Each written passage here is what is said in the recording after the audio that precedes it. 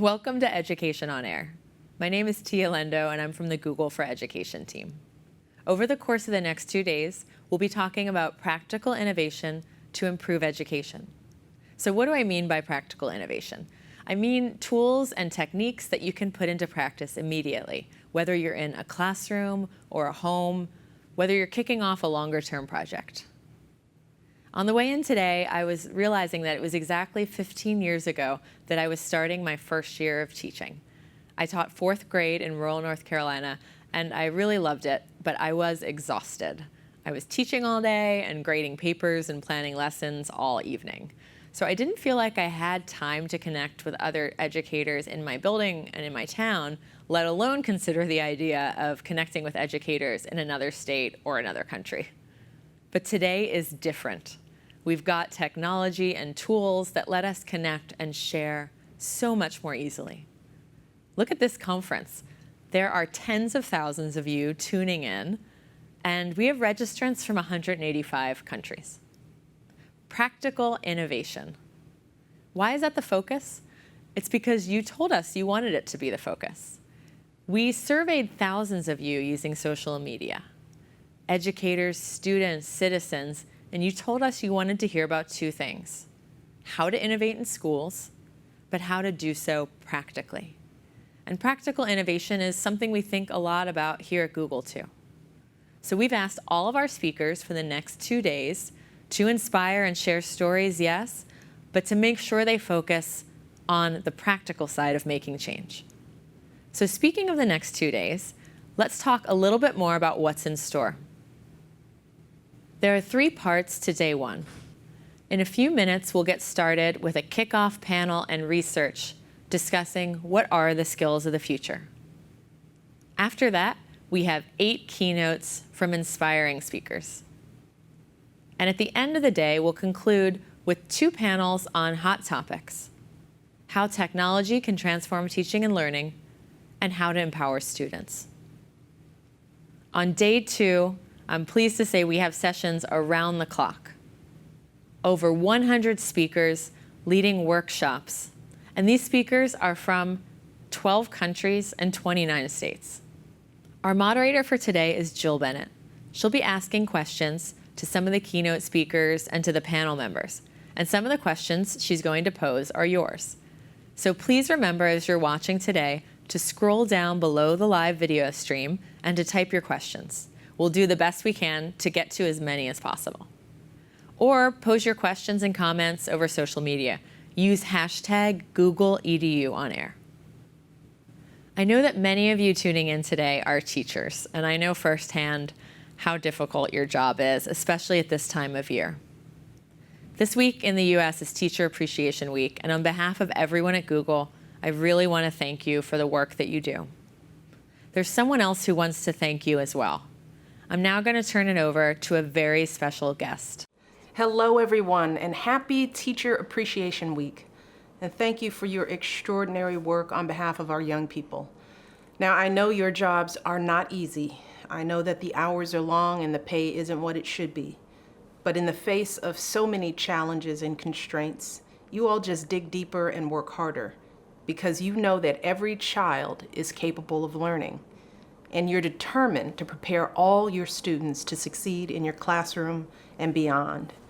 And at a time when more and more jobs in this country require a good education, your work couldn't be more important. That's why I started Reach Higher. It's a nationwide initiative to inspire all our young people to complete their education past high school, whether that's at a 2-year college, a 4-year college, or by getting some professional training.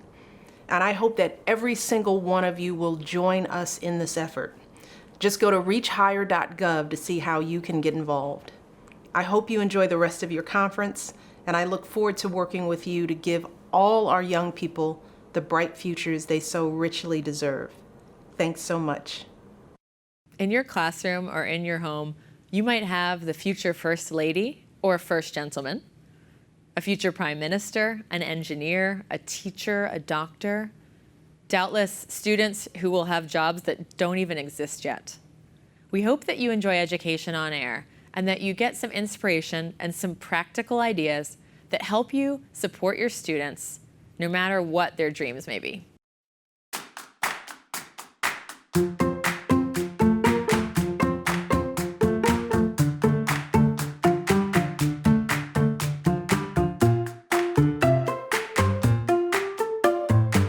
If I could solve one problem in the world, it would probably be world hunger. Once basic needs are out of the way, people can expand and learn more things instead of having to worry about basic needs. My dream is for education to be accessible to all on a global scale. The technology is there.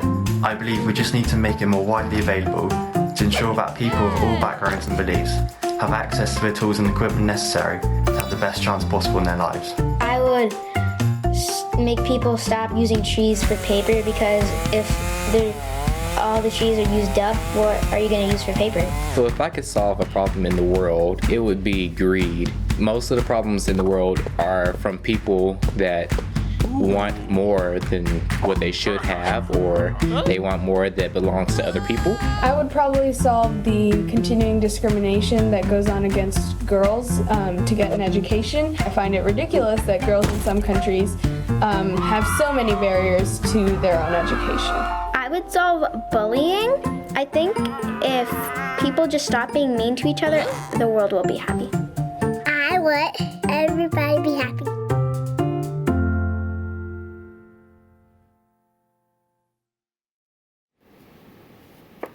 Hello, I'm Jill Bennett. The question is, how do we prepare the students of today to be the digital leaders of tomorrow? We are going to tackle that very topic over the course of the next 2 days, and specifically in the next hour during our kickoff panel. We span the globe to build a diverse panel, and I think we did pretty well. We have educators and researchers, business leaders, and a student to round things out. They are changing the way classrooms work. They have pushed aside centuries-old notions of memorization, testing, and always having the right answer. And they've introduced new things into the classroom, such as life skills, teaching mindsets, problem solving, and student leadership. Let's get started. Google commissioned the Economist Intelligence Unit to take a look at exactly what skills we need to be teaching our students today to better prepare them for the future. And we're thrilled to have the editor of this report, Zoe Tabery, here, joining us to go through the key highlights of Skills of the Future. Zoe, take it away. Hi everyone, my name is Zoe Tabery and I'm an editor at the Economist Intelligence Unit, which is the research arm of The Economist. Today I'll be sharing insights from some research we conducted for Google. Earlier this year, Google approached us to investigate whether the skills taught in education systems are changing, whether so-called 21st century skills such as digital literacy, leadership, creativity are complementing more traditional ones such as numeracy and literacy, and whether those skills meet the needs of employers and society more widely. To that end, we conducted an advisory board to bring in expert advice on how to conduct our research program, and we also conducted qualitative interviews and quantitative surveys of teachers, students of 11 to 17 years old and 18 to 25 years old, and businesses to find out what's happening in education systems now. Before I discuss the research, I'd like to play you a short video introducing the key findings.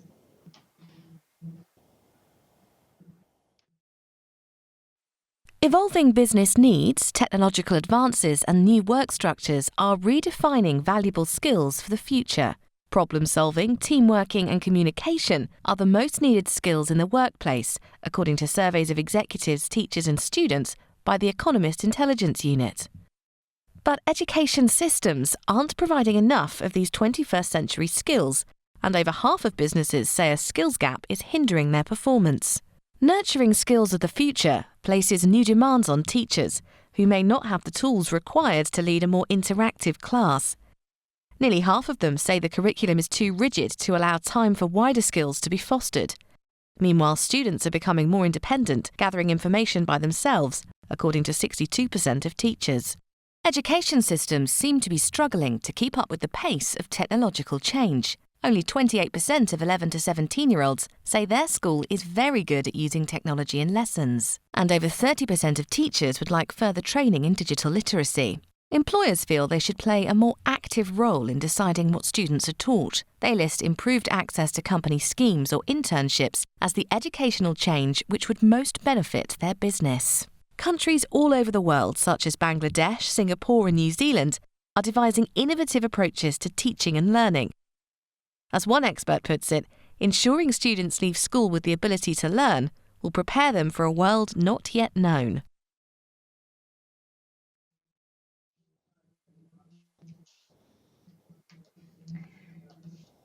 Problem solving, teamworking, and communication, as you'll have seen in the video, and commonly known as 21st century skills, are the most needed skills in the workplace, according to our recent surveys of businesses, teachers, and students.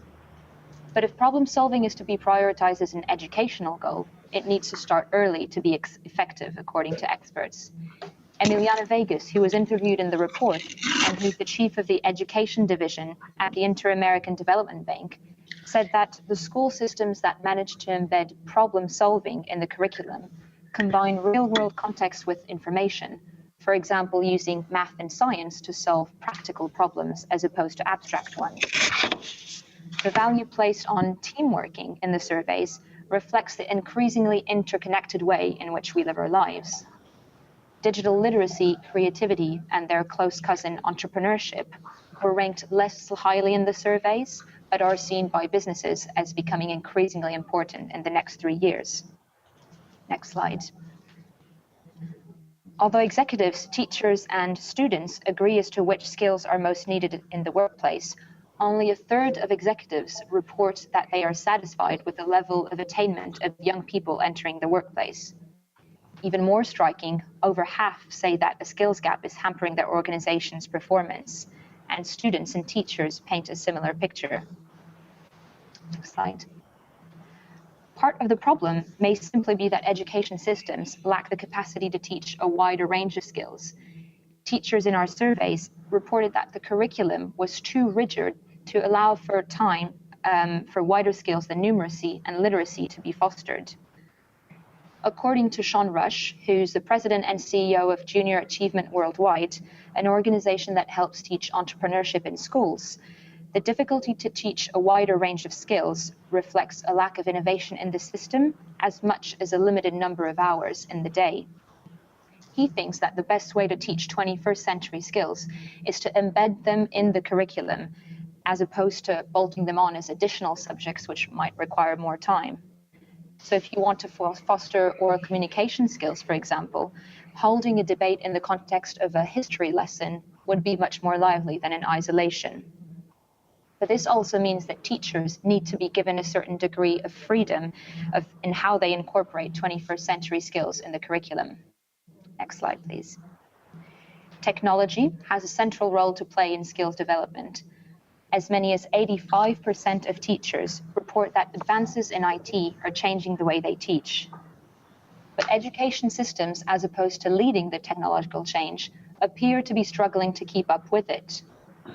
Just over a quarter of 11 to 17-year-olds in our survey said that their school was very good at using technology in lesson, and digital literacy was the area where teachers would most like further training. A majority of teachers also feel that students have a better understanding of technology than they do, which is an inevitable consequence of the pace of change, and perhaps also a symptom of the fact that students are becoming more independent and able to gather information for themselves. Next slide. We asked employers what changes they would most like to see happening in education systems. Greater collaboration between school and industry appears to be key to improving students' readiness for work. Employers in our surveys feel that they should play a more active role in deciding what students are taught at university, and that their position as stakeholders in education should be made more explicit. They list improved access to company schemes and internships as the educational change that would most benefit their business, followed by broadening access to technology in schools and universities. Next slide. Our research also found that countries all over the world, from Bangladesh to Singapore and New Zealand, are devising innovative approaches to teaching and learning.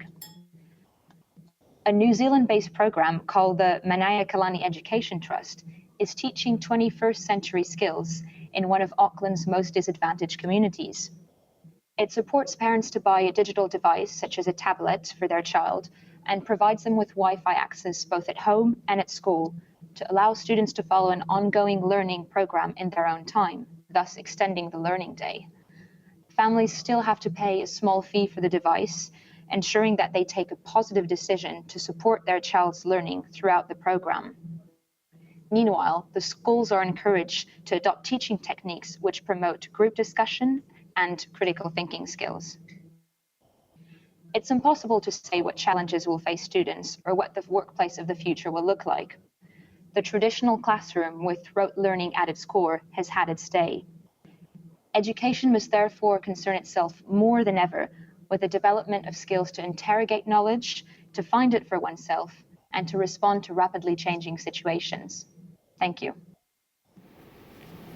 Zoe, some really important research. I really enjoy that report, and especially to note that businesses are saying, hey, look, we don't have all the skills that we need, the problem solving, the teamwork, the communication. And so we are going to be problem solving those very issues during this panel. And with that, I want to bring in Joni Kongnes-Niemi. He is a special advisor to the Ministry of Education and Culture in Finland. And if you have not seen the headlines about the school systems in Finland, they're consistently recognized as one of the top school systems in the world. They focus a lot on teaching life skills to the students in even rewarding mistakes. And they're getting accolades for not only the work they're doing with students, but also with the teachers. And so Joni is going to walk us through exactly how they are preparing students for the future.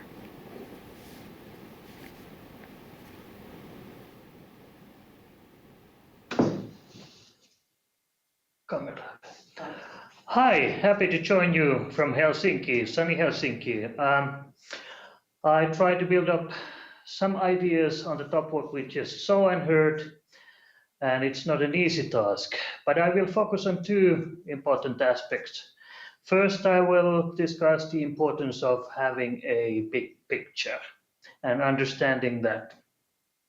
Then I will build up on the future skills, and then I will end my short presentation on some of the lessons or questions that we've had when we've had many visitors coming to Finland, and I will share some of the ideas how we've responded to that. So first, the big picture. It's exciting how the world is so big, so complex. We can't predict what happens in the next day, next year, 10 years from now. There's lots of problems, but there's also lots of opportunities. So we all have limited views what's behind the next curve. But thanks to the technology, at least the world is getting smaller. I can speak to you from Finland, and we can be complementing to each other. Talking about the big picture, I'd like to share a short story that most of you might have heard before, of three men with eyes folded and then come and run into an elephant. One is embracing his hands around the elephant's foot and saying that there's something in front of me and I can hardly reach around it. And the next person is next to the belly and saying, no way, it's impossible because can't reach my hands around. And the third man is next to the tail and say that you guys, I don't have a clue what you're talking about because I can keep the tail or whatever is in my hand. So the importance of having even broader vision, what we're going into. So what does it mean when we talk about education? In Finland, the main mechanism for steering education is through national core curricula. We do that in 10-year circles or cycles, and somebody says that we do it so that we can keep politicians a little bit away from the process and we can keep it more independent. But it's also a very good way of improving education because education takes time to evolve. We are coming to the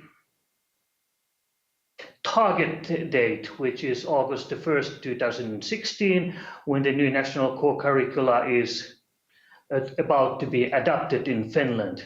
The process is very creative and very collaborative.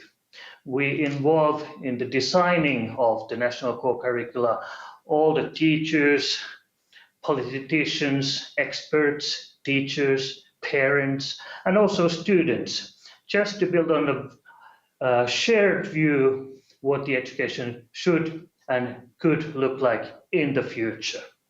So in a way, we are kind of like sharing and collaborating and building up the image of the education. And this process is done in two levels. It's done in the national level, but also on the local level. And I think that's quite unique because we don't have any expert group that has closed door and closed windows when they prepare this document. So it's constantly exchanged between all the teachers and the experts finalizing the document. And in parallel, the schools or the education providers in Finland are designing their own localized curricula, which is based again on that national core curricula. So by the time the new curricula is adopted, everybody has to view and already knows how to implement it. And one of the visitors said that the best way is to just compile thoughts, what is best for the future, and something that you need to carry from the past.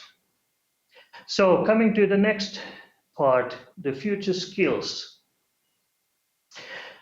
What it means when the world is so unpredictable. I call that all what we need, or the thing that we need the most is learning. I don't know if you've heard the term before. Actually, I've invented it by myself. It means that learning to learn so that learning happens. And that involves lots of skills, will, motivation, and purpose for what you're doing. So any learner needs information and knowledge and skills and competence on how to learn, how to participate in learning communities, how to collaborate with your peers, how to build up on previous knowledge, how to analyze, how to listen, and even the meta skills that are necessary to learn new things.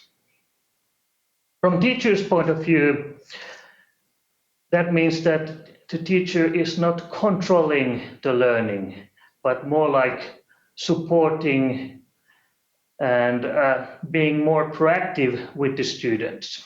It's also motivational issue, and you end up co-learn with students. That's what the Finnish teachers are doing.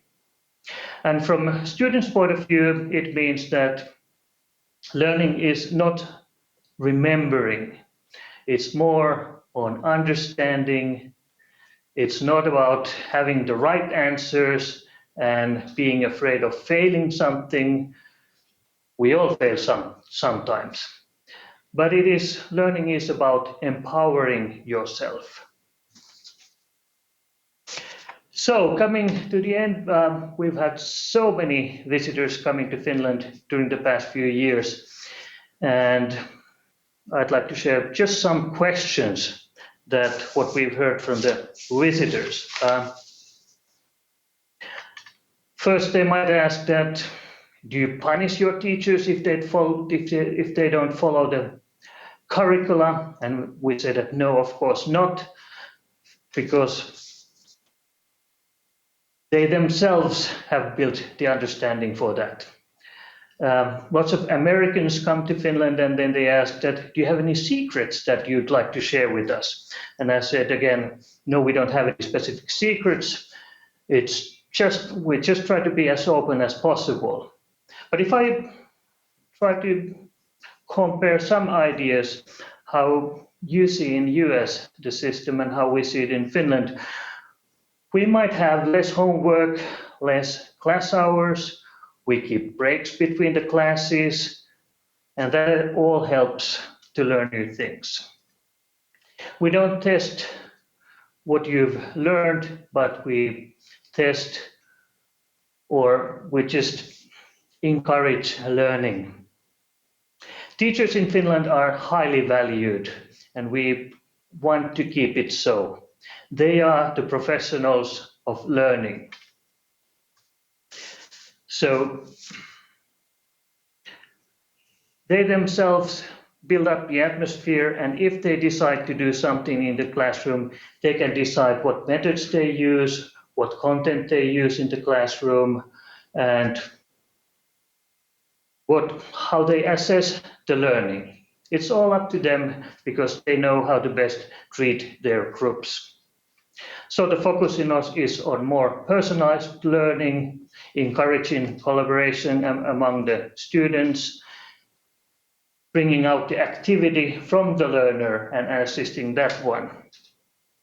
So I think I'll finish at this point just to remind you, keep your focus on the big picture, help them to learning to learn so that learning really happens, and value your teachers.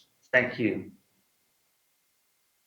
Joni, that was great. I especially liked how you were talking about the student-focused teaching and LERFing, which may just be my new favorite word of 2015.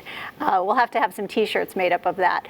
But I want to touch on, you mentioned that the new curriculum is coming in August 1st, 2016. What you didn't mention is that you actually change the curriculum every 10 years, which is fantastic. I'm sure that's the envy of many countries and school systems out there, that you can adapt so quickly.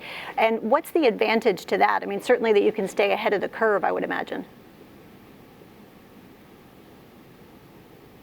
I would say that it takes approximately 10 years to implement your new ideas, make a very big, broad, systematic change. And also in a class level, I mean, it's rehearsing what the future looks like. And as I mentioned, at least I think I mentioned that way you keep the system stable enough so that it's not changing when new office comes into the power, which actually happened here just in April. But still, they build on what's been previously built, and then they see the importance of carrying all the decisions that they make. They should be so that they last at least that long span. Terrific. Thank you, Yoni. And I'd like to open it up now and introduce our entire panel. We have out in LA, we're heading out there. We have Ken Shelton standing by, probably with a very large cup of coffee because it is very early out there. Good morning, Ken. He is an educator. He was in the classroom for a good 20 years. He is also a trainer, a Google certified teacher, a designer, and a speaker. And if you have not seen his TED Talk, I highly recommend it. You definitely should. We're going to head out to another region of California, heading north now to Mountain View, where we have Jamie Cassup. He is standing by there. He is the Global Education Evangelist for Google. And what that means is that he works with parents and educators, has been doing so for many years, to help work on reshaping curriculums. And his particular focus, one big push, is problem solving, introducing that into the curriculum and how important that is. And we've certainly heard that from the report earlier, that that's pretty vital for the businesses out there. So welcome, Jamie. And now we are heading to the UK. We have Nicole. Nicole is a sixth form student. So essentially, if she was in the US, that would be an upperclassman in high school. And she's joining us from the Isle of Portland Aldridge Community Academy. And because it's a mouthful, it's usually known as IPACA. So welcome to all 5 of you. It's great to have you here. And we are going to work on what we can do to reshape education and really build out those skills for the future.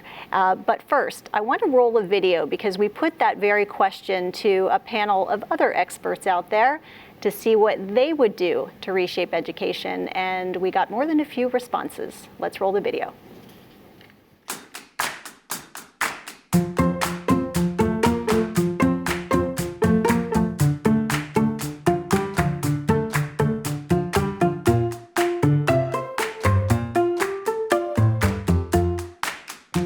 Absolutely learning all the skills that I need for a future job. Those skills include collaboration with others, communication with my peers and managers, and the capability to set and achieve goals. Yes, I do think I'm learning all the skills I need because they're teaching me how to code, so if I want to be a teacher that teaches coding and stuff like that, I know how to code. I do not think we're learning the stuff that we need to learn because they don't really prepare us to go out into the real world. They don't prepare us how to, or teach us how to pay our taxes, how to pay our bills, or our electricity bills, or water bills. And so they're just kind of just throwing us out there. I do think I am learning the skills that I need because to become a doctor, I need to learn about the human body and science and know about the human body. Really, you're learning the basics and probably the most important stuff you will be using. It's not like you're jumping ahead to the complex stuff. Our future jobs may not even exist yet, and with the rate of progression of technology, who really knows what careers may be available in the future? However, I do believe that life skills of solving problems, communicating, and pushing personal boundaries will always be important. That was nicely done. All right, let's start in on the questions. And Ken, I'm going to throw the first pitch out to you in LA. Let's start with this. You believe that we need to focus on teaching mindsets, not skills. Can you give an example of that? Yes, and good morning, and hello to everybody out there. So my perspective on that is that skills, they can become obsolete. Skills are generally have a finite time period in which they can be useful or applied. And if you look at the way we learn and the way we could potentially learn, and more importantly, what we could, the culture or the environment that we could have our students in, is focusing on the mindset. And the 3 big areas of the mindset that I have referred to in the TEDx talk, and I generally refer to in conversations, with that of an explorer, an entrepreneur, or an engineer. And I'll give you an example. My explorer attitude was I wanted to leave the country back in the mid-90s and go to a country of which I had to, 1, take out my passport, and 2, English was not the primary language. And so I got off a plane at the airport in France and looked around at the signage and realized that I didn't have a skill set needed to be able to enhance my experience there in France because at the time I couldn't speak French. My explorer attitude was I'm still going to go to the museums and still go around Paris and other cities that I visited because there was more reward than risk, even though I lacked the skill set of the language. When I got back home, my entrepreneurial mindset was Now you need to develop that skill set, which was going to college, or excuse me, taking French language classes at the local junior college. And so even though I was not taught the skills of being able to speak French in high school or even in college, I still had the mindset and the wherewithal to acquire those skills, which became useful in subsequent trips to France and other French-speaking countries. A new way of thinking. I like that a lot. All right, Jamie, I want to toss one to you. I know that you cringe when people ask your children, what do you want to do when you grow up? Because you want the question to be centered around problem solving. What problem do you want to solve? What are the skills and abilities you need to get there? But what's the reality of introducing problem solving into a curriculum? Yeah, thanks for having me. It's exciting to start this conference off today. But you're right. I cringe anytime someone asks my 13-year-old, what do you want to be when you grow up? Because we've identified a couple of times already this morning that there's a good chance that the job doesn't exist yet, that there's a good chance that we don't know what the problems are that we're going to solve. So we have to teach our kids how to go through a problem-solving process. So instead of asking kids what you want to be when you grow up, we should be asking our kids what problem you want to solve. And then the follow-up question is, what do you think the knowledge, skills, and abilities are to solve that problem? And where can you get those knowledge, skills, and abilities? And it opens up the world to students to think about where do they get the knowledge, skills, and abilities? Not just what they can do in school, but what can they do after school? What can they do online? Who can they follow on LinkedIn and Twitter and Facebook and Google+? What videos should they be watching? What websites they should be subscribed to? But when you do that, when you go from where do you want to be when you grow up to, what problem you want to solve, you're in that magic triangle that Daniel Pink often talks about for motivation, right? Which is you're building autonomy, purpose, and mastery.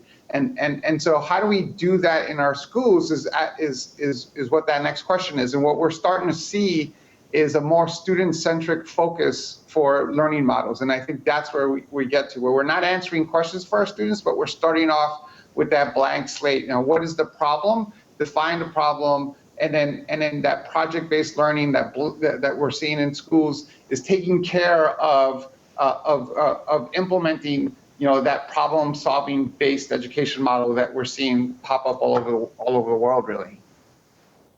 At what age would you say we need to be introducing that into the curriculum? I say as early as possible, right? I have a little baby. I have an 8-month-old, and one of the most fascinating things, the highlight of my day is that time I get to spend with her in the evenings, where I watch her brain just problem solve. Right? It's just constantly problem solving. Like everything from how do I get my my teeth around that phone that he has.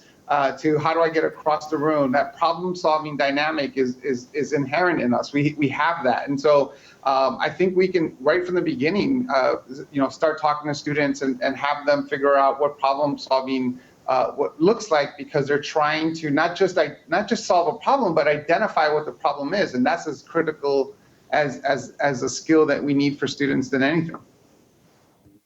Thanks, Jamie. And Nicole, I'm going to ask you the next question, because we've been hearing all of these ideas about problem solving and teaching mindsets focused on student leadership and life skills. What's your response when you hear all of these different ideas? When I think about obviously sort of problem solving and what life skills I'd like to learn, it's straight away everything when I grow up, what I need to know. I mean, I was at work a couple of days ago, and it's funny, it was a fridge, and they asked me to order it, and I actually didn't know how to order it. I didn't know which one first in terms of dairy, raw meat. They were saying about perhaps I might get taxed. How do I get my tax back? That's the sort of stuff that I want to learn when I'm at school. Obviously, everything else like English, maths, and that I still need to know. But it's just those extra sort of life skills stuff that I need to learn, that I need to know. So when I sort of leave school and I'm on my own 2 feet, I sort of know how to go about it. I'm not just completely lost. So it sounds as though you do want teachers to be teaching a little bit differently to address some of the issues that you want. Yeah, obviously, I love how I'm taught at the moment anyway, but just some extra sort of boosters on how to sort of live life when you're a bit older, I just appreciate it a lot, because obviously you're just sort of so lost when you grow up. Sure, I mean, that will help you prepare better for the future. That all seems very important. Now, I know you went to 2 different schools, but when you walked in the doors of IPACA, you had a little bit of an eye-opening experience. Do you want to talk about that?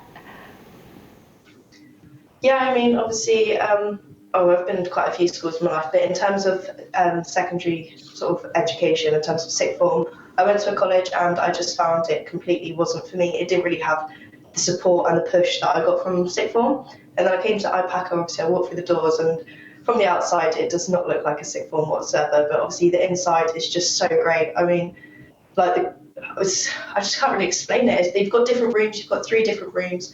It's like a New York room, London room, Sydney room, and they all have the wallpapers on it. On the sides there's sort of iPads where you can book your room and stuff. It's just everything to sort of help you learn. That's great. Thank you, Nicole. All right, now I want to move over to Yoni. I think a lot of people out there, educators are listening right now, and they're just feeling a little daunted about what is the first step that they can take. So I thought maybe if you could run through some of the first steps that they could take, even starting on Monday, to emulate some of the good practice seen in Finland. What would you suggest, Yoni? If I continue what I said about LERFing, I prepared this one. And what it takes that you ask one simple question from your students. How do you learn? One Finnish teacher asked the same question from her students. And what happened?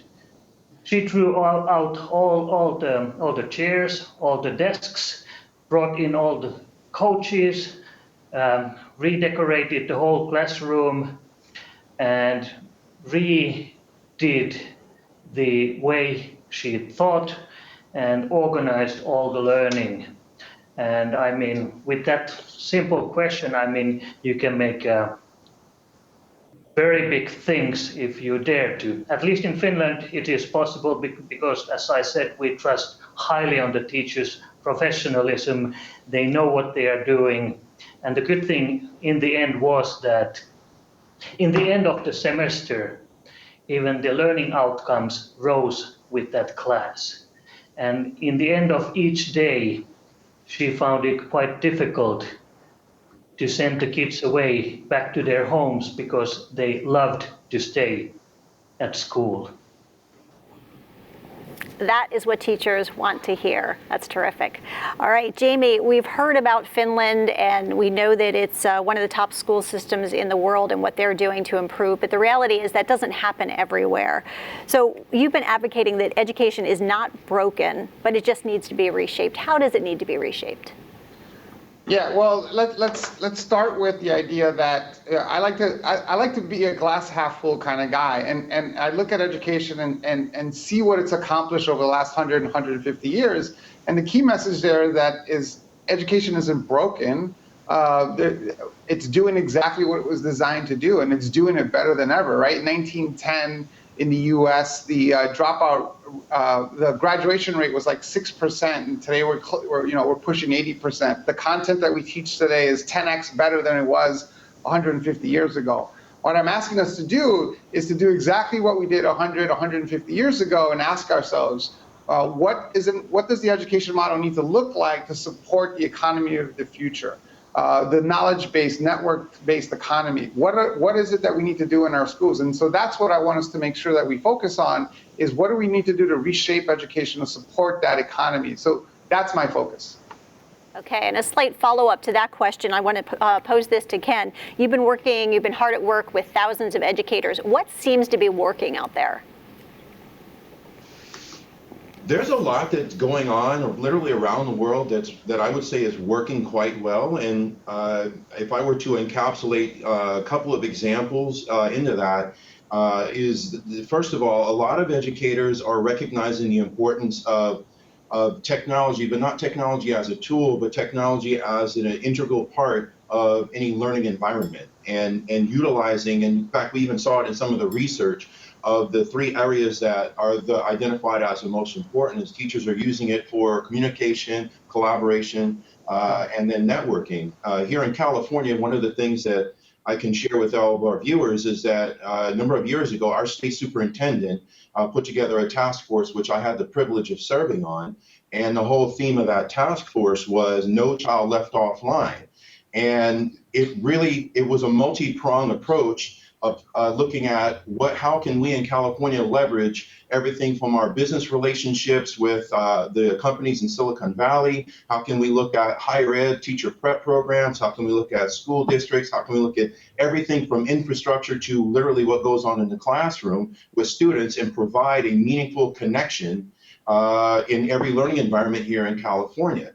And one example I do want to share with everyone is a close friend of mine in Northern California who actually recently published a book, is that he adopted Google's 20% time and has applied it in his classroom. And the beauty of the way he's applied it is not, oh, here, we're going to take 20% of our time to do something. It's more fostering, again, the mindset to where the students are working on projects of where they develop that entrepreneurial mindset of, okay, and even borrowing what Jamie shared, what problem do I want to solve? And then how can I apply that or do that? And that is the part of that is the integral part of their 20% time project. So I think there's a lot going on. I would love to see more educators share out what they're doing rather than closing the doors to their classroom and things of that nature, putting it out on social media and to borrow even what Jamie just shared, which I'm in full agreement. The glass is more than half full. There's just a lot of stories out there that we don't know yet.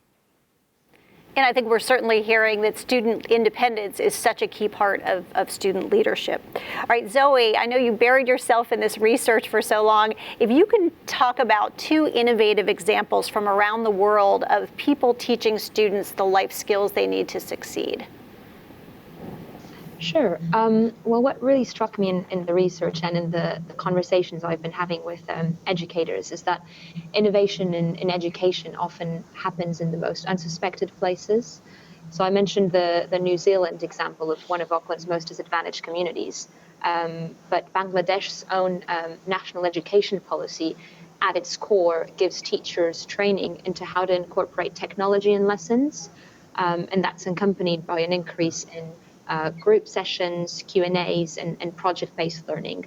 So students, for instance, are able to ask questions verbally, of course, to teachers, but also via live messaging software, which ensures that shyer students who might not necessarily speak up get the opportunity to do so.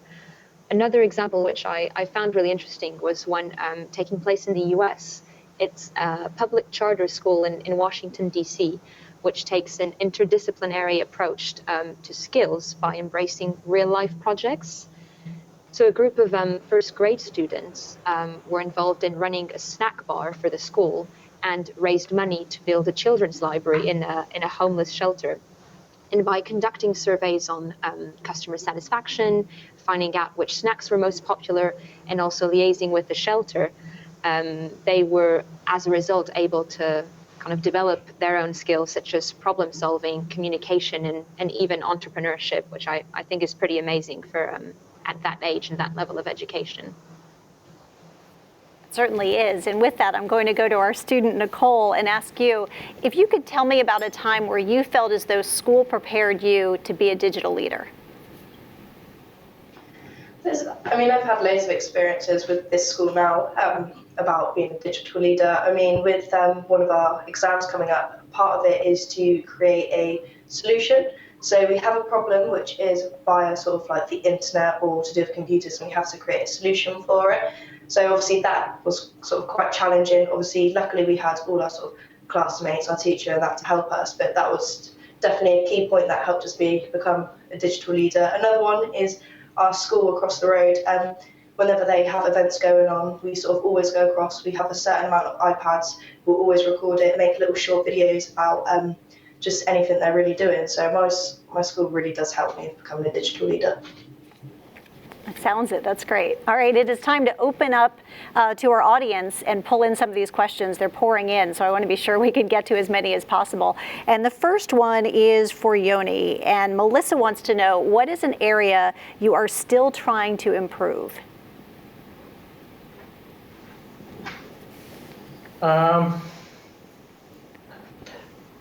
At least several areas.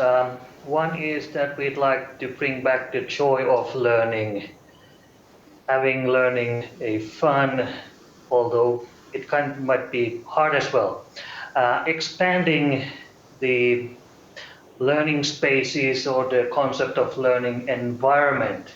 I mean, we've had such a long history for sitting in the classrooms, and we know that and we've heard about that learning also happens out of school and a lot, and to use that one. And also, I mean, I always invite all these fluent speakers from abroad. I mean, in Finland, it's much more simple to talk. I mean, when you just say what you say and that's it. But I mean, just to express your views more holistically and being able to build on that. Personalized learning, hard questions, hard challenges, but I think we'll manage. Well said. All right, the next question goes to Zoe, and this is from Emily. What did you find most surprising in your research? Well, it was particularly interesting to me in the research that a lot of students are taking it into their own hands to make up for deficiencies within the education system. So in our survey of 18 to 25-year-olds, although a minority of students think that their education system has provided them with the right skills to enter the workplace, a majority were confident or very confident about their future career prospects, which reveals a bit of a dichotomy. I think part of that may be, particularly in developed countries, that some students are turning to private tuition to better their chances and thus making them less likely to attribute their skills to formal education. But mostly I think it's that students are becoming more independent and able to gather information for themselves. In our survey of 11 to 17-year-olds, so much younger students, one of the changes that students most wanted to see in education was lessons where they could talk about their own ideas, so they want more involvement. Now, to be absolutely clear, I don't think that this diminishes the teacher's role in the classroom. It perhaps just changes it from imparting knowledge to teaching students how to work with that knowledge, so in explaining, filtering, and sharing knowledge. All right, and we have another question that's been coming in from several people, the same question. Corey was the first one in with it. So Corey wants to know, what is the most important skill? Can you have just one important skill? So I'm going to toss this first over to Ken.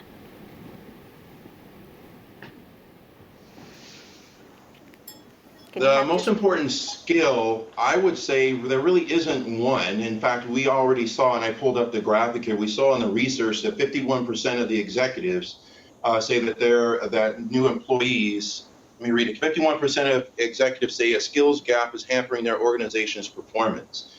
So I wouldn't say that there's any one specific skill. However, what I would say, again, going back to the mindset, is what is the mindset of those employees to acquire the skills to at least bridge or reduce that gap.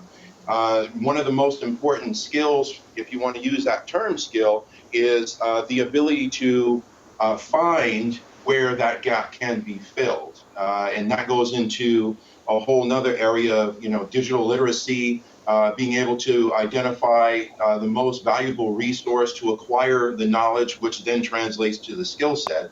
And things of that nature. But I would say that there really isn't any one important skill. Again, for me, it's more what is the mindset, since skills can always be acquired. And Nicole, what's your response to that? Do you think there is just one skill, or that you need more? No, I do completely agree. There's not just one skill at all. I mean, there's so much. There's no way I could ever sort of narrow it down to just one skill that I would want or need for the future. Okay, and this one is for Jamie. Amanda wants to know, as we move into a more online, technical-driven society, what skills of the past do you see becoming less important? And as educators, are there certain skill sets we should be focusing on acquiring? Yeah, and I can kind of wrap that into the previous question, which is what is the one skill? And I think there. If I would take on that challenge and had to pick one, I would say collaboration is the most important one. We talk about collaboration in education a lot, but we don't really mean it, right? Education, the way it's set up today, is set up as a single-player sport. It's my 13-year-old who gets homework, gets assignments, takes tests. Imagine as a teacher, you hand out a test to a group of kids, and at the end of that test, 2 kids come up to you holding the test together saying, we decided to combine our skill set and work on this test together, what would your reaction be as a teacher? And in reality, that's the world that we live in, right? Real collaboration is about understanding that your part is part of a greater sum, that you're not alone in this world, that you can find people that you can compare and contrast your skill set with and work on problems together, that you're not bringing a whole solution, you're bringing part of that solution. The real collaboration is about understanding that you're part of a greater sum. Real collaboration is the ability to ask really good questions and the potential to change your mind based on what's presented to you and what's in front of you, and being able to build consensus and drive forward on solutions.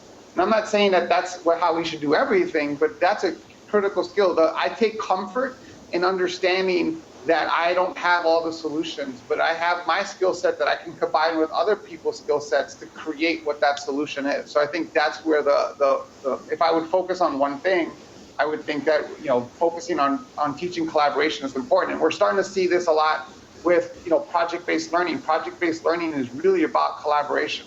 And so that's what's exciting to me, and hopefully we'll see that in the future. In terms of a skill that we no longer need, I would say we don't have to memorize phone numbers anymore. I remember when we used to have to memorize 10 people's phone numbers when we were kids. We don't have to do that anymore. So memorization becomes a commodity.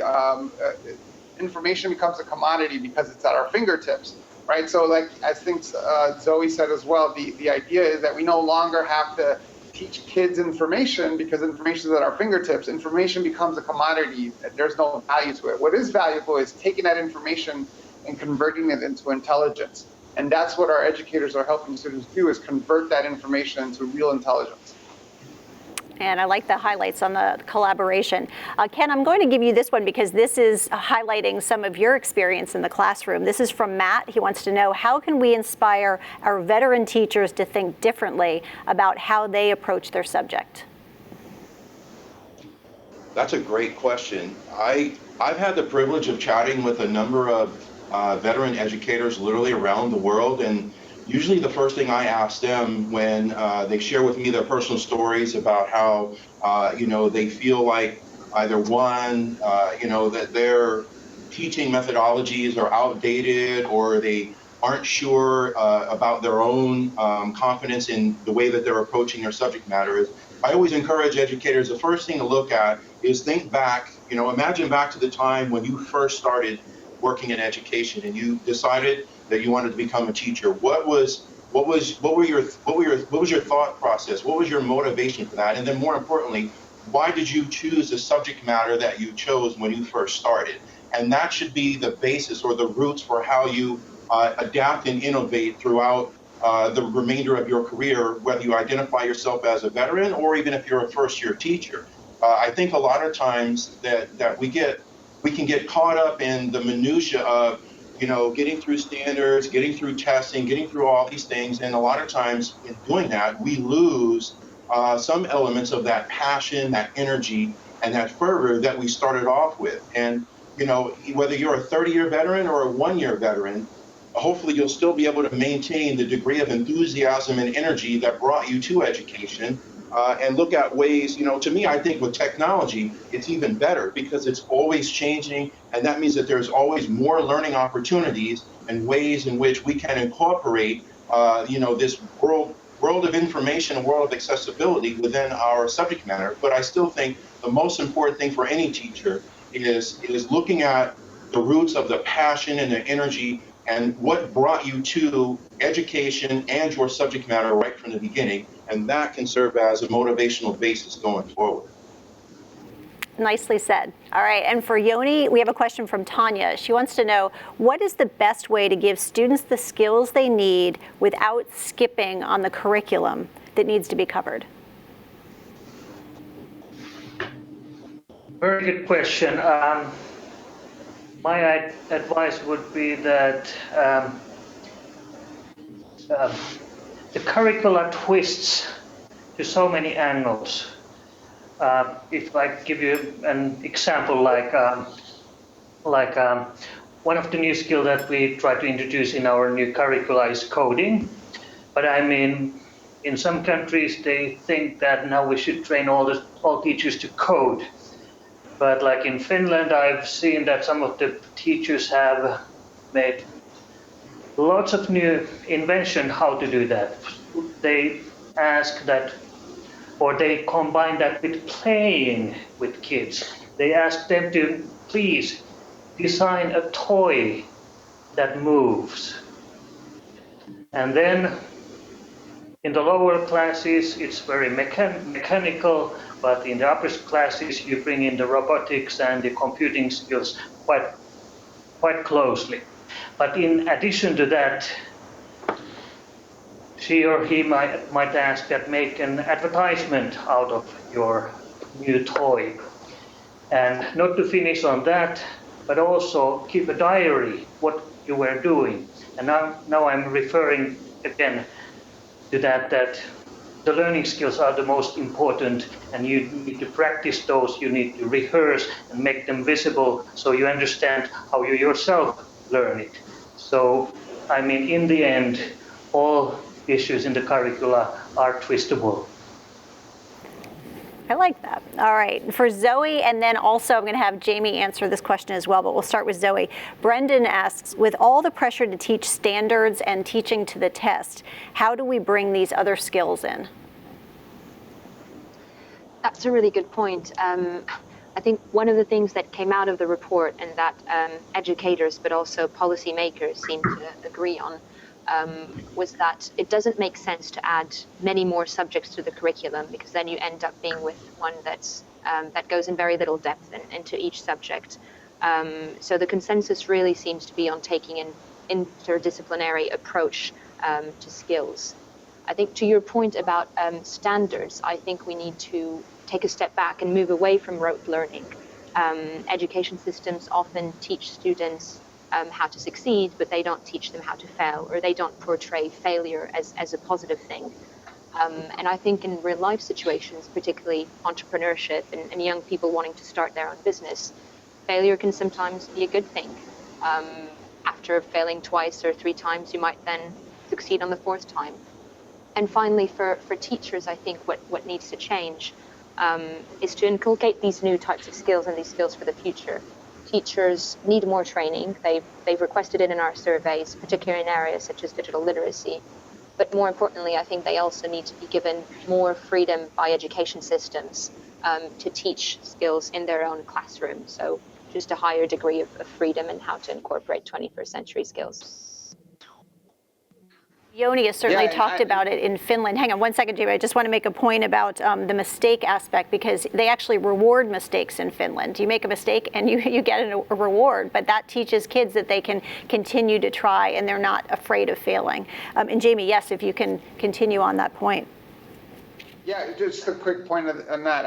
My daughter used to be a swimmer, and she swam during high school. She was really good at it. But when she was a little kid, she had a tough time with starting late, right? She would jump in the pool like a second after everyone else would jump, and so because she was afraid to false start, she was afraid to fail, and I what I did is I told her, for every false start that she did, I'd give her $100, right? And the idea was that it was a reward for the failure, and so I can see that point why it works. But to answer the question about assessments, we have to ask ourselves, why do we have assessments, and what's the outcome of assessments? And I think when we look at the outcome of assessments, what we want is accountability. We want to make sure our kids are doing well. We want to assess them. And it totally makes sense that we wanted to know how our kids are doing, but maybe given this new world, given technology, given what we can do, there might be better ways of doing that, as opposed to doing some kind of standardized test that we do every year where we can't get real good feedback on, that isn't very useful. How do we convert that kind of assessment into a performance-based assessment where we're constantly getting feedback, just like we do in sports and in the real world, that we can constantly get feedback and do assessments for our kids, that assessments come from each other, where students can assess each other, where students can assess themselves, right? There are tons of ways of doing this where we can get that accountability, we can get that assessment on how kids are doing. But we want to work harder on building performance-based assessments rather than these stagnant assessments that we do once a year. And I think that's where we need to work towards. Now, given the world that we live in, from a how perspective, because we wanted to how, there are a number of school systems in the country, and I can point out High Tech High, Science Leadership Academy, Boston Tech, others that don't teach to the test, but yet their kids pass those tests with unbelievable flying colors. And the reason why is because they take those things and incorporate it into the project-based curriculums that they use. They don't necessarily teach to the test, but they make sure they're covering those subjects in what they do. To your point, we have someone from High Tech High who's going to be out in one of our panels a little bit later talking about how they empower students and they don't teach towards the tests.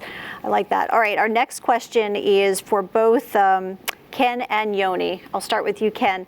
Megan wants to know, is there a specific book or resource you would suggest for getting started with some of these ideas, such as project-based learning?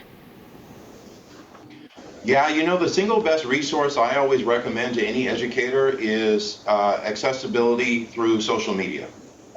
You can Google that, and you're going to get a gazillion answers. You can do a search on Amazon, you're going to get books and things of that nature. But, if, for example, on Twitter, there's a PBL chat.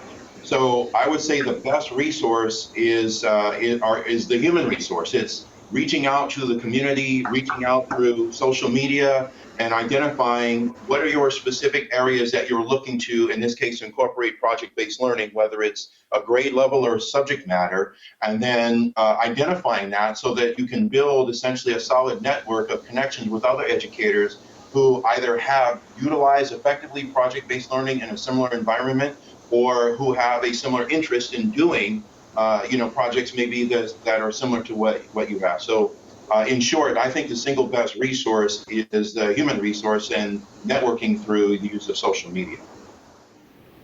And Yoni, would you agree social media is the way to go, or is there a particular book you would recommend? I would say that that's the way to go, and especially just throw yourself into the unexpected and tell that to your students and make that like a co-learning experience. You might learn something really exciting things, and even your students might find out some very interesting elements. But besides that, the internet is full of experience and materials to start with. But go with the flow as soon as possible and see what happens. Right, these are things we can start immediately on Monday. All right, for Jamie and Nicole, both of you will be answering this. We'll start with Jamie. This is from Colleen. How can schools help students learn about and participate in world issues such as poverty or justice? I get to pitch one of the organizations that I'm a board member of. There's an organization called New Global Citizens, and here, based in the U.S., they teach global competency skills to high school students. Because I think the reason I'm on the board is because I strongly believe in global competency skills. What we're really building, I don't even like the term college and career ready, right? What we really want to do is build a generation of global competent problem solvers who are lifelong learners, right? That's what I want my kids to be. And so understanding, we talked earlier about the world, the world is getting bigger, not necessarily smaller, because it's more complex. We need to understand what social issues are happening all over the world. And I believe that we need to incorporate into our curriculums, at least here in the US. I think other places in the world do a much better job of the global competency skills. But here in the US, making sure that we understand, what are the big problems facing the world and how are local solutions covering those problems around the world. And so that's absolutely critical, is to make sure that that's built into the curriculum as well, that we're building those global competency skills around culture, around understanding, around social issues, and around making sure that we recognize that the problems that we're solving aren't just necessarily these big global problems, but they're problems at a local level as well, that local communities are solving. All right, and Nicole, have you had any experience at IPAC? Have you been introduced to some of the world issues there? No, I can't really say massively that I know a great big deal about loads of world issues, but I completely agree that is something that we really do need to sort of bring into education. As a student, what really would help me is knowing this stuff, what's going on around the different world, because obviously that's going to affect how I learn, that's going to affect what I might be doing for the future. It can help me learn as well. I do think it's a massively important thing that we need to know. Okay, and this is for Zoe. A question from a viewer named Ken. Ken says, do you see a danger that businesses may narrow the focus of the learning for our students such that critical thinking and creativity are compromised? I don't think so. I think that also to one of the earlier questions, businesses or teachers and students for that matter in the surveys didn't identify so much one single skill as being more important than others. I mean, problem solving was marginally on top, followed by team working and communication, but other skills like critical thinking and then, as I said, creativity and entrepreneurship were seen as being increasingly more important. I think what businesses recognized, and this came through mostly in the qualitative interviews, is that there is only so much that education systems can teach in terms of real-world situations. So businesses in our report recognize that they also themselves need to play an increased role in teaching those skills on the job, not just relying on graduates to be expected to know everything when they start. So they themselves playing a role in bridging that skills gap that they highlighted.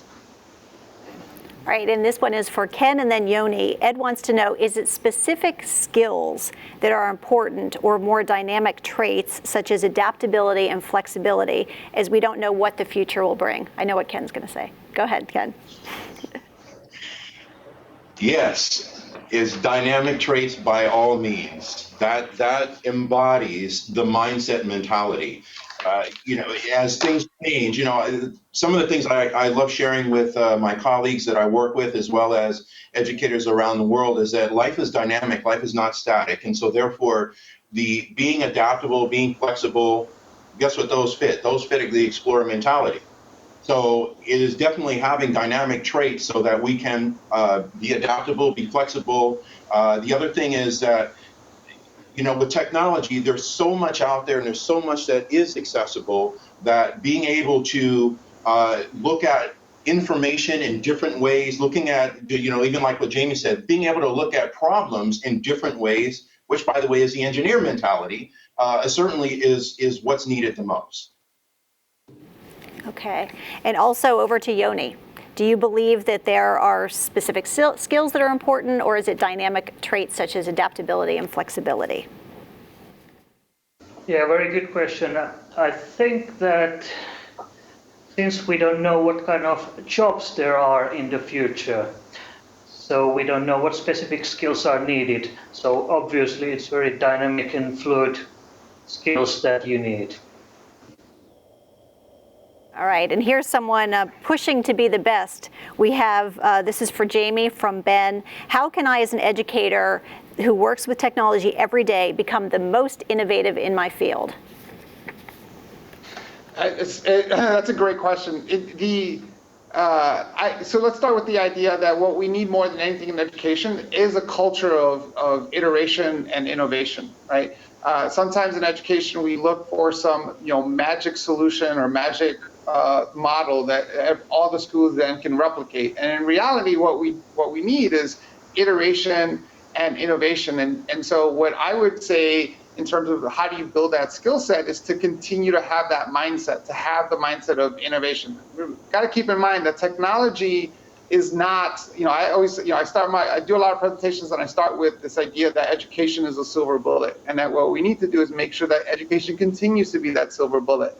I never say that technology is the silver bullet. Technology is not. Technology is an enabling and supporting capability.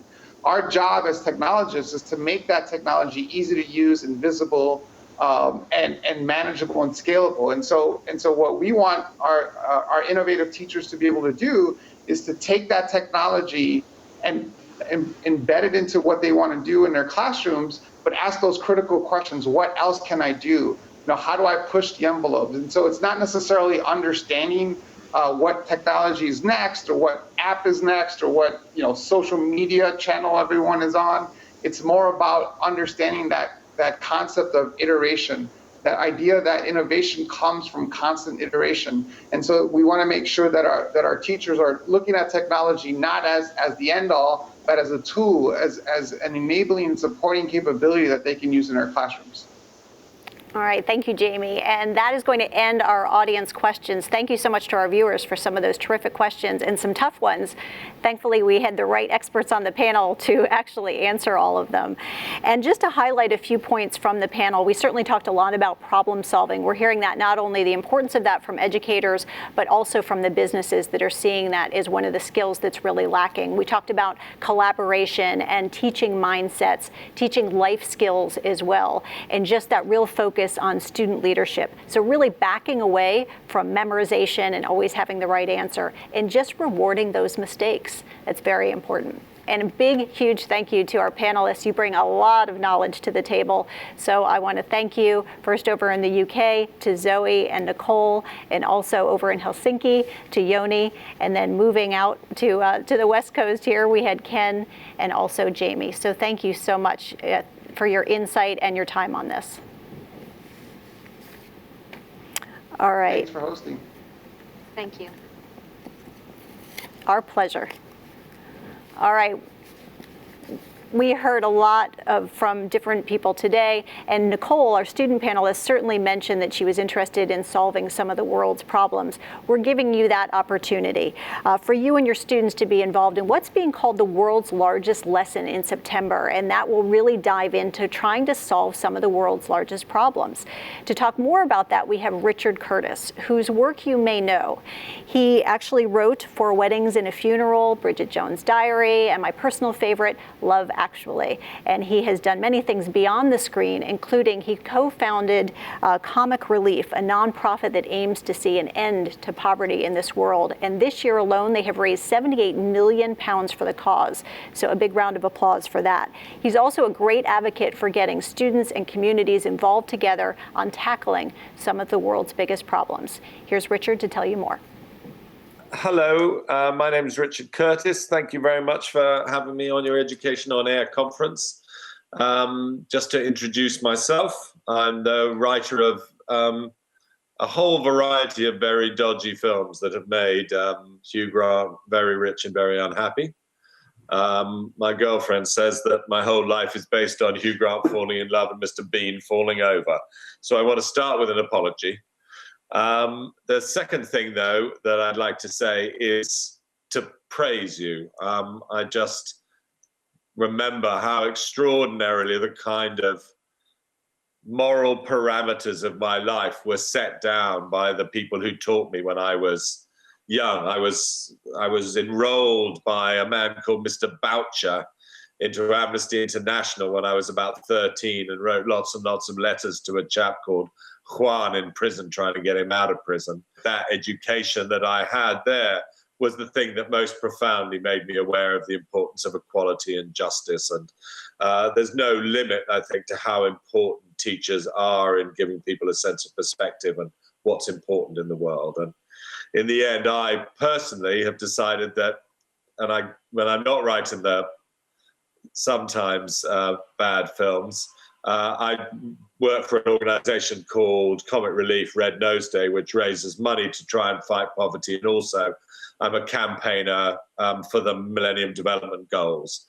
And what I'm hoping to be part of during the course of this next year is an effort to lay down the new Sustainable Development Goals, the global goals, as some kind of a marker for a new generation of adults and of politicians, but also of kids who are learning, as an amazing and ambitious thing for our time. So I keep thinking that the aim of 2015 to 2030 is that we should be the last generation to be threatened by climate change, the most determined generation to fight inequality and injustice, and the first generation to end extreme poverty. And you, as the teachers of the young, will be the people who make these things really happen. So I'm really glad to be talking to you. 2015 is an incredibly important year because of not only the climate conferences in December, but these new goals. And I kind of love the goals because I feel as though there's a really attractive thing in a plan. They're a to-do list for the planet. There's a way of, in the face of all the bad news, of all the chaos, of all the things that we hear, to actually say, look at this list. This list is a list that really could change the world. These are priorities. These are a kind of practical statement of how we can put our ideals into practice.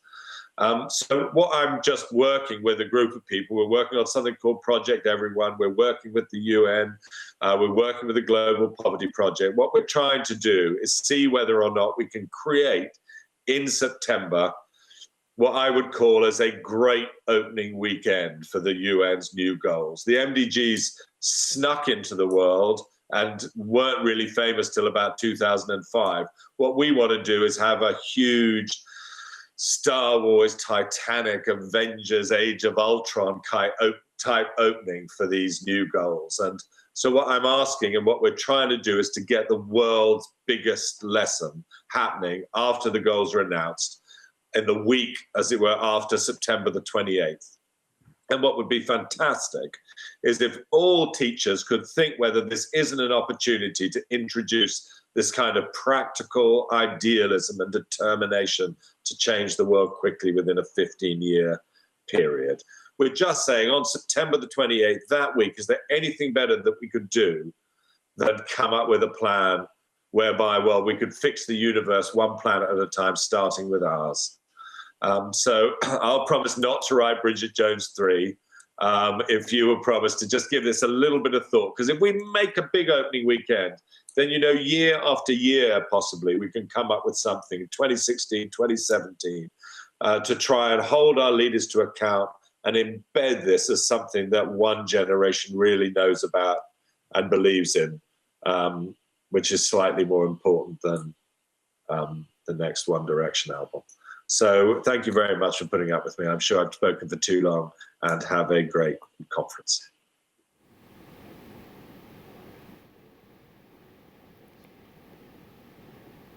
There is a reason why he writes comedies.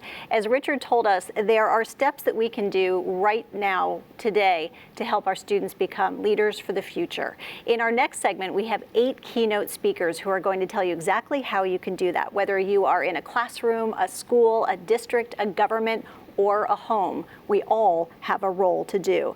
Our next 2 sessions are from people you may also recognize from the screen. In about 10 minutes, we'll be hearing from Lord Putnam. He is the independent, award-winning producer of films including Chariots of Fire and also The Killing Field. So we'll be hearing from him shortly. But in our next segment, we're going to hear from LeVar Burton. Now, he was an actor in Roots as well as Star Trek: The Next Generation. He is the host of the children's program Reading Rainbow and has done extensive work on the Reading Rainbow app. He has inspired generations of children to love to read and to dream. His story starts at the beginning, at the most important place, inspiring one young child to be a lifelong learner.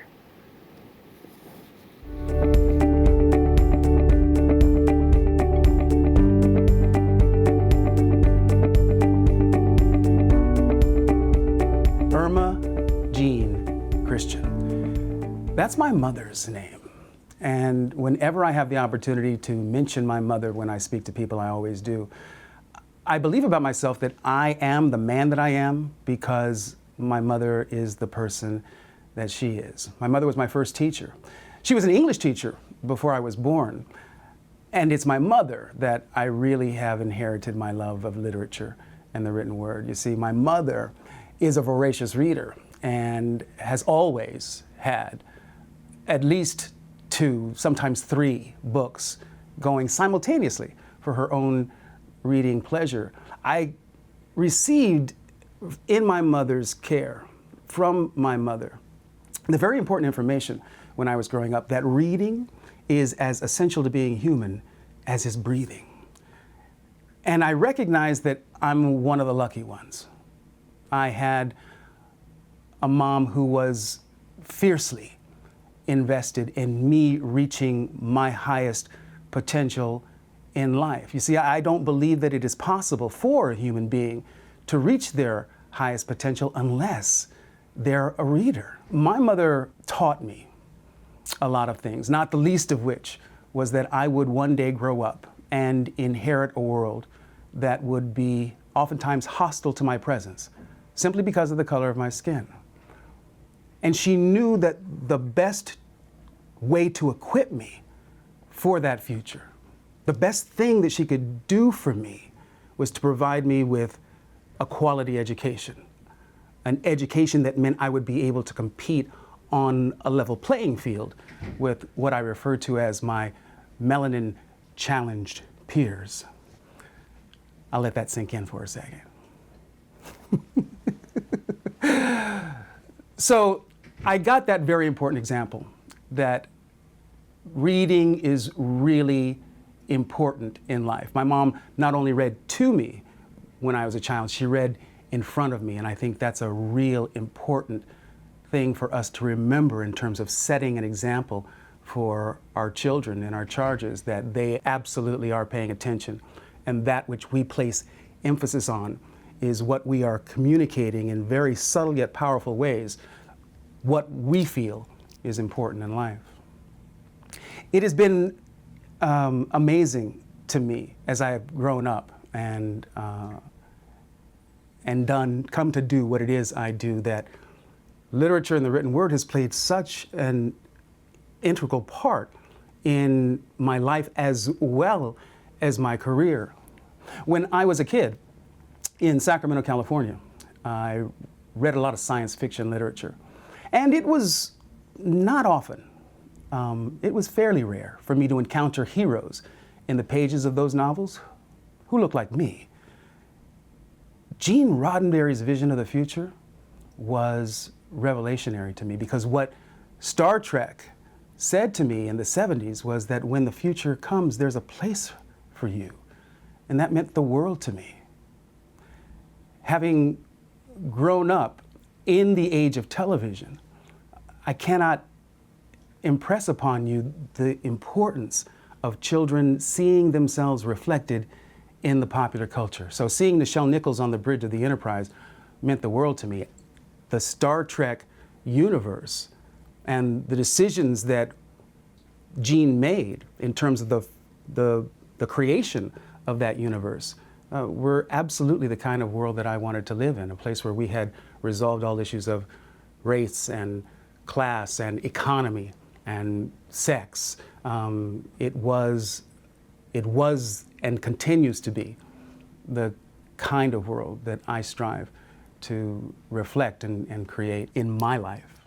So Star Trek and the science fiction literature that I read has always been important to me. I believe that science fiction literature invites us to contemplate what I believe are two of the most important words in language, in combination. Those two words being, what if? What if? And that invitation to contemplate the what if is really the key, in my view, as to how we unlock what is our own unique superpower as human beings, and that is the power to imagine. I know that there was some child who watched those early episodes of Star Trek and saw Kirk pulling out his communicator from the back of his belt and flipping it open and calling Scotty on the ship and saying, "Scotty, beam me up." That kid grew up, became an engineer, a designer of product, and is responsible for a piece of technology more prevalent than the toaster. Have you ever seen or used yourself a flip cell phone? That which we focus our attention upon is what we tend to create in the world. And Star Trek in particular has really been responsible for all sorts of technological advances that we enjoy now. The Bluetooth ear device, that is inspired, I know, by Lieutenant Uhuru's earpiece. The tablet computer itself, we carried them on the Enterprise D all the time. So the link between literature, the imagination, and the world in which we live is absolutely inextricable. We are at a particularly opportune moment in history because of the engaging nature of the technology that we've created. And if we don't use that technology in the service of educating our children, we will have missed the opportunity of the millennium. Television was simply the technology that we used on Reading Rainbow in the 80s because that's where our kids were hanging out.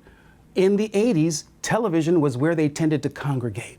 And so that's where Reading Rainbow went in our mission to meet kids where they are and take them where we want them to go. If you want to reach kids today, you need to be in the digital realm, which is why we have reinvented Reading Rainbow for this new generation of digital natives. We have proven with the Reading Rainbow app that we can get kids to come to this very engaging technology to read books. Kids come to the Reading Rainbow app reading about 200,000 books a week, which for me is an absolute game changer. It proves to me that it works, that the engagement factor of these tablet computers, of this digital realm, works in our favor.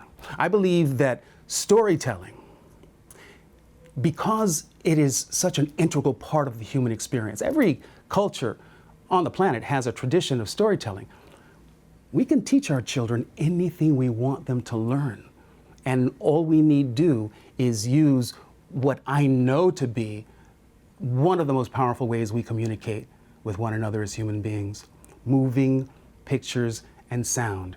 Just think of how much you've learned from movies. It was really why I believe Reading Rainbow was as effective as it was for all of those years, because we matched the literature, the written word, with the visual, the video field trip. So whether you were a visual learner, an auditory learner, or a kinesthetic learner, there was something there for you in the combination of the storytelling that involved the books and the real world experience through the video field trip.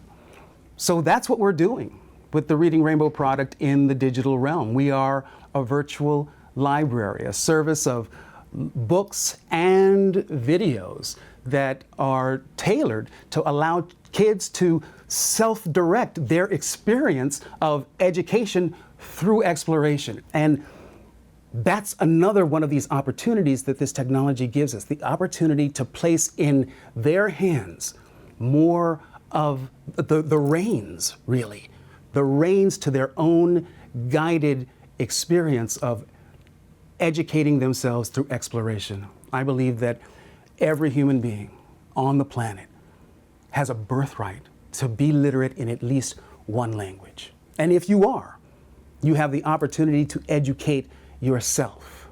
I believe that if you can read, you are, in my absolute bottom line definition of the word, free. You're free because no one can dominate you with their point of view. No one can pull the wool over your eyes. No one can enslave you with their will. You have the ability to educate yourself, to pick up a book, take a look, to go anywhere in the world in your imagination, to know that the world is a place of vast experience and opportunity, and that you can find your place in the world if you only expose yourself to enough of that variety to find that which you resonate with.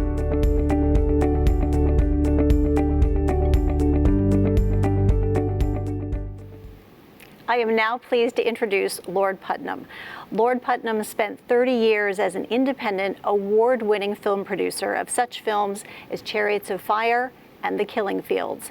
In 1998, he retired from film production to focus on his work in public policy, particularly in the areas of education and the environment. The same year of his retirement, he stepped forward and created the National Teaching Awards as a way to honor outstanding educators. He was formerly the Chancellor of the Open University, one of the world's largest distance learning institutions, and today he is the digital champion for Ireland, and also the chairman of Atticus Education, that's an online education company. In his talk and Q&A to follow, David will share a few of the many lessons he has learned from his diverse experience as he seeks to connect educators. Thanks. I'm David Putnam, and welcome to Ireland on this quite sunny afternoon. Two things cropped up a few minutes ago. One was the notion of focusing your attention. I'm certainly going to need that. The other was listening to Richard Curtis talking about the Millennium Goals, the Millennium Development Goals. What he had to say is very important. And in a sense, those two things come together for me. So I'm going to try and rattle through quite a lot of slides and quite a lot of facts. So I need you to bear with me, and then we'll quickly as quickly as possible, get into questions. The first big question I think young people are asking themselves today, we'll cut to the next slide, is just this. Who am I? Who am I? It's a big question. I'll tell you who you are. Governor Jay Inslee, one of the US governors, said not that long ago that you are the first generation to understand what climate change is, but the last generation to actually be able to do anything about it. That's a massive responsibility. So that's our starting point. Next thing, we talked a lot earlier, I was listening to the issue of problem solving. So here's the next slide, which is about exactly that. This must seem to you to be enormously obvious. The first step in solving a problem is recognizing there is one. It should be obvious. Believe me, many of us go through life understanding problems, but not really recognizing that they're there staring us in the face. Here for me in education is what the big problem is. It's on the next slide. 96% of college principals believe their institutions are successfully preparing young people for the world of work, but only 14% of recent college graduates agree with that, and less than 12% of business leaders think that what's being delivered is the type of young person that they need to build their businesses and indeed to build their careers. That's not a gap, that's a gulf. That's a vast gulf that we've got to start closing. Because if the gap between those who believe themselves to be doing the educating and those who believe themselves to be educated is that wide, we're clearly doing something wrong. And yet, here's the good news on the next slide. David Brooks recently in the New York Times made the point that the economic rewards for improved education are at historic highs. Americans with a 4-year college degree make 98% more than those without one. So the rewards for education have never, ever been more obvious. But I'm not absolutely convinced that we in the West fully appreciate that. And here's a slide that establishes, I think, the way I look into the world. I spend a lot of time in Asia. I'm the UK's envoy to Southeast Asia. What I see in Asia is an absolute acceptance and understanding of the importance of education. I think we in the West still haven't entirely got our heads around the fact of what we need to be doing and the way in which we need to be going about it. So what's the question you are asking of what should we as educators be doing for you? Here's a nice way of seeing it. I think that many young people today are looking at a world without a map. And it's our job to start drawing that map for them, start creating a world that they can understand better. Here's that slide. Whoops, there we are. So that map, when we've got this on an animation, unfortunately I can't show the animation. That map actually comes together in the animated version. So I think the world is a difficult place, and as I say, the role of the educators is to pull that map together. We're very lucky. We've got a tool and it's been handed to us. Smack the next slide on, and it's this, it's digital. The digital world offers us enormous opportunities. You've been listening to those most of the afternoon and morning. But the opportunities are boundless. There's a very important New York journalist, Tom Friedman. I think he, in this slide, put this beautifully. Can we have the next one up? Very big thing happened in the last decade. The world moved from connected to hyper-connected. That's a big claim, but it's a very important one. And what's most interesting is it is teachers who are connecting with other teachers. How about these for some facts? I chair the board of the Times Educational Supplement, and we've got, I think, the world's largest connected community of professionals, and they are teachers. How about these for some stats? There we go. 1 million downloads in a single day. These are actually a couple of months out of date. Just look, these are teachers talking to teachers and getting ideas and lesson plans from teachers absolutely daily, and it's growing exponentially. So the idea that teaching has allowed itself to get caught in some world of the past just isn't true. The best teachers are using the best technology to constantly improve their work. Next slide, I think, shows just this. This is not just a theory. This is actually a teacher-led digital revolution. That's a big phrase, a teacher-led digital revolution. But it's way overdue, and I'll try and prove it to you. Here's the next slide. This is 1915. This man in the foreground was the most famous surgeon in the world in 1915. He saved thousands of lives during the First World War and was a remarkable guy. Now look 100 years later. Here's an operating theatre this year. See how it's changed? There we go. That surgeon you just saw, that genius, would not be able to do anything today in that operating theatre. He literally would stand there gazing at it. Maybe he could make a cup of tea, scratch himself. He'd be on a different planet, literally a different planet. Now, how is it that those extraordinary developments have taken place in 100 years in the world of the medical world, the world of medicine, and yet it is absolutely true to say that, and I'll show the next slide, that in the world of teaching and learning, up until very, very recently, a really good teacher during the 20th century could have taught almost any lesson to her class. And that transition that took place in the world of medicine just didn't take place in the world of education. So in a sense, we allowed ourselves to get behind the 8 ball. Now, today I think is Teacher Appreciation Day. So let me make one thing very, very clear. Here's a profound truth on this slide. Any country that fails to value its teachers fails to value its future. Many, many countries in the world, I think, realize that. But it's equally true to say that there are countries that haven't really managed as yet to get their heads around it. I mentioned that I spend a lot of time in Asia, and I do. Here's an example of what's happening in China, which I think is kind of important. 30% of classroom teachers' time in Shanghai is spent preparing for the next lesson and improving their professional development. The equivalent figure in the UK is around about 5% or less. 5% is regarded as quite a lot. So what do we think we know that teachers can prepare themselves and improve their professional skills in a very, very short amount of time that the Chinese feel requires 30% of their time? I know who, frankly, I will place a bet on, and it will not be the British experience. I'm not sure what the American equivalent is, but I doubt very much it's anything approaching the Chinese belief that you require 30% of non-contact time to improve yourself as a teacher. So there's another reason why I think the commitment that I'm seeing in Asia is so overwhelming and something that we should definitely take on board. And this is on another slide. Here we go. Parental engagement, and let's call it self-sacrifice. Up to 30% of disposable family income in Asia is spent on their children's education. Now, there's a very interesting reason. The reason really is there are very few pension arrangements in that part of the world. People do not have pensions. Their child effectively is their pension. So that investment in the child's future is in effect an investment in themselves and the stability of their families. It's a very, very important issue. And a wonderful American thinker, economist, sociologist as well in a way, Joseph Stiglitz, recently said this. He said, it's boilerplate economics that universal education is the path to prosperity. It's a global public good. I think that's one of the things that Richard Curtis was alluding to when he talked about the Millennium Development Goals. Without education, we will never, ever meet the goals that we've set ourselves for the world's young people. I was president of UNICEF for 7 very, very happy years, and I'm still a UNICEF ambassador. I think I know better than most what the difference is between well-educated, particularly girls, well-educated girls, for example, in Africa, or adequately educated girls in South Africa, and people who've missed out entirely on education. It's a fundamental. So I'm sitting here talking to you. This is actually what I'm looking at.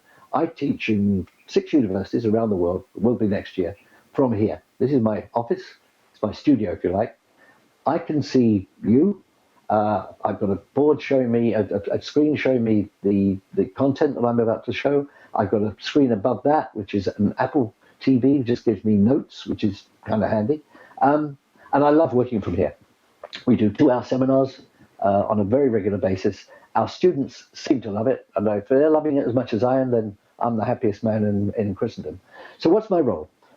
I have to work and enjoy working with the faculties. I rely tremendously on the faculties I work with.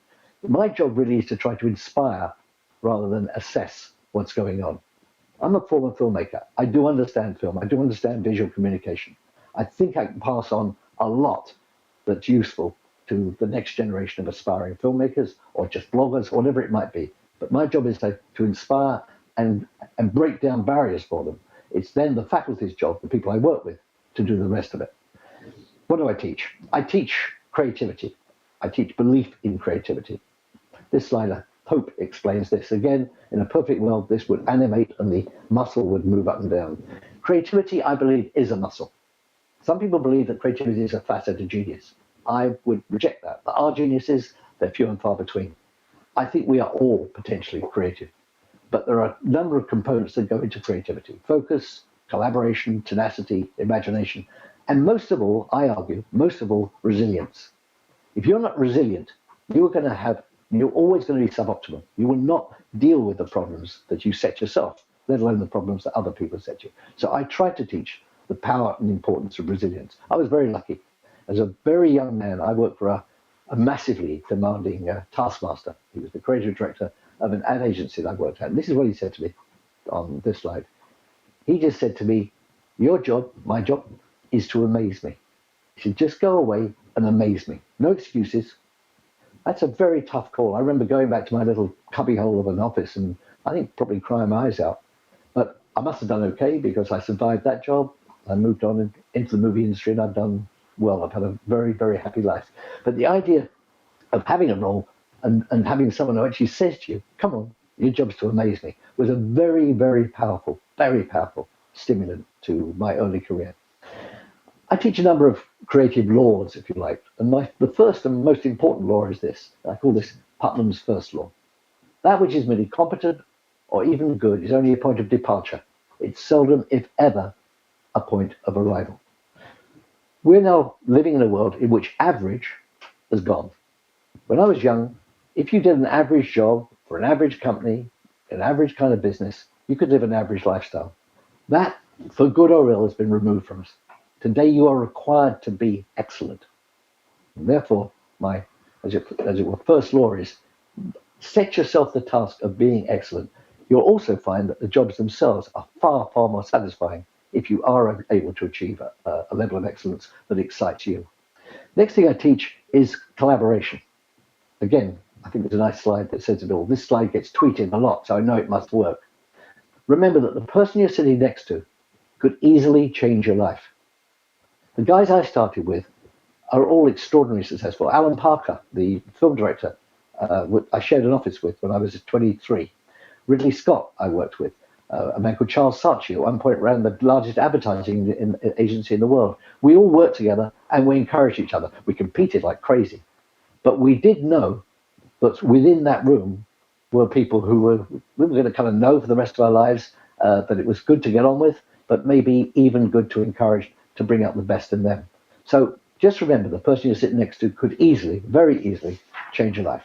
A couple of other small things. I'm a child of the 60s. The 60s was very good to me. It was a very powerful time of change, a very exciting time of change. And this slide is a quote by a wonderful civil rights leader, Eldridge Cleaver. And he said, you're either part of the solution or you're going to be part of the problem. I want to believe that everyone I'm talking to this afternoon, my time, desperately wants to be part of the solution. You do not want to be left behind as part of the problem. And that stayed with me. I pinned that on my wall, and I had it on my wall for years and years and years. Cleaver was right. There is an opportunity to be part of the future and part of the solution, and you don't want to be left behind. A couple of other tiny things. The Chinese president the other day said this, a very neat little slide. We're not going to dress up other people's yesterdays as our own tomorrows. What he was saying was that the world had to stop looking west to the United States for all of its examples of what it wanted or where it was going. That we all had to construct our own futures. There was no one model, no as it were, cookie cutter, one size fits all model of development or one size fits all model of what a democracy should look like. We're going to have to create our own futures. And I thought it was very wise of the Chinese president to make that point. It's an important point, and it's certainly one that's driving a lot of places in the world. 3 other slides. Barack Obama, not very long ago, made this very important point, that the hardest thing in politics, certainly within a democracy, is to deal with things which are in the long term and where the price we pay for inaction is decades away. Now, obviously, it's true of climate change. I happen to believe it's true of suboptimal levels of education. We have to, all of us, as taxpayers, as citizens, have to understand that our futures are utterly reliant on the quality of the education we're able to offer. Now, from the point of view of lawmakers, policymakers, I've worked in Parliament for the last 18 years. I do know about this stuff. There are extraordinary numbers of competing priorities. This is, in a sense, on the last slide. These priorities are very evident. At the top of them, I've put education. But believe me, around any cabinet table, any group of politicians, there are going to be people arguing for defense, for energy security, for social security, for health, for infrastructure. I just want to ask them this. You tell me which of the fundamental components that go to make a civil society can self-fund without a brilliant system of education. Our pensions require a highly educated group of people putting money in. Our defense requires that. Our social security requires that. All of these elements, our health services certainly, all these elements require that we are a highly educated, highly motivated, and actually rather highly ambitious society. Without that, I wouldn't want to leave you, young people, with an impression that somehow life's going to be easy. It isn't. You're going to inherit problems far greater than I think my generation did. You're also going to inherit opportunities far greater than my generation did. It's your decision, and it's your education that will decide whether you win that battle or face the consequences of losing it. Thanks very much for listening to me, and I'm very happy to answer any questions you want to hurl at me. Thank you. Lord Putnam, thank you. You made a number of so many important points. In fact, I think you'll probably have a flood of prospective students trying to register for your classes to hear a lot more. I particularly liked what you said about the importance of valuing the teachers, because that is so critical. But we do have a number of questions coming in, so I want to be sure we get to those. The first one is, I know you do a lot of work with teacher professional development, particularly working with Trinity College, which has been pioneering some efforts in this area. This question comes from Brendan, who works with Trinity Access 21 in Dublin, and that is a group that you support. The question is, in your opinion, what are the essential ingredients of teacher professional development that will lead to transformative, innovative, and sustainable approaches to teaching and learning in the classrooms of today and the future? I think the most important thing, and there are lots of, I could give you a laundry list, but I think the most important is the ability of teachers to honestly see the world the way their students do. We don't live in a top-down society anymore. There's no point in teachers telling students what to think. In many cases, a student can go on Wikipedia, a student can go on online and find out anything they really need that they're specifically interested in. The teacher is the guide, the navigator. Now, I know that's almost corny now, it's said so often, but it is profoundly true. And I think giving teachers the confidence to believe that that is their role, and they are not the sage on the stage. They're not standing there handing out advice that will last forever. They are actually people trying to create inquiring minds. I'll give you a silly example. When I took my exams at 16, effectively my last exams at school, I was working out of an encyclopedia that was published in 1935. So this was 1955, 56 when I was doing my exams. The encyclopedia was 20 years out of date. It didn't matter. Nothing had changed that much that I was going to be horribly wrong. Try to imagine if today you were trying to answer serious questions about you and your place in the world, relying on information that was 20 years out of date. It wouldn't be possible. So I think giving teachers the courage to stand there and say, you know what, I don't necessarily know the answer to that question, but with you and working with you, we'll find it out together. That is quite a change for teaching. It requires guts and confidence, but actually a good teacher knows how to do that. And what we're doing at Bridge 21, I think is remarkable. It's a very, very special attempt to ensure that inner city kids can get into Trinity College Dublin, which is the most prestigious university in Ireland, and are given every opportunity to do that. And that we just don't rely on what has historically been a very, very middle class intake. That is so critical. There's one question that came in from Nicholas. I really like this one. It's, what can we do to show teachers that we value them more, since you were talking about the importance of placing the value on the teachers? And what do some other countries do to show that? I think it probably nowadays requires more than giving them an apple in the morning, which was the normal advice when I was a kid. I think that teachers need to feel valued. I think they're entitled to feel valued. I've worked a lot with teachers the last 20 years. Here's something. There are two things I'd say. One is my heroes, and they really are my heroes, are special needs teachers. Why? Because special needs teachers uniquely deal in tiny, tiny incremental wins. If they can get a young kid who's profoundly disabled to move that piece of paper to there, that is a day's work, and that's a win. They are not air punchers. They are not heroic figures. They're just people who are doing extraordinary work in very difficult circumstances. Similarly, what's special about teachers is, if you talk to a teacher at the end of the year, and that teacher's taught 25 kids in the class, and 22 of them have done extraordinarily well, and another one did okay, the teacher will almost always go to the 2 kids who he feels he didn't quite get across the line. That's unique. I haven't worked ever in any other world in which people focus so much on could they have done better? Could they have got that kid across the line? Now, once you understand that that's the way teachers think, I think it allows you to understand them better, encourage them more, and see that they are not just our lifeline, they're actually what's good about all of us, 90% of the time. And this is a question that has been coming in from several people, but Corey was the first to ask it, so we'll give him credit. Corey asks, what are the top skills or mindsets that you think we need to be teaching our children?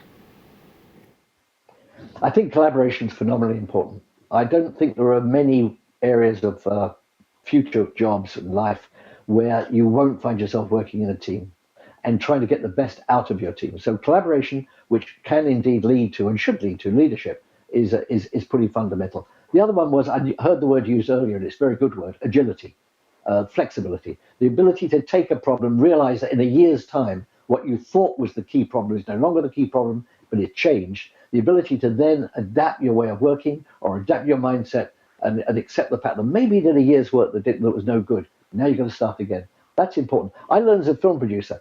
You know, I've produced some very good films. I've produced some pretty bad films. I try and bury them, but unfortunately they keep turning up on my CV. You can't dwell on the things you get wrong. You just can't. What you do is treat them as learning, as things you've learned from, and move on. We've got to escape, all of us, from the blame culture. The blame culture infects schools. The blame culture infects the assessment sometimes of educators and education itself. We've got to understand, and I heard it said earlier, we're going to take more risks, we're going to dare more, we've got to encourage innovation, and we've got to be prepared to say, you know what, that didn't work. Next. All right. Well, earlier today, you highlighted this as well during your talk. Filmmaker Richard Curtis called for schools to become engaged in the UN sustainability goals. I know you're passionate about a number of issues, including climate change. How do you think schools can get students engaged in these important topics?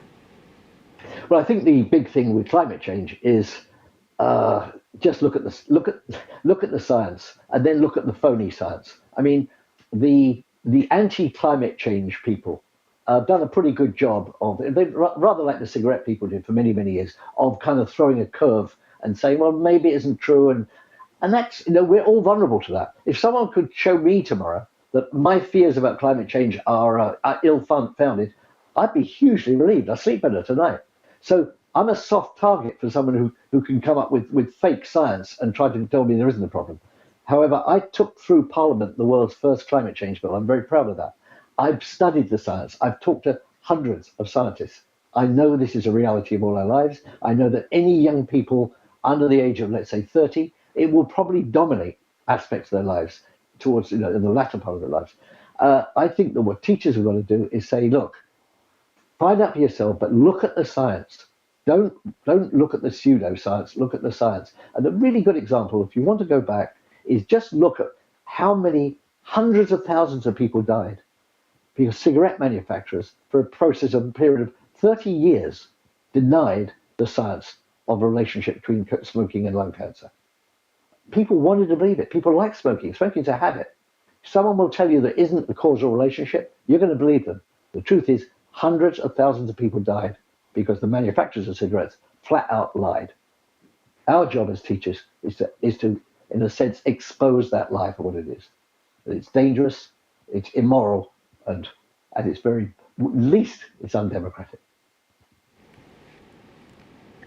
Lord Putnam, thank you. It is a pleasure to have you here. You have given us so much inspiration and also a real charge to go out there and collaborate and innovate in the classrooms. Thank you so much for your time. It's a great, great pleasure. Thanks very much for having me. Wonderful. All right. Now, the next two speakers are going to tell us exactly how we can go out, collaborate, innovate, and lead that charge with some practical tips that you can use in the classroom right away. We'll be hearing from Lisa Bodell. She is the CEO of FutureThink. She works with tens of thousands of people a year to help them innovate, and she'll give us 3 practical tips to start innovating in our organizations or schools. We'll also hear from Michael Fullen. He's recognized worldwide for his body of work on education reform. He advises school systems all over the globe, and he encourages us to support change leaders who are really making a difference, and also to stop boring the students. He has some highlights on that. They'll join us live for Q&A after their talks, and be sure to submit those questions. Keep them coming in. They've been great.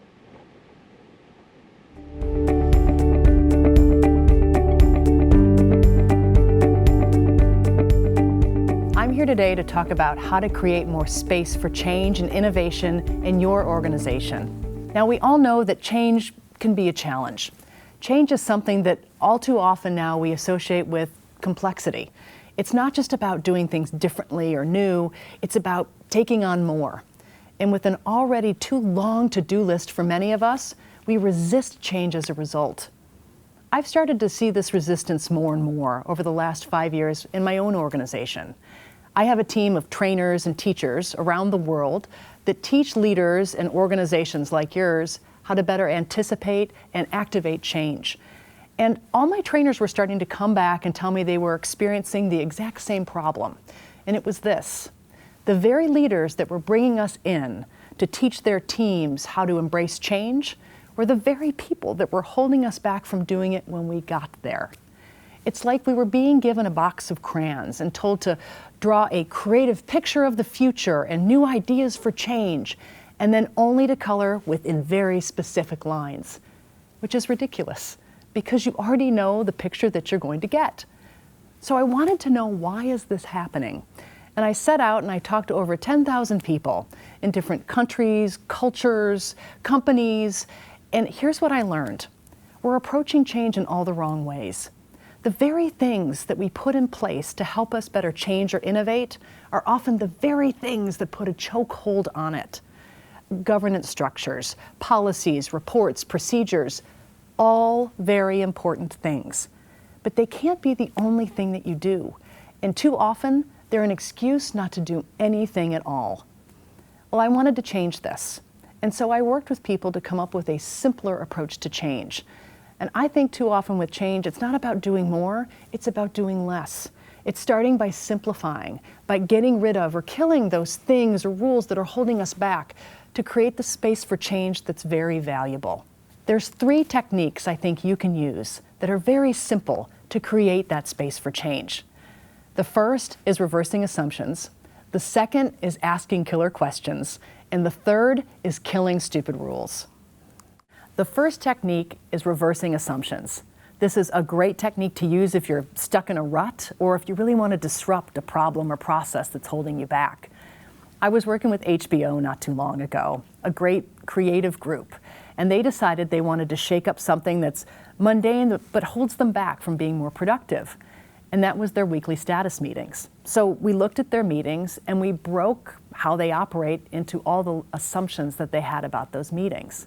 So here's what they said. The assumption they had was it's 1 hour a week, only managers can attend, and it had to be held in a conference room. We then took their assumptions and we reversed them. Now, a reverse is not the opposite, but the alternative to the assumption.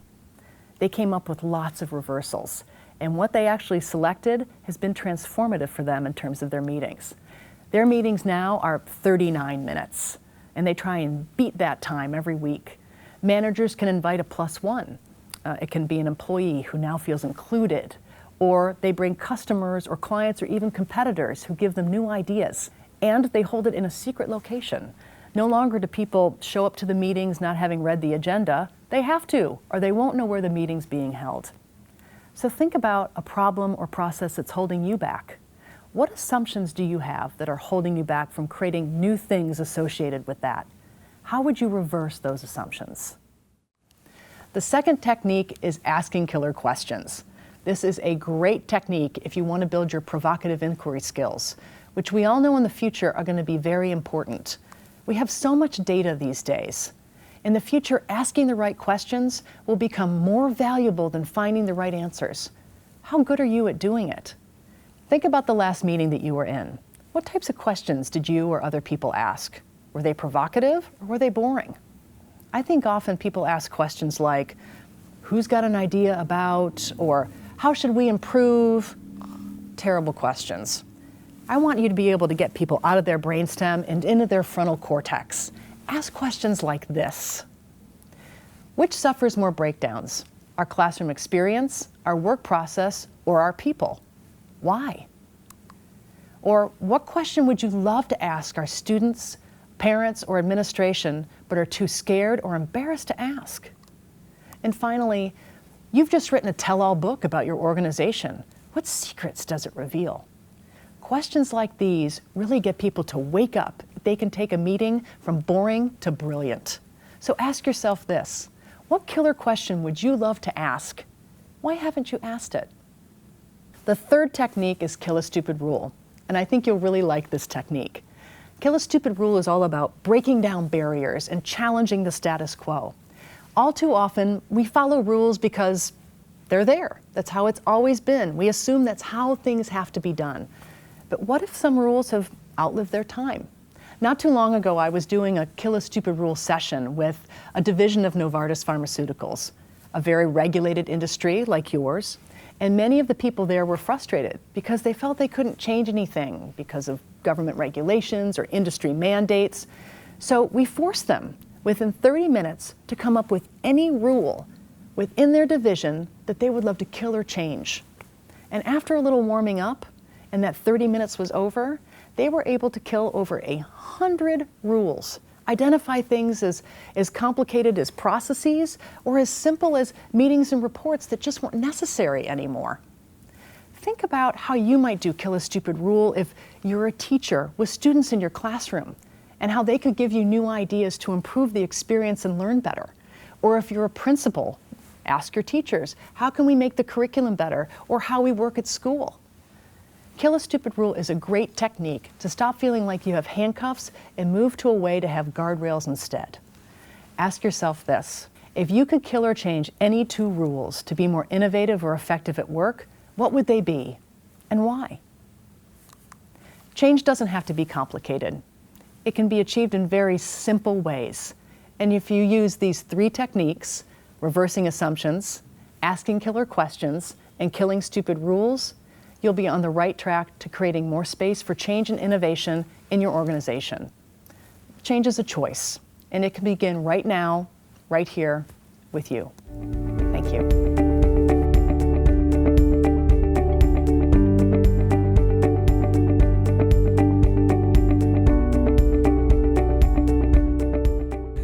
If we want to close the achievement gap for all students, we have to do 3 things. One is create better leaders.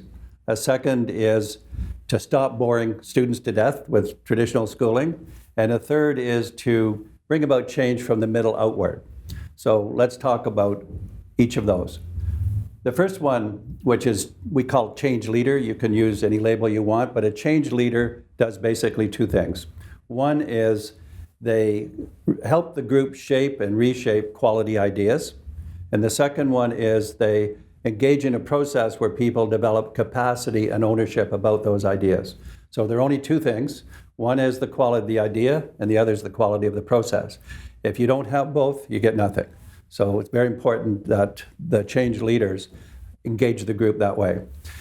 If we think of examples, and we've been filming schools, so we know what this looks like in action, I want to go to Park Manor, which is a senior public school just west of Toronto. The principal's name happens to be James Bond. And yes, he does refer to himself as 007, but you don't have to be James Bond to be this good. He arrived at the school, Park Manor, and his staff was mainly young people, beginning teachers, rookies, let's say, who had a lot of, they were keen, but they also didn't have a lot of confidence. And so he said, we're going to build, focus on instruction. We're going to get better at it together. We're going to link into what students need to know. We're going to assess where they are. We're going to build on that. And he said, above all, I want people to feel free to take chances, to learn new things. And he said, I want to be comfortable in front of you saying, I don't know how to do some things. I want you to be comfortable in front of each other, and with students, the same thing. So let's create this climate and let's get going and doing that. And they did that. And they began to bring about the changes. A key thing for the change leader is that they have to participate as learners, that phrase, participate as learners with the rest of the staff and moving the school forward. A second thing is that they have to enable the staff to learn from each other. We call it, if you want to change the group, use the group to change the group. So that's what they did. They got great results, engagement. They used stickies, which were on the wall of a picture of the students, all the students in the staff room. How are they doing in terms of literacy and math? What can we do to work with these? They worked in small groups. They did a combination of things. They got great results. Their writing, for example, grade 6 on the province average, they started with at 42% high proficiency, and right now they're at 83%. So this is big success. And now they're going into deeper innovation. You'll see in these examples, there's a growing ascendancy of this role of the student as partner in learning, teachers partnering with each other, the principal part of that group. And so as they go forward now into the deeper innovations, they're using technology a lot more to accelerate the learning. So a very clear example of what this looks like, change leaders, and change leaders have to be that effective. The second factor is we need to attack boredom of traditional schooling. So when children go to kindergarten, after adjustment, they start to enjoy it, and they have a few years of enjoyment. But after that, there's a steep decline in the enthusiasm they have for schooling. You can see the graphs as they go all the way. By the time they get to grade 9, almost only a third of the students are still engaged. And that really is one of the principals we talked to said, well, the teachers actually are bored too, that they didn't know it until we began to change it. So if you think of traditional schooling, there's not much life in it, and that has to change. And a good example of this is secondary school. Central Peel Secondary School, which is a highly diverse, big district altogether, 240 schools. It's near the airport in Toronto. And the principal, whose name is Lawrence DeMeyer, came in and he said the first thing that I noticed was there's not much life in the place, that people didn't have much confidence, that the school had gone from 1,300 students to 950 over the previous years. And he said that something had to be done. And what he did was, he said, in his words, he said, I created a culture of yes. And he said, sounds like a small thing, but it's actually a big thing. I wanted people to start trying new things. I was going to help them. I was going to learn with them.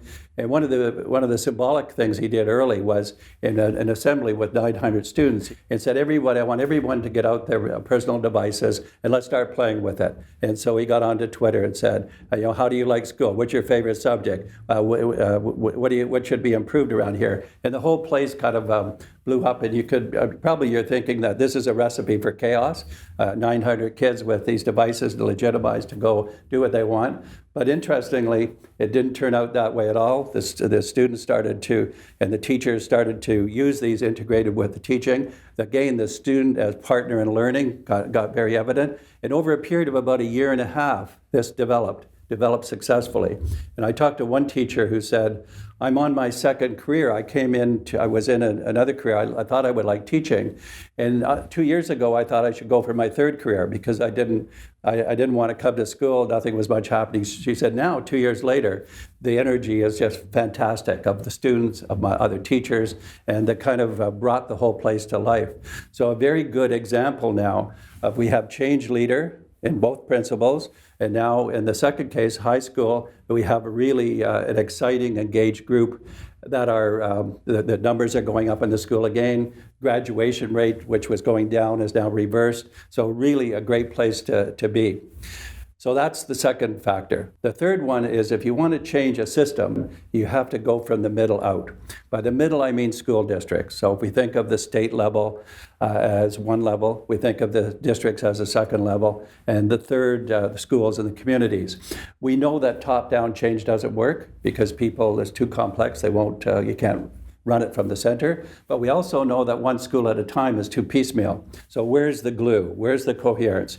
And we're finding it that if we can get districts and schools to learn from each other, if that's the strategy, it actually accelerates the system as a whole. And a good example of this is California, where we're working. If you want complexity, go to California.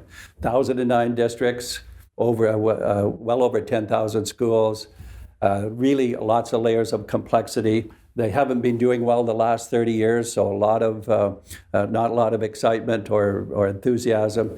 And now we and others are using this leadership through the district level. One group of 10 districts, we're advising the leadership of that consortium to do the things that we're talking about, implement changes, new roles for teachers and principals as school leaders. So another group we're running ourselves, 3 districts, and doing this. And the work that they're doing is they're learning from each other. Who knows how to, for example, do the best with English language learners, because there are huge numbers of immigrants in California. How do we teach math more effectively? So they're kind of drawing on the ideas of the group and doing that on purpose. 3 things happen in this case. One is the district gets better because now they're drawing on wider resources internally to their district. Secondly, as districts start to form a bond, 2, 3, 5, whatever the number are, and they start to be committed to helping each other. And the third thing, and this is interesting as well, is they become better partners upward to the state. That the state being the accountability framework, the Department of Education, they become better partners because they have ideas. They become sometimes pushy, and that's a good thing. If you have state leadership, as we have in California now, that wants to take advantage of that partnership can be 2 ways. And then you start to see that movement. California, the educators, hordes of them, have never been so excited as they are now. I think it's still a bit early to call it a success. They've been just doing it for a year, a little more than a year. But we have some optimism because we've used the same strategy in Ontario. Somewhat smaller, but large enough, 5,000 schools, 2 million students. We started 10 years ago, this very strategy, schools learning from each other, districts learning from each other, partnership between the state and the schools. And the high school graduation, for example, has gone from 68% to 84%. This is fantastic, 900 schools. That the literacy has really kind of shot upward for the 4,000 elementary schools. The gap has been closed significantly for English language learners, special education, schools in poverty. These 3 factors, good change leadership, reversing the boredom of students into exciting learning with each other and with teachers, and starting in the middle outward to change the system as a whole, they are producing the results. Anybody can get and be engaged in this. Anybody can do this if they team up and do it. This is really exciting because it works.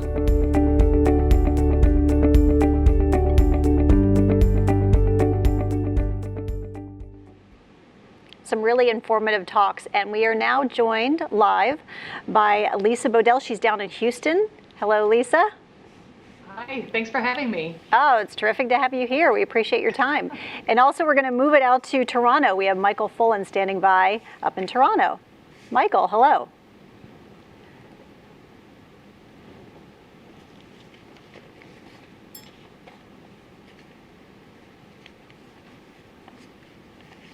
Hi, I'm back.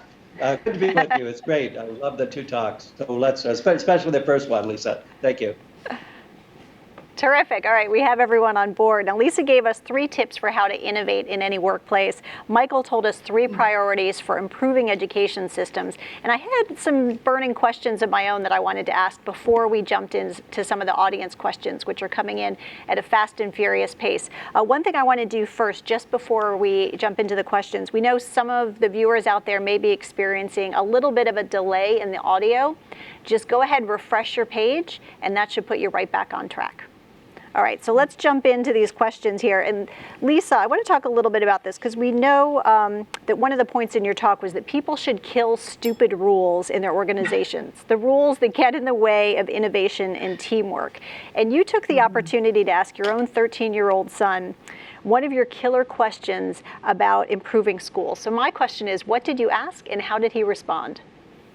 Well, that's a great question, because I like to kind of practice what I preach. So I was having one of those moments, as many people here on the event, the webcast here can understand. As a parent of 2 children, I spent a lot of time supporting them on homework, and he and I were both frustrated one night with a project he had, and he was blocking his learning, and I finally just looked at him and said, "Okay, Jack, let's stop." And I said, if you could, if school didn't exist, how would you learn? And I was just kind of asking as rhetorically, like, well, of course you got to go to school. And he said, I can think of a lot of ways I could play games, and I don't just mean video games, Mom. You can learn strategy, you can collaborate together. I would watch YouTube videos, and I would figure out science experiments. I would go out and I would talk to other people. It was very interesting how he was talking about, we use the word modalities, learning modalities. He was saying in his own kid language how he would learn in a more experiential way. And I know we've talked a lot about not boring students in class, as Michael said so well, that I think what he was trying to say is, let's shake it up a little bit.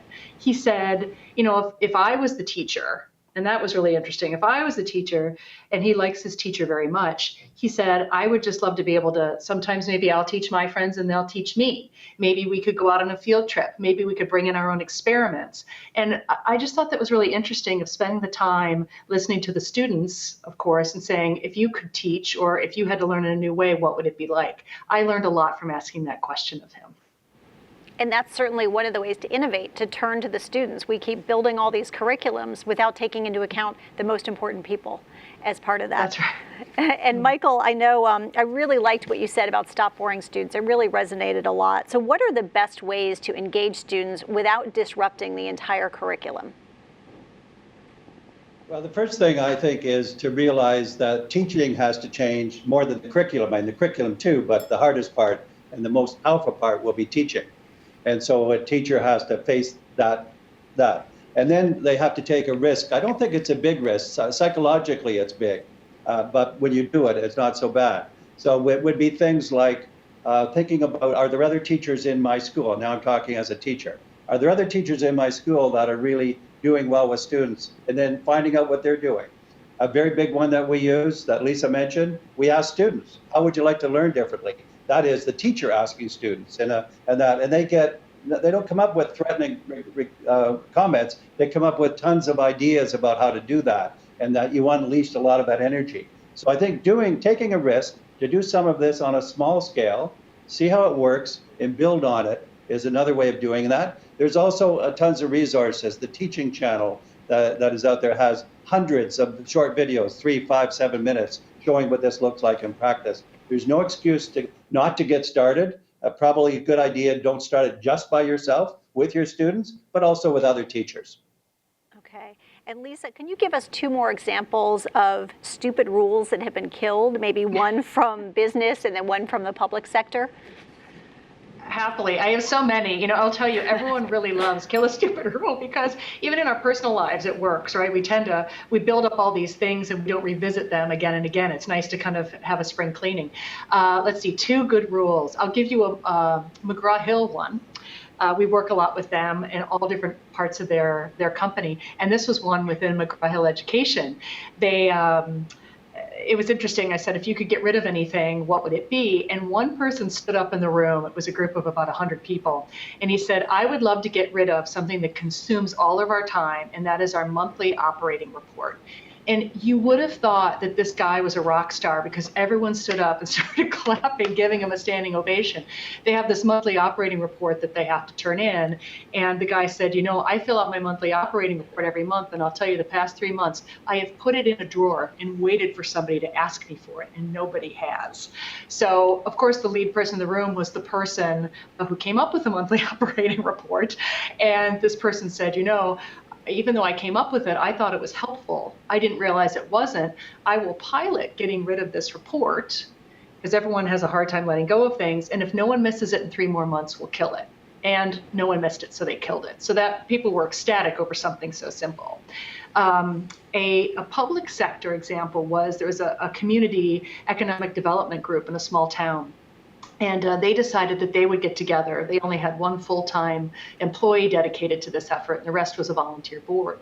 And they said, we have limited resources. What are the things that are just standing in our way from being more successful and attracting more economic diversity to our town? And they realized that they had a lot of really great separate groups working, but there was no communication or coordination for them to learn from each other and therefore share resources and frankly save money or put it in better places. They had these monthly meetings where each group got together individually, and then they funneled up their meeting reports to the top level. So the top level thought everything was going really well, but none of these people talked to each other. So they changed it. Rather than killing something, they killed the old way of doing their meetings, and now they had a representative from each of these different divisions get together every other month and share what they were doing, and they actually reduced their costs by 20% and put that money into light infrastructure improvements in the community. So that was they killed an old way and changed it to something better. Oh, those are great examples. All right, Lisa, I have another question for you. This comes from Helen. What is your advice to an educator who has been trying to make changes but has been frustrated by people around them really pushing back? I'm sure that's a great question because so many people experience that. It's going to depend on a few things, frankly, policies and politics. And that's whether you're in a school or in a big company. With policies, I think what is going to be hard for teachers is you have to work within what you can control. And if I was a teacher, I would say start within your own area of control, and that's your classroom. So start to make changes in your classroom with your students. With how you'd like to teach, by talking with your peers. Start to expand your sphere of influence as you get more comfortable with change and you start to get recognized for smaller changes. Because once a small change happens and people like it, they give you a little more leeway and a little more leeway. So I think if you can start within your own classroom and push the boundaries there, then go to your peers and then start working your way up the chain. It will be easier than beating your head against a wall, and I think you'll have a lot of success. Okay, now I want to pose this question to Michael. I posed this question to our panel this morning, and a lot of viewers voted for this, so I want to ask you as well. This comes from Matt. How can we inspire our veteran teachers to think differently about how they approach their subject? Well, we work with teachers from a large range, and it's not true that veteran teachers are resistant to change, per se.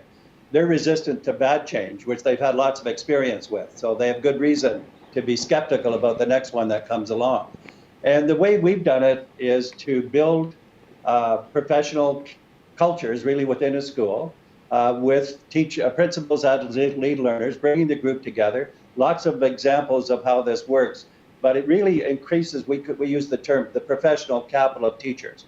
It's 100% of the teachers. How you can do it is begin to draw on the wisdom of the veteran teachers in a collaborative environment. And if they have the opportunity to work with others, for example, beginning teachers, and it's all in a kind of high trust, take a risk, get some change, get some support. The energies that people have who are veteran teachers and the wisdom that they have that's kind of squelched is phenomenal. So I don't think it's an individual problem. I think it's a cultural problem, the culture of the school. Okay, and now the next question I have, I'm going to ask Lisa first, and then Michael, if you can pick it up as well. We've talked a lot this morning about encouraging people to take more risks. So how can we reward more risk-taking? In fact, Lisa, if you want to follow up by what do companies do to encourage employees to take more risks? Sure. I think there's one is they incent people within organizations to take risks. I mean, it's actually part of their evaluations, where they get bonused and things like that. They get public recognition. So if you reward risk takers publicly, not through monetary rewards, but actually just through recognition, that can be more powerful than money. And so that's one thing, is actually rewarding people by giving them the recognition or the credit for something that they did, because that frankly spreads. So risk taking can be, if done in a good way, can be contagious. Because what it does is it gives permission. So one of the best things we say is public recognition, because then you're actually understanding from the leadership perspective what kinds of risks are okay to take, what happens when you do take a risk, and that says I am allowed to take that risk too. And frankly, then it starts to become part of the culture. It's expected that I would take a risk. So I would start with the communication of it first, and then you can get into other monetary rewards or other maybe non-monetary things if that's a way to motivate people. Why do you think we're so afraid of taking risks, and what gets in the way of us taking more?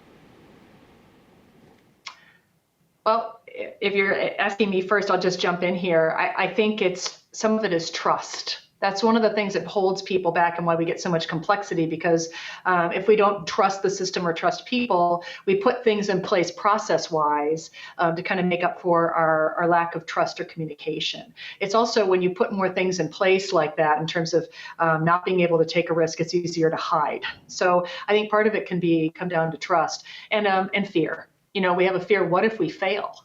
If people aren't rewarded for, I don't want to say reward for failures, or rewarded or recognized for taking a risk, people aren't sure that they should take one. So that's part of changing the culture as well, to your earlier question. Okay, that was great. Michael, what can schools do to encourage teachers and students to take more risks? Okay, so this is it's actually used the example from James Bond, the famously named principal at Elmira.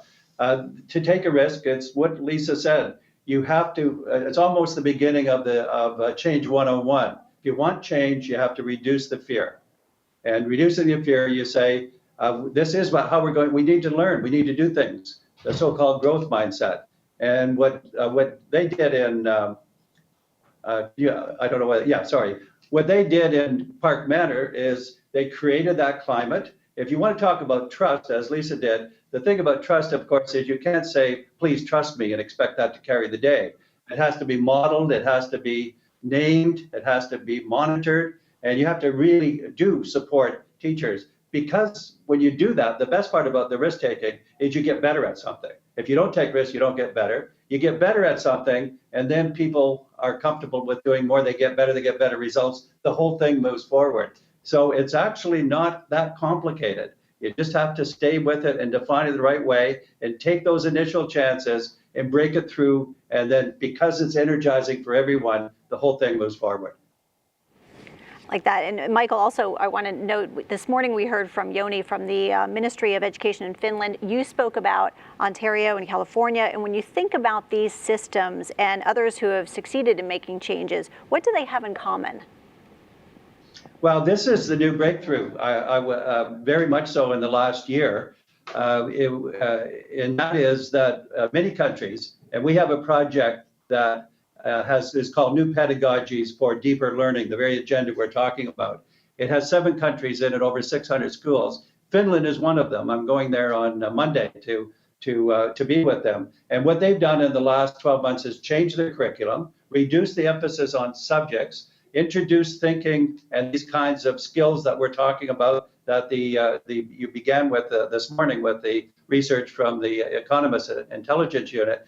They've changed that curriculum, and they're right now in the very beginning, August, as was said this morning, August 2016, they're going to full implementation. That's what Ontario is doing. This is what we're doing in California. The other countries we're working with. This is a common endeavor. It's new because it's breaking open the boredom that I talked about into the new things, but people have such energy for it, even though they're not good at it at the beginning, because you have to get good at it by doing it. They're really moving in this direction now, and that the commonality of what we can learn, Finland to Ontario to California to New Zealand, whatever it is, this is a new game, but it's not. The good thing is it's on a big scale and it's well grounded in the classroom. So this is the most exciting period of educational change in the last 30 or 40 years. We're right now at time 1 in this new development. And that's exciting to think about. It is Teacher Appreciation Week here in the United States. So some viewers want to know what teachers inspired you and why. So I'd like to start with Lisa on that. Back to my kindergarten teacher. And I have this belief, it's not what people necessarily do for you, it's how they make you feel. Is what you remember, more than when you think about that. I was wondering, why did I really like Mrs. McGovern so much? And she embodied to me the ultimate kindergarten teacher. She was sweet and she was kind, but she taught me to read. And I was one thing I was proud of. I was in kindergarten, but I got to go to the 3rd graders and read, and I got to really push myself. And she let me do that, but she was very nurturing in a kind of, I'll make sure you work hard, but I'm always going to create a safe place for you. And it's funny, my daughter and son both got really great kindergarten teachers, and they reminded me of my kindergarten teacher, and it reminded me of how I felt at that age. So that's what I remember of her. There's a round of applause from the kindergarten teachers out there. All right, Michael, what about you? Yeah, I had, in a strange way, I had the same teacher grades 6, 7, and 8. I went to a Catholic school in Toronto, and my teacher was Sister Leo.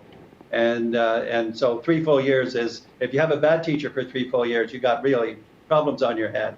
But Sister Leo was great, and I wasn't very good at the time. I was adequate, and she never kind of put me down. It was that support, the development, and that continuity that she had, the knowledge about it. So it's that being present, caring about it, having some good skills, not being judgmental, but continuing to feed in good experiences. We didn't have the teaching methods in those days, the ones we have now, we're talking about today, which use the group a lot better. But she stuck with me, and I made the transition from being a student in an elementary school to be ready for high school, and it stuck with me. And I got off to a great start in grade 9 because of that.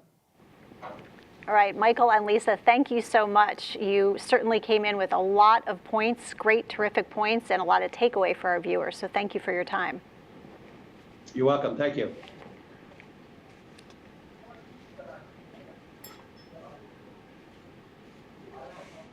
And coming up, we have 4 keynote speakers. Laszlo Bock, he heads up people operations, and that is HR for Google.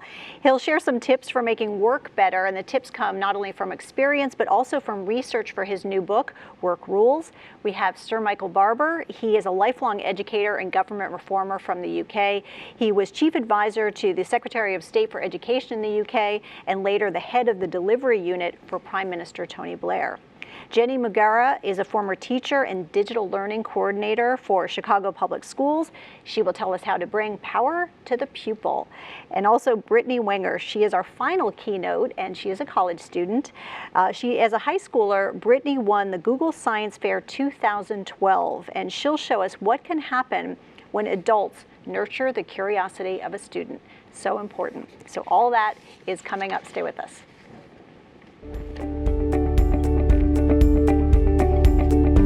Hi everyone, I'm Laszlo Bock, the Senior Vice President of People Operations at Google.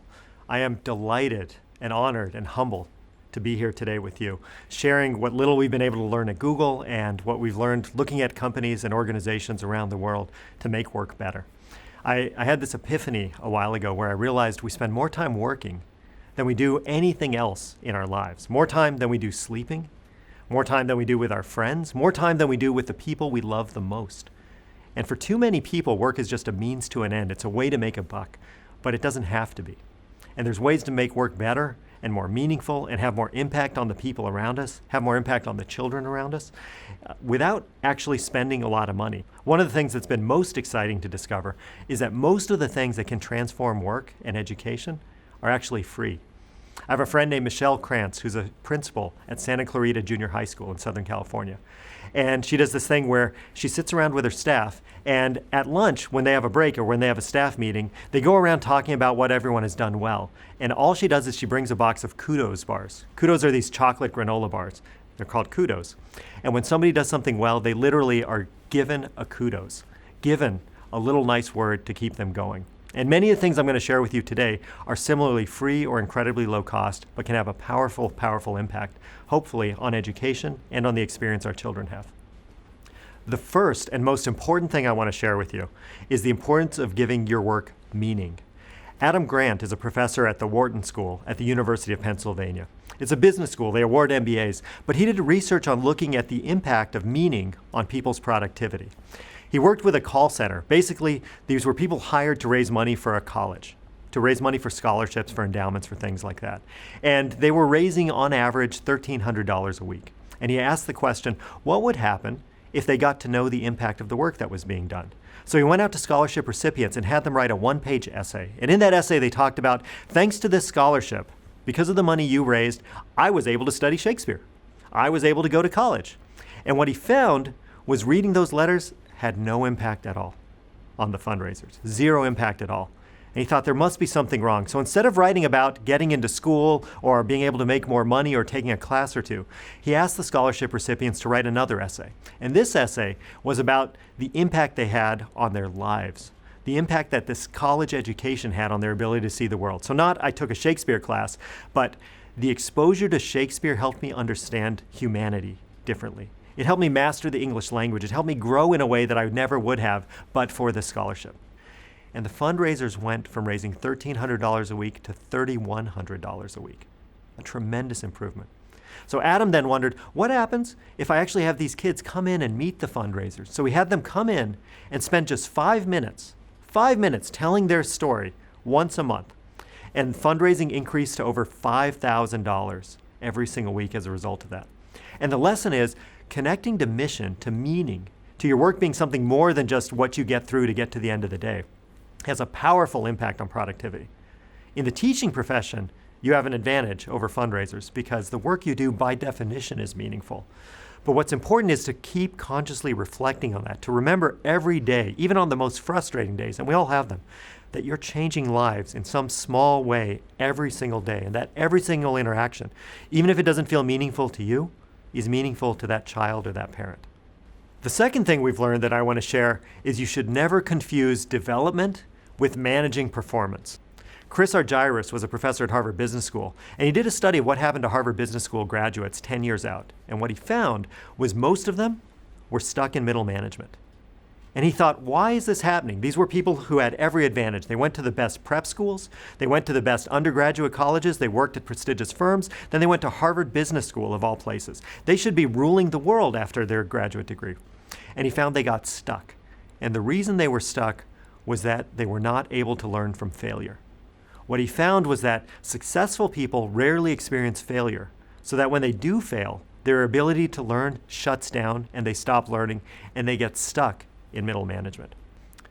There's a very clear analogy, not just to how we manage our educational institutions, but how we work with students. I'm sure many of you are familiar with Carol Dweck's work on growth mindset versus fixed mindset, and the impact it can have on just telling children that you're able to learn more. Your mind will expand. You can be better. You're not limited by some innate level of ability. It's incredibly powerful to underscore that and make sure people feel that. But it's also important to allow people to fail, and students in particular to fail and learn from that. In Los Altos, California, there's a school called the Bullis Charter School. It's a public school, and one of the things they do is that when students take a math test, whatever their scores are, they're given the opportunity after the test to retake any questions they missed for 50% credit. They don't have to, but they can, and they choose to. And the retaking isn't coming in and sitting and having to take the test again. They take it home, they work on it with their parents, sometimes they work on it in class with their classmates. But it's an opportunity for them at their own pace to explore what did they do wrong, how can they learn from that mistake, and how can they get better. The Bullis Charter School, in part as a result of these practices, was the third highest ranked school in California last year. The lesson here is that failure actually isn't failure.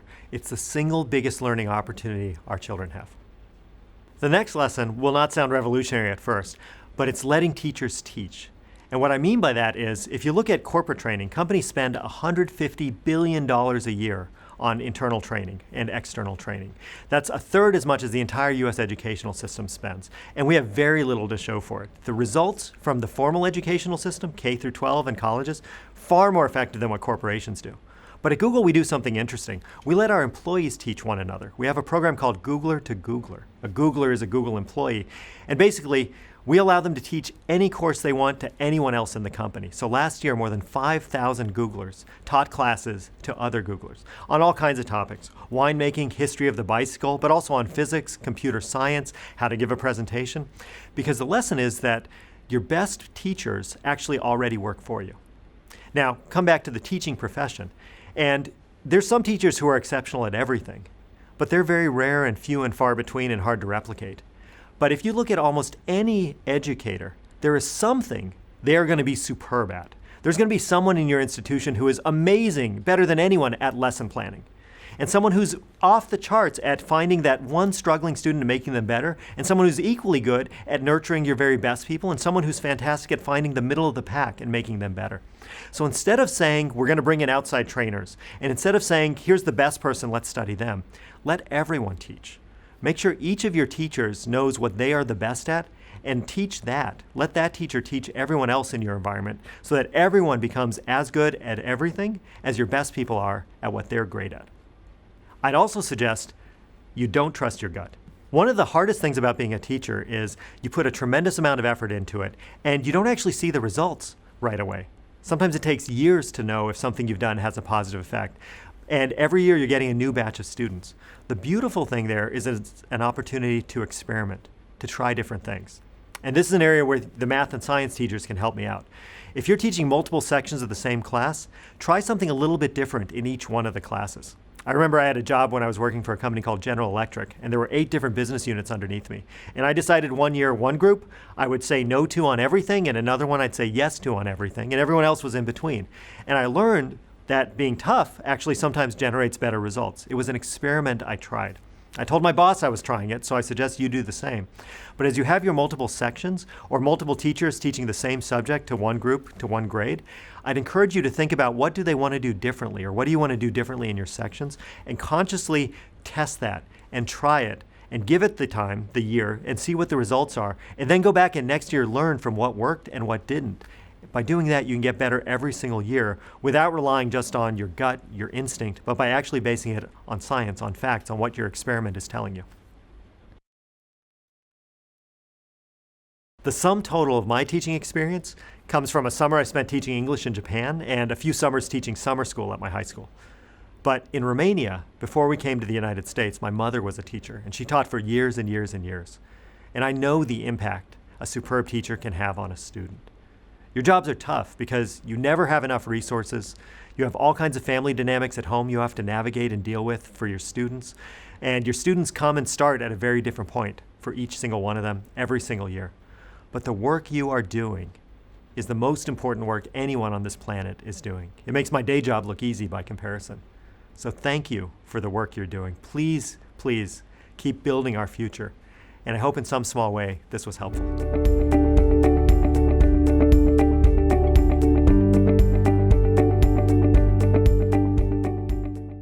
Obviously, most education systems are large government systems. And so what I'm writing about generally in how to run a government applies to large government education systems. Actually, I think it applies to small government education systems too, like a small school district in the United States, or even, as I was discussing with a group of school principals, or head teachers as we call them here in England at the weekend, it applies at the level of a school too. So I want to take you through in a few minutes what the key lessons about running a government actually are. And lesson 1 is decide your priorities. So if you're a government and you want to improve your education system, what exactly do you want to do? What do you want the citizens to see different by the end of your term of office? Is it that you want to improve literacy? Is it you want to improve numeracy? Is it you want to improve the school buildings? Presumably you want to improve the outcomes so that children learn more. But being specific about what your priorities are and how you'd measure progress towards them is lesson 1. Sounds like a statement of the obvious, but lots and lots of governments don't do it. When they do it, it creates a degree of political risk because then you've stated what you're trying to do, but it does also give the citizens a clear indication of what you're attempting and they can track your progress. So that's lesson 1. And lots of governments around the world have done that very well. For example, Mitch Daniels when he was governor of Indiana, Martin O'Malley when he was governor of Maryland, Blair when he was Prime Minister of the United Kingdom, and so on. The second lesson is, again, all quite obvious but requires discipline to do, is to organise your government to deliver the stated priorities. Generally speaking, what we've learned over the last decade as we look at governments around the world, and my book includes examples from every continent, is that by having a part of the centre of the government, if it's an education system, the state education agency, for example, in the US state, or in a wider government in the Prime Minister's office or the centre of the government somewhere, is to have an element of it focused purely on implementation and delivery. So not on policy and strategy, there are lots of other people doing that, but people who are actually making sure that these big things stated in the priorities are actually getting done. And that means that somebody is all the time focused on making sure things get done. When I used to work for Tony Blair, he said to me, as we went through the second term with all the reverberations that came from September the 11th, 2001, he said to me, it's great having you and your team consistently focused 24 hours a day on the things that matter most to the British people. Every government needs something like that, that relentlessly pursues the priorities, whatever crises come up, whatever stories are running in the media. This part of government is purely focused on implementation. If you don't have that, the problem you get is everybody gets involved in the latest policy debate or strategy debate or crisis, and nobody pays attention to the details of getting things done. So that's the second lesson.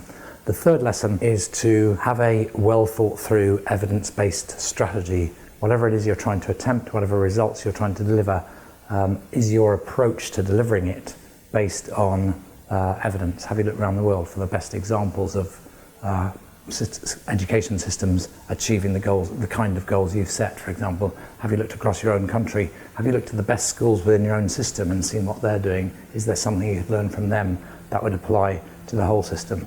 So just to summarize, you've set your priorities, you've organized to deliver, and you've got your strategy and it's based on evidence. Then you need to do some planning. Eisenhower famously said when he was preparing the Normandy landings in 1944, I've always found that plans are useless, but planning is indispensable. And the key elements of planning are what are the actions you're going to take and when you're going to take them and who's going to take them. Making sure that you know how the actions you're going to take will change the data. What's the trajectory? How will, let's say you're improving literacy, you know where it is now, you know where you want to get it. How will the data change over time? And finally, what is the delivery chain? What's the connection between you at the center of the system and a child learning to read, or a teacher changing our practice, and so on? And if you get those three elements of planning worked through, it makes an enormous difference. And it's much better than the classic government plan, which is actually an essay with a glossy cover that is put on a shelf and forgotten about. So that's the fourth thing. Fifth, routines. If you just do one of these things, routines is it. Government is driven by crises and events. There's all these things happening all the time. Things are going wrong. It's true in an education system. It's true in a whole government.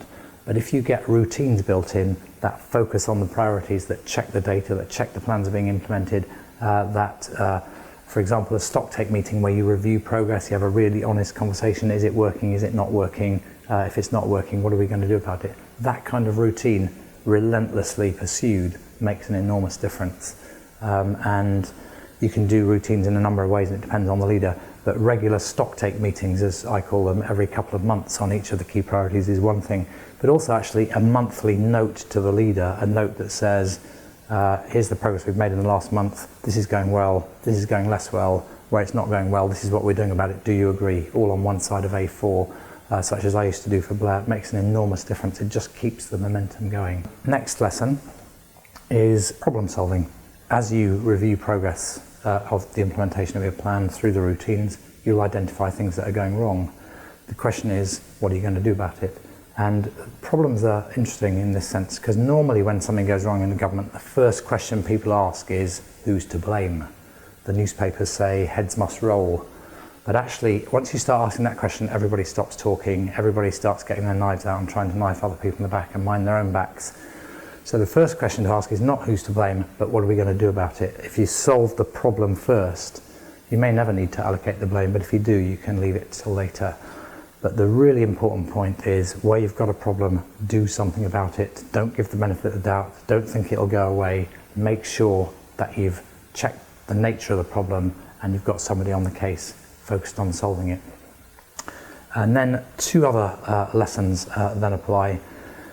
One is, I call it irreversibility, seeing the thing through. There are so many government programs that are announced with a big fanfare. Everybody gets very excited about it, and then after a year or two, everybody gets bored, it goes away, nobody can remember what the impact was, and it's gone.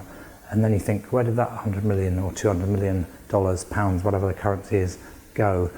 Irreversibility is about seeing it through so that it's actually embedded in the system, so that the results have changed for the better, so that the culture has changed so nobody wants to go back to how it was before, and the organisation has changed so the incentives are different, and so the incentives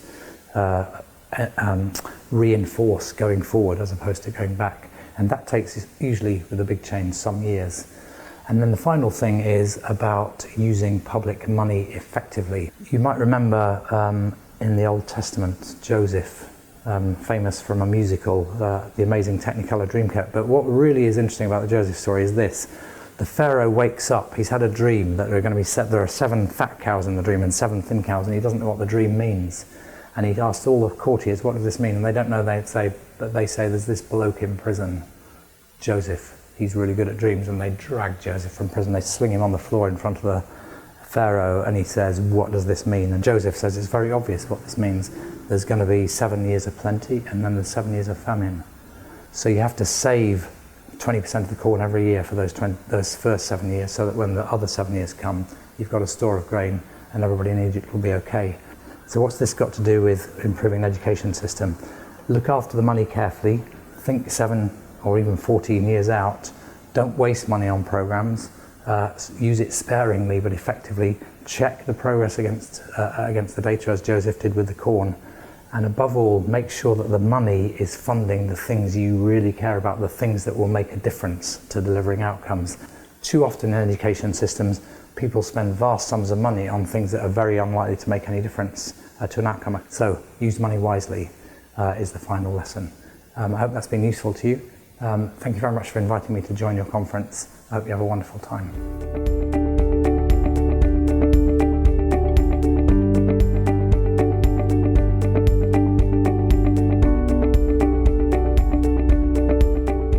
Hi there, my name is Jenny Magera, and I'm here to talk to you about how we can empower our students, how we can give them the keys to their own educational journey so that they can drive their learning in your classroom. And while a lot of teachers would agree that this is a great thing to do with our students, it's also a really daunting task for us. I mean, it's a huge risk to give our kids that kind of power in our learning journeys. But we have to remember that risk is worth reward. And so I wanted to show you this quick clip of my students just a few days ago where I felt that reward in my own classroom. So what? The teachers following us instead of we following them. Yeah. I mean, look at this. Look at the smiles on their faces. Taylor is so geeked up about what she just saw. John Paul is literally throwing his hand up in the air in a high five, Kool-Aid man, oh yeah moment. They're thrilled with themselves. This is that edu nirvana that we're always shooting for as a teacher. And so we have to think, how can we get there? How can we have this and bottle it and have it every single day in our classrooms? And it didn't happen overnight for me. In fact, it took a really long journey, and I had to learn 3 really important lessons before I was able to get here. So I want to tell you a few stories about how I learned those lessons and hopefully have you learn them to take back to your own learning environments. The first lesson that I needed to learn was how to cultivate curiosity. This is Jalen. You saw him in the last video. Now, he was always really excited about this little wind-up robot that I had on my desk. But being the fascist teacher I was, I never really let him play with it. One day I realized if I wanted to truly cultivate curiosity in my classroom, I had to open up and give my students more freedom to explore their own learning environment. So one day I walked in and declared it do whatever you want day, and immediately Jalen made a beeline to this little robot. So he brought the robot back to his desk, jumped on YouTube, and tried to figure out what made it tick. He wanted to make a giant, life-size Jalen dancing robot. He emptied my drawers of all of the materials to build the robot and quickly realized I didn't have any of the motors or gears to build a wind-up toy. So he gave up. He decided that he wanted to do something different and put the robot back on my desk. I realized that the second lesson we had to learn was how to outwit obstacles. You see, if we wanted to be risk takers, we first had to be problem solvers. We couldn't give up the first time that we met a challenge. And so I took Jalen back to that desk, had him look at all the materials, and I said, what here will get you interactivity in your giant robot? And he realized that he had this roll of masking tape. He and his buddy John Paul realized that there was an entire wonderland of sticky interactivity that they had yet to explore. The boys were so excited about solving that challenge. But quickly, the excitement over the masking tape discovery lost its stickiness. And so we had to sit down and think about why were we building these robots. And so it came time for our third lesson. We had to learn how to play purposefully. Why were they so passionate about robotics? What was it that they were trying to achieve? And after just a little bit of play, they realized that what they really wanted wasn't a dancing life-size robot, but actually an automated army of minions to do their bidding. And so, as any good teacher would, I said, "Carry on, boys, let Judgment Day come." And so they began to build this Terminator army and realized that what they needed was to learn how to code. So I gave them resources like Made with Code and Scratch to investigate this language. Empowered students is an amazing thing. In fact, it can be addicting. It's the one drug that's okay to have in school, student empowerment. And so our students began to expect it every single day. And this expectation led to more widespread empowerment. So I want to tell you one more story that leads us through those 3 lessons again that happened to me just a few months ago. You see, recently I was asked to give a keynote in California. And so when I told my students that I wasn't going to be there for school on Wednesday, they were upset and wanted to know why. I explained to them what a keynote was and what I'd be doing, and they were really curious. They couldn't believe that a group of adults would sit and watch someone talk at them for an hour. My students said, "That is literally old school." They had begun to expect school to look more like what we'd been doing, to include curiosity, wit, playtime. They could not believe that someone would stand for a sit-and-get model of education. And so I had them dig deeper into that, and I asked them to tell me what to do. And so, as my students would, they began to boss me around. Don't be boring. Make sure you go to the bathroom before you have a speech, and make sure you don't pee on yourself. Just throw out some words like bam, and then they all wake up and stuff like that. Surprise them like with a tough question to make them think. Probably maybe have all the audience take a couple of selfies. Like you should not be looking off to the side. Ravel Blayton, please come down for elite dismissal. What? Ravel Blayton, please come down for dismissal. No! Private Spaghetti. And because I'm really good at following directions, I did all of the things my kids asked me to do. But there was one challenge my kids were really hopeful that I would give the audience. Honestly, make them get up and dance. That'd be funny. My students were so excited about the idea of coming to California with me. They began to brainstorm ways to raise money for the plane tickets, to Bengali their parents into letting them go. But soon we realized that 48 hours is not enough time to prepare a cross-country field trip. But no worries, my students had learned to outwit obstacles. So they thought and they realized that they could come to California with me, virtually. So they decided to figure out a way to create videos of themselves dancing to inspire the audience to get up and take their challenge. And it was time to play. They started to look for dance videos, practice their moves, break it down, until they found this one great video of the First Lady Michelle Obama dancing up a storm on Ellen. And they realized this was the perfect storm of dancing, fun, and inspiration to inspire the audience to take their challenge. So they filmed this video and sent it with me on the plane headed west. Now, this was a huge risk for my kids. They were going to be dancing virtually in front of a bunch of strangers. And it was a huge risk for me, too. If I showed this video of my kids dancing, would everyone get up and dance along, or would they stare at me awkwardly from their seats? But I had learned from my kids it was okay to take a risk, and so we danced.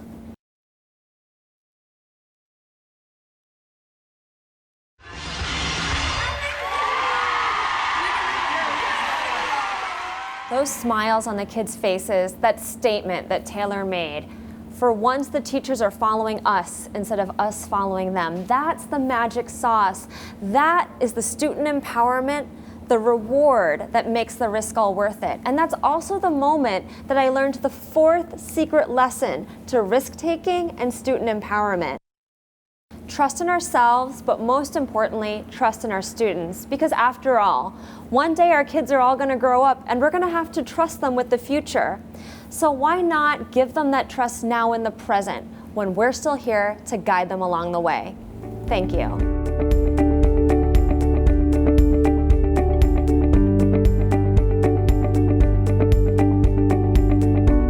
I'm inspired by science. It truly explains the world around us.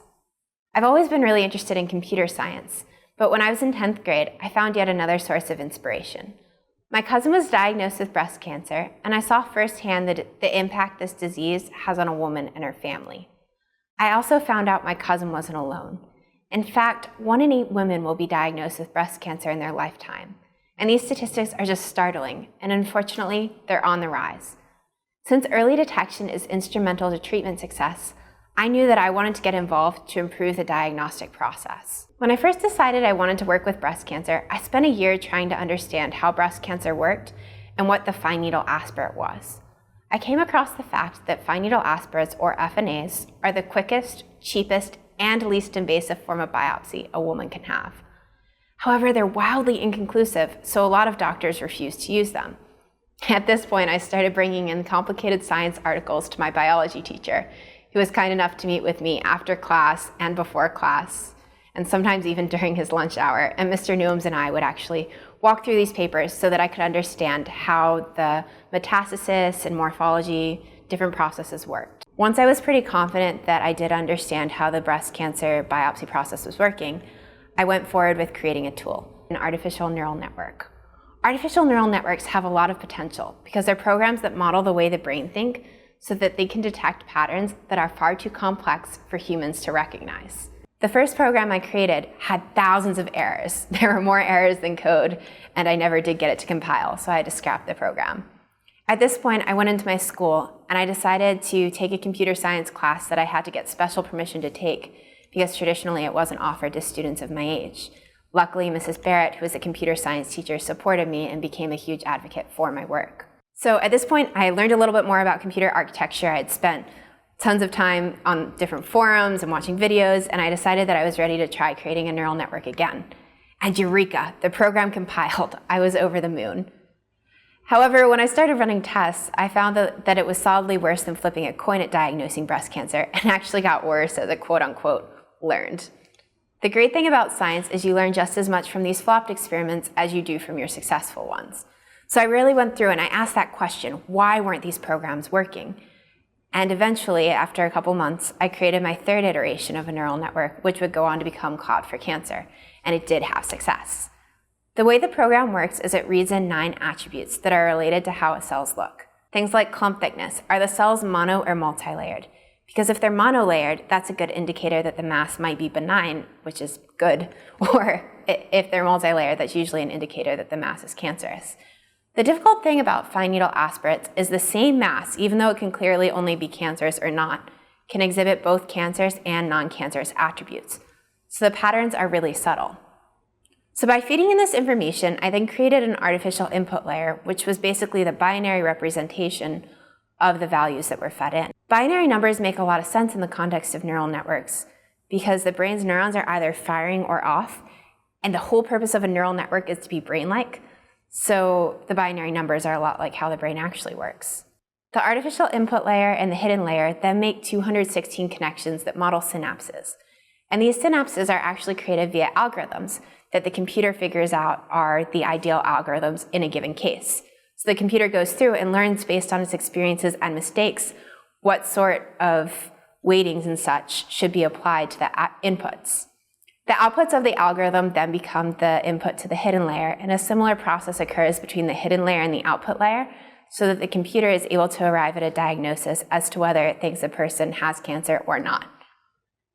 After I started running trials, I had a lot of success. I found that this program was over 99% successful at diagnosing cancer patients.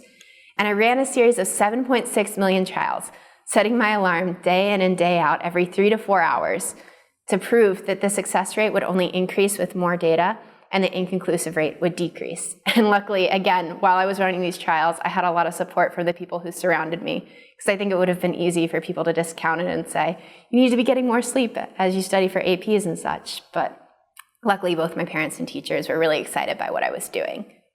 Once I had these results, I was so excited by them that I deployed the network to the cloud, because the cloud is just this incredible elastic entity that can scale to support usage by any hospital in the world. I think the most important thing I learned from this process is that persistence does pay off. And when you have the right people surrounding you, your curiosity really can be unbound and can lead to some pretty exciting breakthroughs. If there's one thing I can ask you as educators to take from my story, it's to encourage your students. When they're curious, give them the tools to really pursue their passions. I know at my school, after I had created this breast cancer neural network, I really wanted to create a network of other students who are passionate about science. And so we were given the facility and the funds to create a science club where we could all come together and talk about the most recent science breakthroughs and talk about our own research. Because we, the young curious minds, are facing a lot of challenges. From finding the cures to cancer, to solving the energy crisis, to unraveling the mysteries behind particle physics, I know that with your support, we have the opportunity to solve these things. Thank you so much.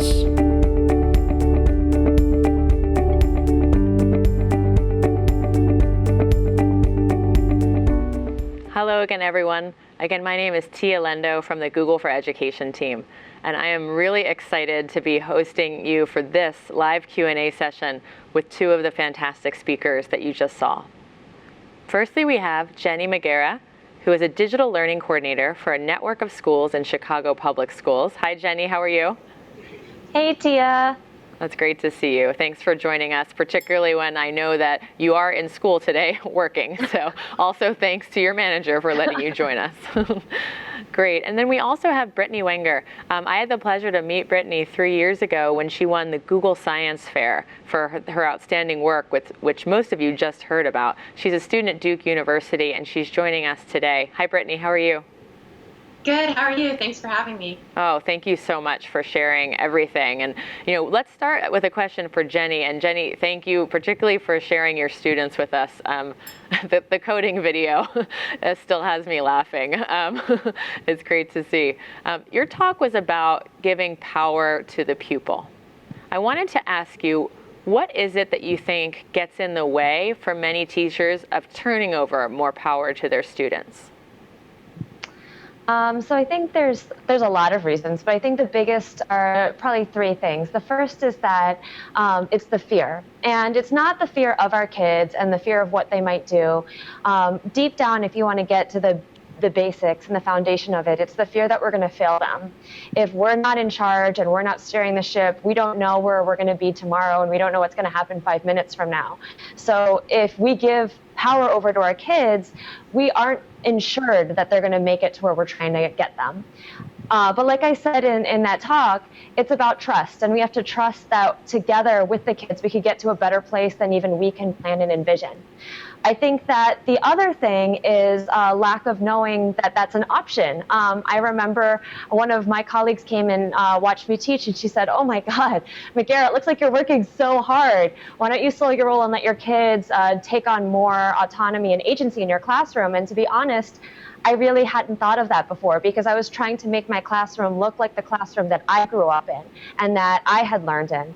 And because we weren't students in a classroom that was so free and allowed for such agency and power, that's not something that we default to. So we need more teachers to be aware of that. And hopefully after these amazing 3 days, teachers are going to go back to their rooms on Monday and know to do that. And the final thing is, again, what I said in that talk, which is not knowing the first step. So after you decide that you're going to trust yourself, take the risk and say, hey, this is a model that I both believe in and can see, it's knowing what's the first step to get there.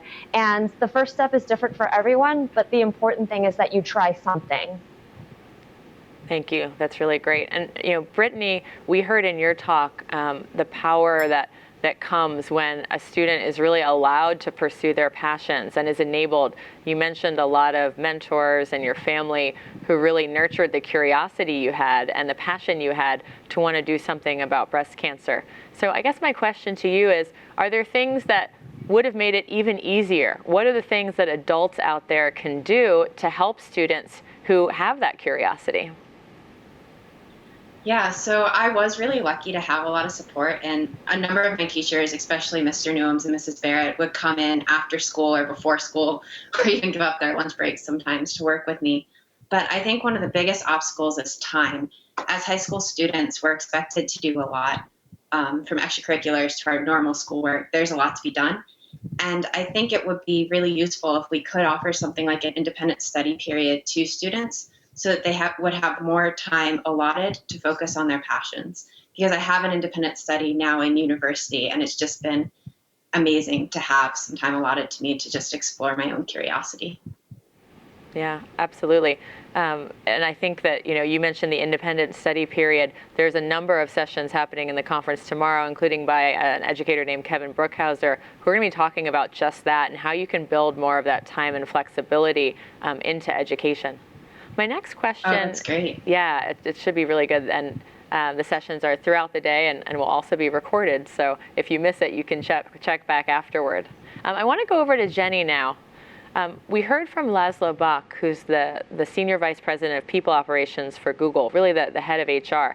And one of the things that he's talked about in his new book, Work Rules, is that you do really need to trust people. In fact, you need to trust the people you manage even more than you're comfortable with. If you're not uncomfortable, then you haven't trusted them enough. So could you speak a little bit about, Jenny, what you think that teachers can do as they maybe make that leap to trust the students more? Perhaps sharing a little bit about what it was that helped you know that it was okay to trust them and give them more agency over their learning. So I think that when you're going to trust somebody, you have to bring them on board and you have to get them to trust you as well. And so when we're trying out new and scary things in the classroom, we can't hold all of that inside. We need to be honest with our kids and say, hey, we're about to go on a new and uncharted territory, on an adventure that, quite frankly, is a little bit scary for me. And so when we started doing these new things in my classroom, I shared that with my kids. I said, I'm not sure where we're going to get, but here's my hope. And here's my dream, and here's why I think it matters. And I asked them what they wanted to do and what their goals were, and I asked them to trust me as well. And I gave them roles throughout our experience and our journey, like for Do Whatever You Want Day or 20% time, to help manage and audit our progress and empowered them to keep me in check as well. And because of that, and because we were all on the same page, and I'd entrusted them and they're entrusting me, it made it feel a lot safer for all of us to get into the sticky space and to take that leap. Thanks. Now let's stay on that similar topic, but talk about the role that parents can play and how educators can work with parents in this area. So let's go to Jenny, and then I'll pose the same question to Brittany.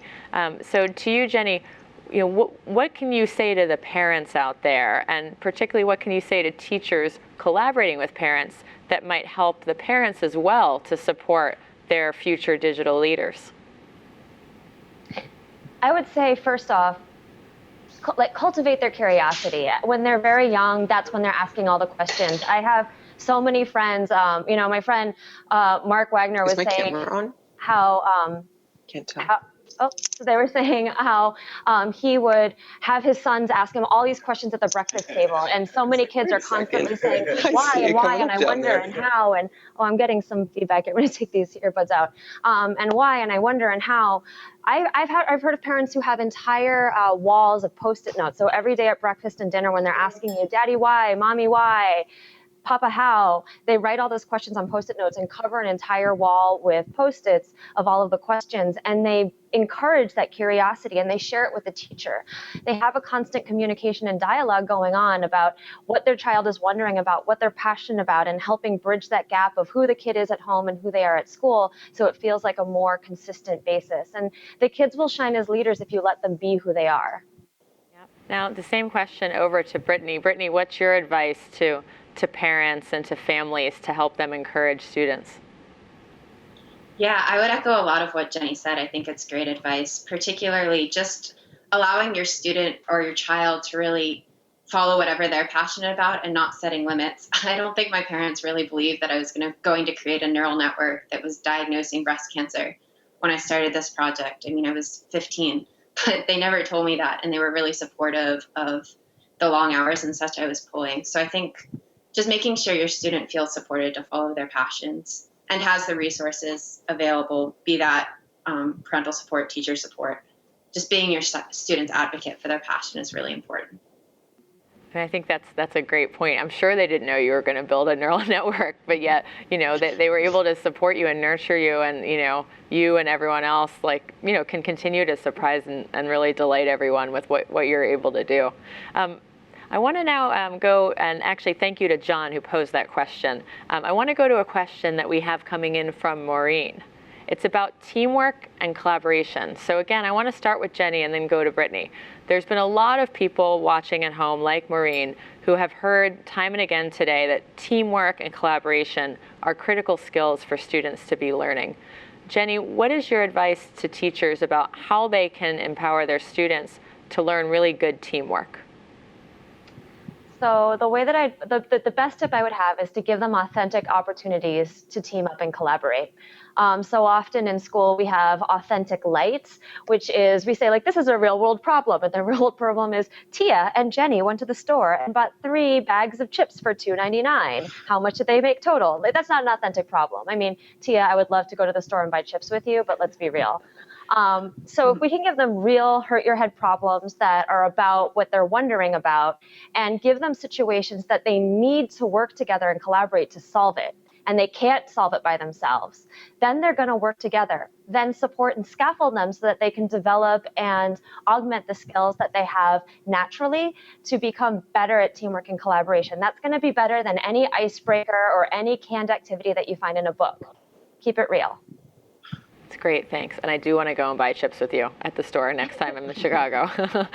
And that is great advice. So for Brittany, can you think back in school to the times where maybe you really had a great experience working with a team? What sort of projects or experiences were they that the teachers allowed you to have?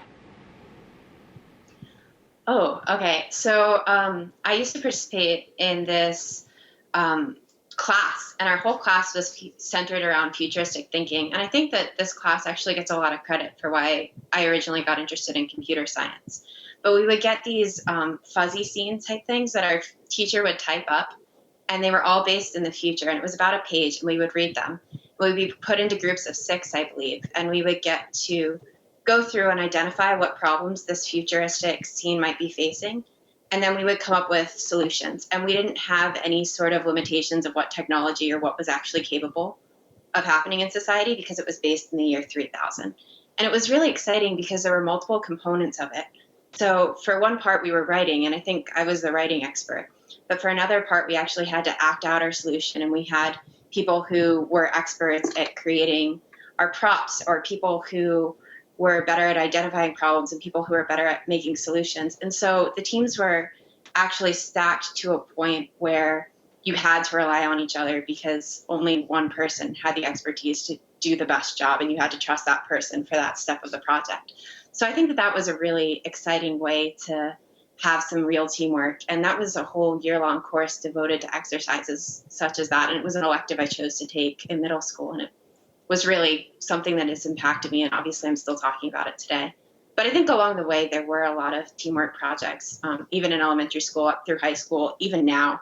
I mean, science is one big teamwork endeavor. We need everybody to make the breakthroughs. But I'm really glad I had that foundation for how to work in a team. Absolutely, it sounds like an amazing class. And to be able to work in those scenarios and really be able to collaborate with a team to solve problems for the future that don't even exist yet. I want to go to Jenny now. One question that we got from a viewer named Ima is not as much about future experiences, but real-world experiences today. And we heard this echoed this morning by a student, Carlos, on the video, who said, why aren't they preparing me for the real world? I need some real-world experiences. Jenny, can you give some examples of perhaps educators you've seen or projects that really have allowed students to really experience the real world in the classroom? So it's like what Brittany was saying. If you can start with the kid's passion, then you can have a lot of ideas. And I think that it's happening everywhere.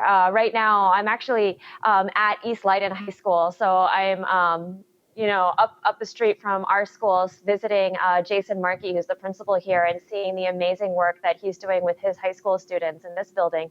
You're going to hear from them later. And they are constantly leading the way. They're the people who are fixing the Chromebooks in this building. They're cooking entire meals for conferences that principals and district and actually national leaders in education are going to.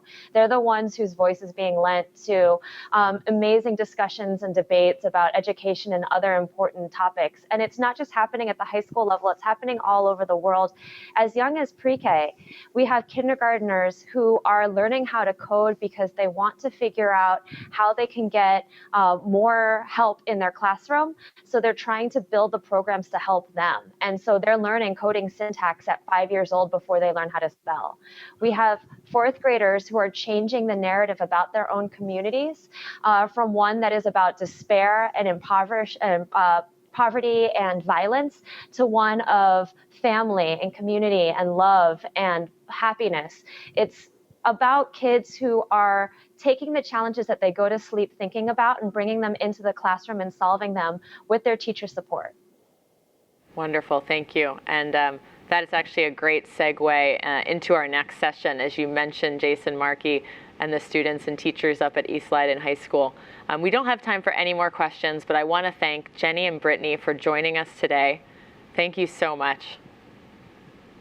Thank you. Thanks for having us. Have a great day and a great weekend. So thanks again to Jenny and Brittany. You heard very many times, both in this conversation now and in many of the keynotes, the pivotal role that technology plays in a lot of what we're talking about in giving students real-world opportunities, chances to build teamwork and collaboration. Whether it's Jenny's students in Chicago using Made with Code to do a coding program and a dance afterward, or whether it's Brittany using Google App Engine to build her neural network, which is helping to diagnose breast cancer. So that's where we're going to turn our focus now. So in a few minutes, we're going to have a panel discussion with 3 fantastic educators from New Jersey, North Carolina, and South Carolina. And they're going to talk about their journeys to transform teaching and learning using technology. Before we join them, you're going to see 2 videos, and that's going to help you to get to know a little bit more about 2 of the communities in which our panel members live and work. You'll see a video about Hillsborough Public Schools in New Jersey, and also Fairfield County School District in South Carolina. Thank you so much. I want to be an electrical engineer when I grow up. I want to be an architect. An artist. An FBI agent. It's a very rural community. Everybody knows everybody. Students are very eager to do great things. A lot of our students don't have internet access at home. About 89% of them can qualify for either free or reduced lunch. We are striving to give them opportunities that they never had before. The moment that I decided to engage with Google occurred about 2 years ago. I went and gathered all of my team members. And I said, guys, I found something that I think could really impact what we want to do. We are fortunate enough that we have both the tablets and the Google Chromebooks in our classrooms. My students work better when they collaborate. This morning I had 18 students writing a story with me, and everybody had a hand in it. We're getting an excellent sense of teamwork. We have provided all of our students 3G access. Since we live so spread apart, we can't really go to each other's houses, so we just get on Hangouts when we need help with homework. I am no longer standing at the front of the classroom giving out a lecture. I'm a facilitator now. I want to put the learning in my students' hands, giving them the tools and allowing them to discover and explore it. When you put a Chromebook in front of a student, you see their whole expression change. They become excited. Last year, we were able to see double-digit gains on our state performance tests. I do attribute a lot of that to the technology. It will get my students to be successful in whatever they choose to be.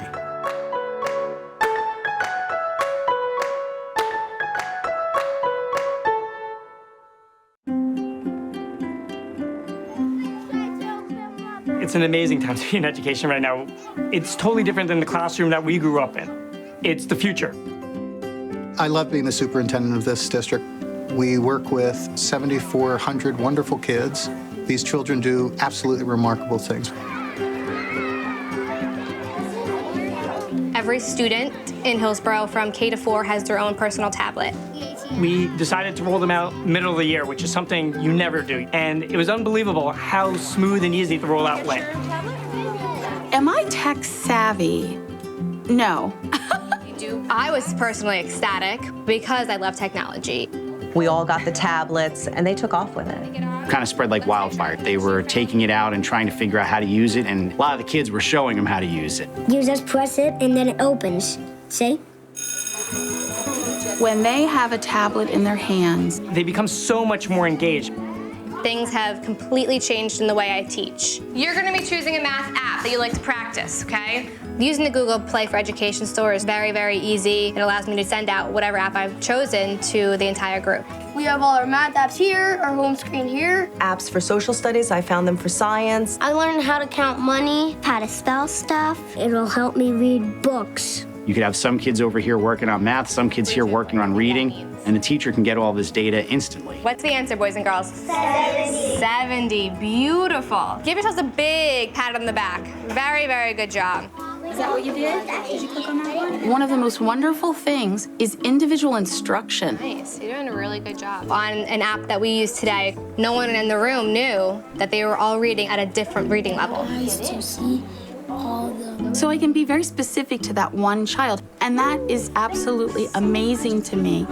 See if you can problem solve it for me. They loved to show me things, and they helped the others that were struggling with it. They became partners in the classroom. Okay, open up your tablets, find it. I know you'll be fine. It's no longer the special lesson. It's the new pencil, it's the new paper, it's the new book. Students will be learning whenever they want, wherever they want, whenever it's convenient for them. It's education everywhere at all times. Which is what a teacher's dream is, so. Some spectacular things can happen in classrooms.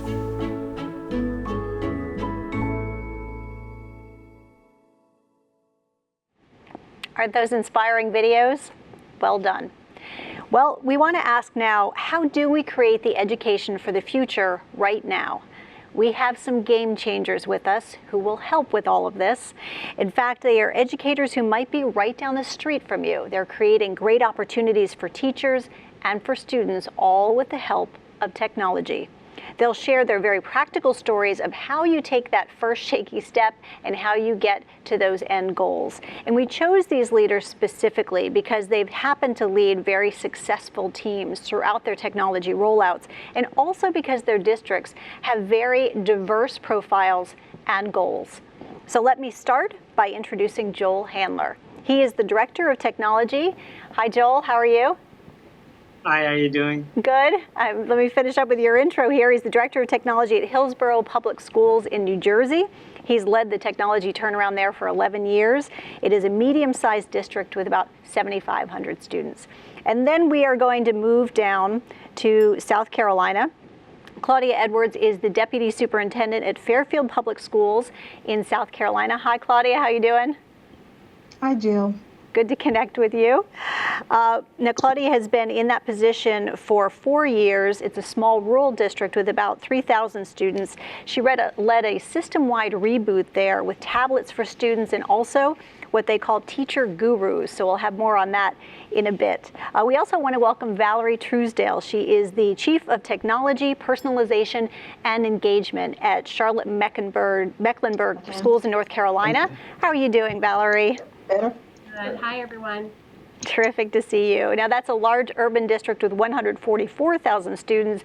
They kicked off a technology overhaul in 2012. You may have noticed these educators make up a small, medium, and large-sized district, so you may see yourself among these, and that may help. We picked them for a purpose. All right, let's start now. And the first question I have, and this is going to go to all of our panelists because I think this is something a lot of our viewers will definitely want to be hearing. But Joel, I'll ask you to start first. Why was it time to make a change and to bring technology into education? Is there a story or a moment you can share? I guess back around 2008, we started seeing there was this kind of divide that students would be coming into school and they would power down, if you will.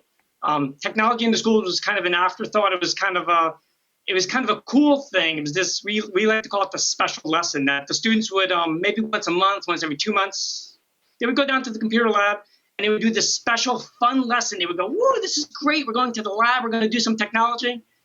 And then after that lesson or the few days of lessons in the lab, they go back to their classroom and forget all about using technology. And we kind of saw that as there was this disconnect because out in the real world, as soon as they left school, they would start to get on their smartphones because smartphones started becoming popular then, and technology at home and using it. And creating this online presence and getting access to digital information but again, outside the school. So we started seeing that it really depended on whose teacher you were, what school you were. We also saw that certain schools had more money from parent groups and so forth, and they would fundraise, so they would have more technology in their schools than others. And we saw this as a problem. And so that, to us, was the catalyst why we had to change the culture to technology changing from something special to being part of the normal culture. And that is so key. That's certainly what we've been hearing throughout the day. Claudia, I'm going to ask you next. I know you've talked about closing that digital divide. Well, I will tell you, back in 2012, our state was transitioning to the Common Core. And we knew as a result of this transition to the Common Core, we needed to start thinking about what device could really help our district and our students have a very seamless transition to the Common Core. And so we felt that by utilizing or obtaining the Google Chromebook, we felt that this single device could really help to not only transform and prepare our students for the transition to online assessments, but also it could as well transform the learning that's taking place in our classrooms. So that for us was the single catalyst that really helped us move forward in making that transition to a more digital environment. Okay. And Valerie, what was your story or moment when you decided to bring technology into education? So we served as a catalyst, a tremendous effort in 2012 when a very large number of citizens and teachers and educators came together to write a very bold strategic plan. Goal 1 of the strategic plan for Charlotte-Mecklenburg schools calls for us to maximize student achievement in a 21st century learning environment for all students to graduate career and college ready.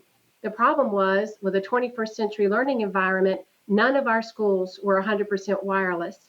We had some pilots in a couple of classrooms scattered all over our 164 schools that serve, we're very honored to serve 145,000 children in Mecklenburg County. So we had some pilots, but we didn't have any school 100% wireless ready to implement technology and digital tools in the classroom so that students could have a 21st century learning environment. It's really an equity issue. So we began to look at building the infrastructure so that when we had the funds to support devices, we would have enough bandwidth and connectivity to be able to do it well.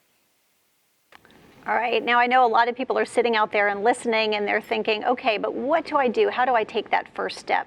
So if you can talk a little bit about what is the first step you took to get started on the journey. Claudia, can you start with that?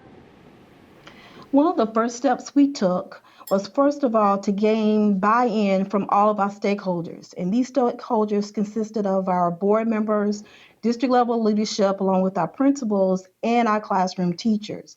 And by developing that level of buy-in, we felt very comfortable with moving toward actually shifting the paradigm, so to speak. We recognized when we decided to embark on this initiative, this digital learning initiative, we knew that many individuals would have somewhat of a little anxiety as it relates to moving toward the cloud. For instance, when we started this journey, we had one particular parent who was very vocal critic. And he, of course, was very accustomed to the traditional PC. And of course, he wanted, because he works in the traditional workplace with the PC, he wanted his son or daughter to have that same experience. But I can tell you now, 3 years later, that this particular parent is one of our strongest supporters of our digital learning initiative. So for any type of huge type of disruption to education, as such, this particular digital learning initiative, I would highly recommend that you start from the top and involve as many stakeholders as possible and get their buy-in, because their buy-in is critical to ensuring that this program is sustainable for years to come. I think Michael Fullen was talking about that earlier. He called them the change leaders, and those are the people you really need to focus on. Valerie, I know you touched on your first steps a little bit in your last answer, but if you can take this one as well, and I know that you talked a lot about the infrastructure was really the first step you took as well. We did. We had really a 3-level approach. One was to build the infrastructure, the access points, making sure we had the connectivity and the bandwidth, and that our teachers had devices. We had not issued laptops to teachers heretofore to make sure they had the tools to do their jobs. That was one parallel track. Working at the same time, we began to develop a group of teachers that would be interested, the early adopters, if you will. Michael Fullen talks about the change agents and identifying those folks. We did that with our personalized learning schools and began to teach our teachers how to cultivate blended learning environments for students and personalize their learning. And at the same time, just as we just heard from Claudia, build community support for the idea of our students being connected to the world, so that when we had the connectivity, which took 2 solid years to build out the infrastructure, that when we were ready to put devices in the hands of students, that we had the foundation to be very successful. All right, thanks, Valerie. And Joel, what was your first step? Yeah, very similar to both Valerie and Claudia, is that we sat down and we said, this is not about the technology. It's a learning initiative. It's a transformative learning initiative. Technology is just a tool as part of that. So we set up 3 goals that we were going to follow in our district. And we said, we want to make sure students can match those 3 goals. And we have them as globalizing the curriculum, asynchronous learning, and then the creation, collaboration, and publication of digital content. So we set those down and said, that's what we want to do. Then we kind of went to all of our stakeholders, and that was very important for us. That we got teachers involved, we got parents, we got principals, administrators, IT staff, we got everyone involved, so that no matter what decisions we made, we knew it was across the board. And some of the things that we looked at were other districts. We kind of went around and we started visiting other districts that were doing either one-to-one or some form of initiatives like this.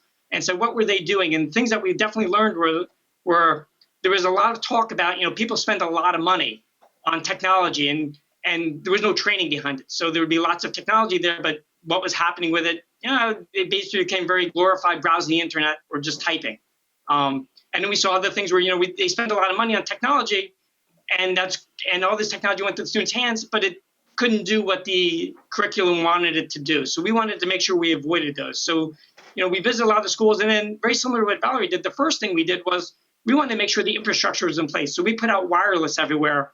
We gave teachers laptops and we put projectors in classrooms. That was our first steps to making sure we can kind of get this initiative off the ground. And this is going to be a little bit of a follow-up question to that first step question, and it is that you all had different approaches to pilot and deployment. So how long did the rollouts take? And Joel, why don't we start with you? So we had on our larger initiative where we looked at in grades 5 through 12 doing one-to-one with Chromebooks for students. We started with a 2-step approach. One was this idea of getting pilots and rolling out pilot programs over several years to see what works. We didn't really know at the time that there was the direction we were going. And then our second step was finding the right mix of teachers and getting staff who were involved. So starting with step 1 or phase 1, I guess, will be, and that was a 4-step process of, first we started with a very small pilot. We looked at 4 classrooms with just different types of tablets in them. And it was really around a very particular math application that met our curriculum needs. And we started with those with one-to-one and said, what were the outcomes we get from that? And we learned some very specific things. We got very clear results from that, especially with positive feedback from the students. We saw organizational skills. We saw some academic improvements. We said, okay, it's definitely worth pursuing. So then the next year we went and we scaled up. We said, let's go 10% across the board, students grades 5 through 12.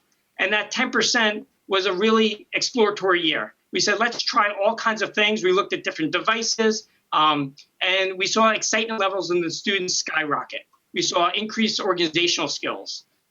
We saw collaborative writing starting to happen. And these were the things that really said, hey, this is a working system. So then the following year, we said, now that we know this is working and this is the direction we want to go with our learning initiative, we said, can we actually scale this? So then next year we looked at, let's go to 20%. Can we sustain the program? Is it something that we can actually do? That's a lot of students. We're talking close to 1,000 students now. Is that something we can do in our district? So we went to, like I said, 20% of our students. And then once we knew that we could sustain the program, we figured out what we needed to do. We went to full 100% of our students in grades 5 through 12, moving forward with the one-to-one initiative. In terms of our staffing, what we did was we didn't pick the most tech savvy staff. We looked for volunteers. We asked for who's interested in trying this piloting program out, as we scaled up over the years. And we looked specifically for teacher leaders, the good teachers that kind of other teachers look to and say, wow, they're really good. They're the kind of teacher I want to be aspired to. And we specifically didn't choose the tech savvy teachers because we knew that if Johnny, who is a tech savvy teacher down the hall, let's say, was really good, everyone looked at him and said, of course, Johnny can do it. Johnny can do anything with technology. We wanted to make sure we had teachers who are the ones who kind of say, I don't know about this technology stuff, but they're really good teachers. And those are the ones we kind of helped, kind of pulled into the program early on. All right, I love that, teacher leaders. And Claudia, I know you focused on that as well in your pilot and deployment. Yes, back in 2012, when we elected to move forward, I literally asked our principals to identify some teachers who were willing to jump off that cliff with me. And then those 30 committed educators, those teachers, members of my own team, committed themselves to come to our district office and actually participate in 30 hours of professional development on a Saturday up front. So prior to us actually deploying the devices into the classrooms, teachers had an opportunity to have some intimate time with the device, with the Google apps, and to really figure out how they in turn wanted to integrate the tools into their classroom settings to help maximize student learning. And I think for us, that was the major game changer in the fact that we now have teachers who felt comfortable with the technology, can in turn look at their lesson plans and determine how they want to integrate these tools into the classrooms. And for example, we had our teachers, those teachers who were now termed Google Chromies, for those teachers who decided to jump off the cliff with me, had t-shirts. And those t-shirts basically stated, "Got Google." And so that level of excitement when the teachers actually wore their t-shirts caused other teachers to ask questions. Well, how can I get a t-shirt? What can I do to help become a part of this Gone Google initiative? And when that level of excitement occurred with the teachers in our classrooms, the teachers then became teachers of the technology and in turn helped supported the classroom teachers in the integration of the technology in their classrooms. And the one thing that I loved throughout this entire process, and it's still occurring today, is that now we have a level of commitment toward this initiative versus a level of compliance. And I say that because now we have teachers who want to do it because they see it's the right thing for our students versus having to be told to do something. And I think that in itself, with this level of commitment, will ensure that this digital learning initiative with the integration of the Google Apps for Education tools will move forward and move our district forward as it relates to the technology integration into the classroom. It's so key what you just said, the commitment over compliance. And the favorite phrase I had was, these Google Chromies jumped off the cliff with me. That was a terrific image there. And Valerie, I know that you started in the middle school. That was how you rolled it out. Can you talk a little bit more about that? We can. So once we started to look for our early adopter schools, we assessed the readiness of our schools based on an application. Any of the 47 schools could apply in the middle grades. And we assessed them on 7 factors of readiness: leadership readiness, teacher readiness, student readiness, technology integration, etc. We had 7 different factors that we developed from the ISTE standards and assessed the application from each of those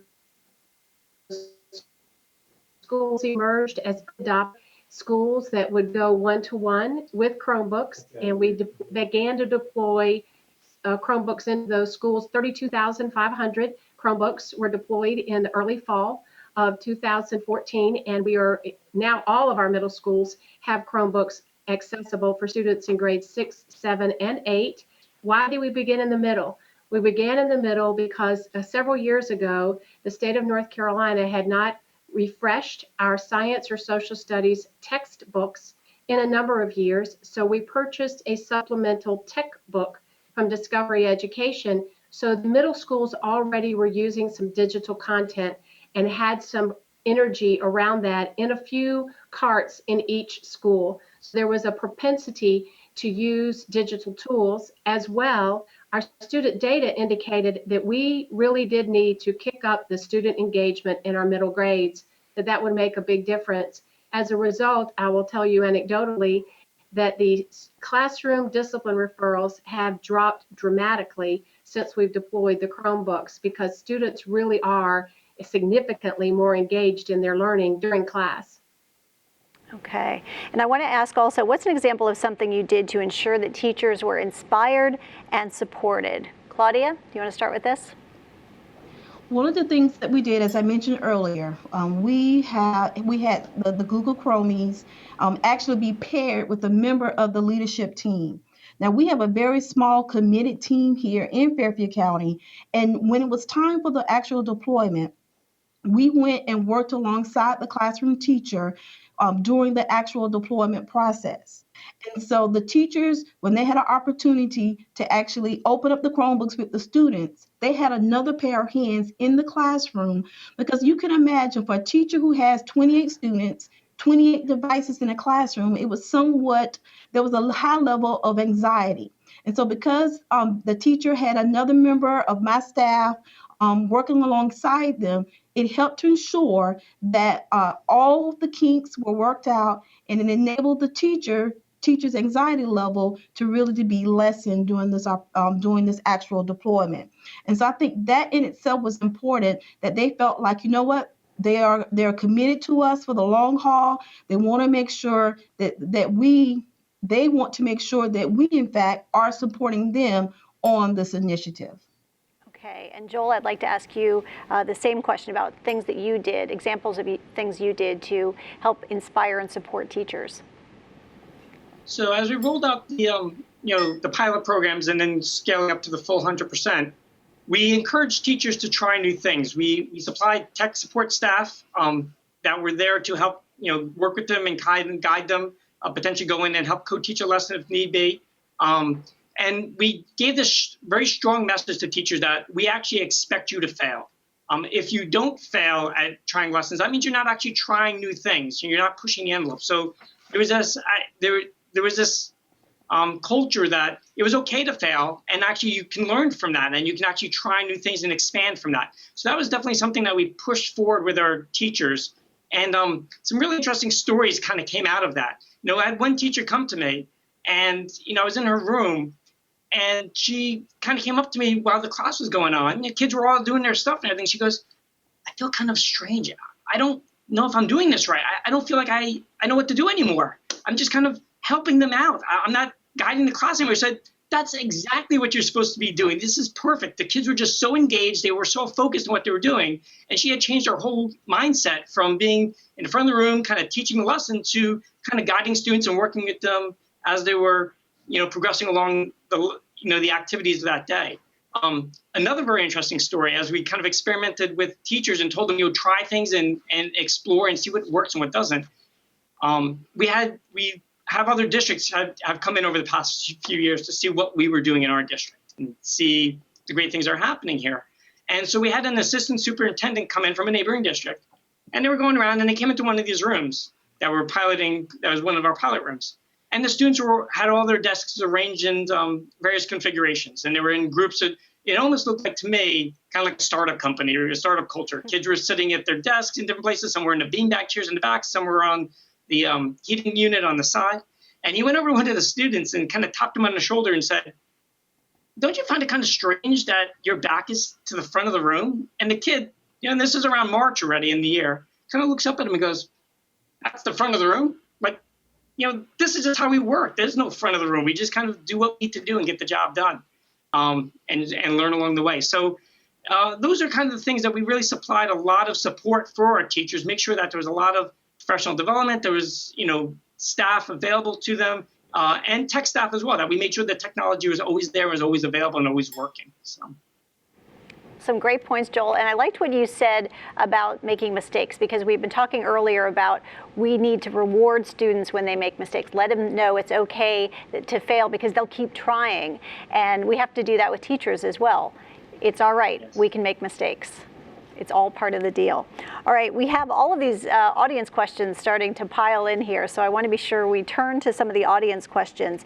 And this is a question for every one of our panel members. I'm going to start with you, Joel. A viewer named Tiffany asks, what have been the biggest challenges?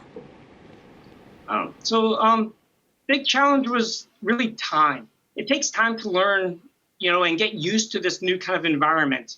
So you got to kind of work with it and allow teachers to kind of explore and find their niche. We like to call them sometimes aha moments. So after several months, all of a sudden something aha clicks, and you start to see a spin on it. We actually had a pilot teacher who was not really in favor of the whole idea of the learning initiative and the one-to-one. And he kind of came aboard because his team was coming aboard and they had to and so forth. But he was playing along and doing it. And it was about a couple months into the year, and the students were working, and he started a lecture at the beginning of class, and the students were going to break and work on some collaborative projects. And so this first 10 minutes or so, he's walking around the room, and the students are there working, and he notices two students have their cursor kind of moving around on the same document. So he kind of goes over to them at the end of the lecture part as they break, and he kind of says, "I'll see you guys after class for detention." And they're like, "What did we do wrong?"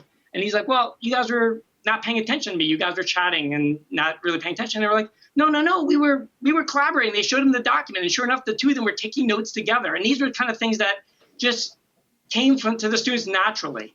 And so it's kind of this giving time to explore and allowing teachers that ability to try new things. And they get these aha moments, and all of a sudden it clicks and things start to change. And it really, that really is kind of the big thing, is that you need the time, you need kind of the energy to keep going and kind of making sure, because after about 4 to 6 months, that's when it kind of flips. I love that story about the two students collaborating. That's great. All right, Valerie, what have been your biggest challenges? So as our teachers have become very engaged, particularly in our early adopter schools, and then moving into our next 2 rounds so that all of our middle school teachers are now engaged, we find that they are engaged in professional learning communities, and they're sharing ideas. So more and more technology is being used in the classroom at a faster pace, where students are now using sometimes more than one student per class. We might have more than 30 devices in a classroom. So we're having to go back in this summer and assess our speed of our system to make sure the infrastructure, once it was first enabled in our classrooms early in the fall, now we're going to go back in the summer to make sure that our infrastructure is keeping up with the usage. As more teachers become excited about this and students are engaged, we're finding a lot more enthusiasm than we had planned for right up front. So when you start to scale something, you have to be ready for it to take off. All right, and Claudia, what about you? What are the biggest challenges down there in Fairfield? Well, as I mentioned earlier, those teachers who decided to jump off the cliff with me are now considered they went from a Google Chromie to many of them now have exceeded our expectations and now are considered Google gurus. And so, of course, because of that, we now have teachers who are at a higher level or at the advanced level. We have some at the intermediate level, and we have some that are at the beginning level. So one of the biggest challenges is to basically try to maintain or to meet the demand of the varied needs that our teachers have as it relates to the integration of the technology, being able to integrate the Chromebooks into the curriculum effectively, and just simply meeting that demand. Because as a small district, while we have a great deal, a lot of resources, it still becomes somewhat challenging with the ever-changing demands of technology, is to make sure that our teachers remain very sharp and make sure that whatever they're doing in the classroom always is very, very student-centered and very authentic. So that's definitely one of the challenges, is just making sure that our teachers are prepared as it relates to integrating the technology into their classrooms based upon their needs. Certainly important points to make. Our next question is for both Joel and Valerie from 2 viewers, Jillian and Gary. Jillian and Gary commented that countries and schools have varying commitments to education in terms of budget. How can schools afford to provide a 21st century learning experience on a very tight budget? I guess I'll go first. Start with that one. We found that you have to look at all aspects of the budget. You can look at instructional materials, the textbook dollars. You look at professional development dollars. You look at hardware and equipment. One of the things that we did was we suspended the refresh cycle for administrative computers for a couple of years until we get our students on devices. And you just have to look across the entire enterprise and consider every aspect of business, as well as invite your community partners and business partners and your funding partners, whether that be county council or whomever, to really join together in this digital learning conversion. We've worked very hard in the state of North Carolina to develop a learning plan for the state, and our Friday Institute at North Carolina State University leads that effort. So we've been working really hard to make sure that they're informed about the digital learning conversion in Charlotte-Mecklenburg schools. They've come here and visited for several days in our classroom, and we're using that type of information to craft state policy to create permission for us to innovate in our classrooms at a much higher level. All right, and Joel, you want to take that one? Yeah, very similar. Budgets are very tight in the district here, and as well as across the whole nation. And we looked at, where are we spending money? Where are areas that we can kind of save? We looked at trying to shift a lot of our curriculum resources towards digital resources now, digital curriculum resources, rather than the traditional, textbooks that we purchased. So now we try to get a lot of stuff digitally online. We looked at cost savings measures in terms of building the budget. The other thing that we looked at with our budget was technology used to be, big expenditure this year, buy lots of computers, and then wait 3-4 years, and then we're going to do that again. And as time went on, when you went to that 4th or 5th year, it became very difficult to swallow, because all of a sudden, where are we going to get that extra, $1 million for this payment? So what we did was we started looking at leasing and paying for technology as a flat line item. So what we've done in our district here is we've kind of flatlined the technology budget in that it's a yearly payment that is predictable. It's what it is, what it's going to be next year. And so this way it makes it much more palatable and much more, I think I used the word predictable already, but again, predictable. So what your expenses are, and you don't get those kind of spikes out of nowhere. We'll give you a hall pass. You can use the same word twice. All right, I have a question now for Claudia and then Joel. So Claudia, why don't you start with the answer? Sean and Paula had similar questions. Sean notes, I often come across students that are not fluid leaders. I want opportunities to help students improve literacy skills. How can technology help to close those achievement gaps? Really good question. I think the technology, in using the technology, the students really become very empowered, very engaged with their learning.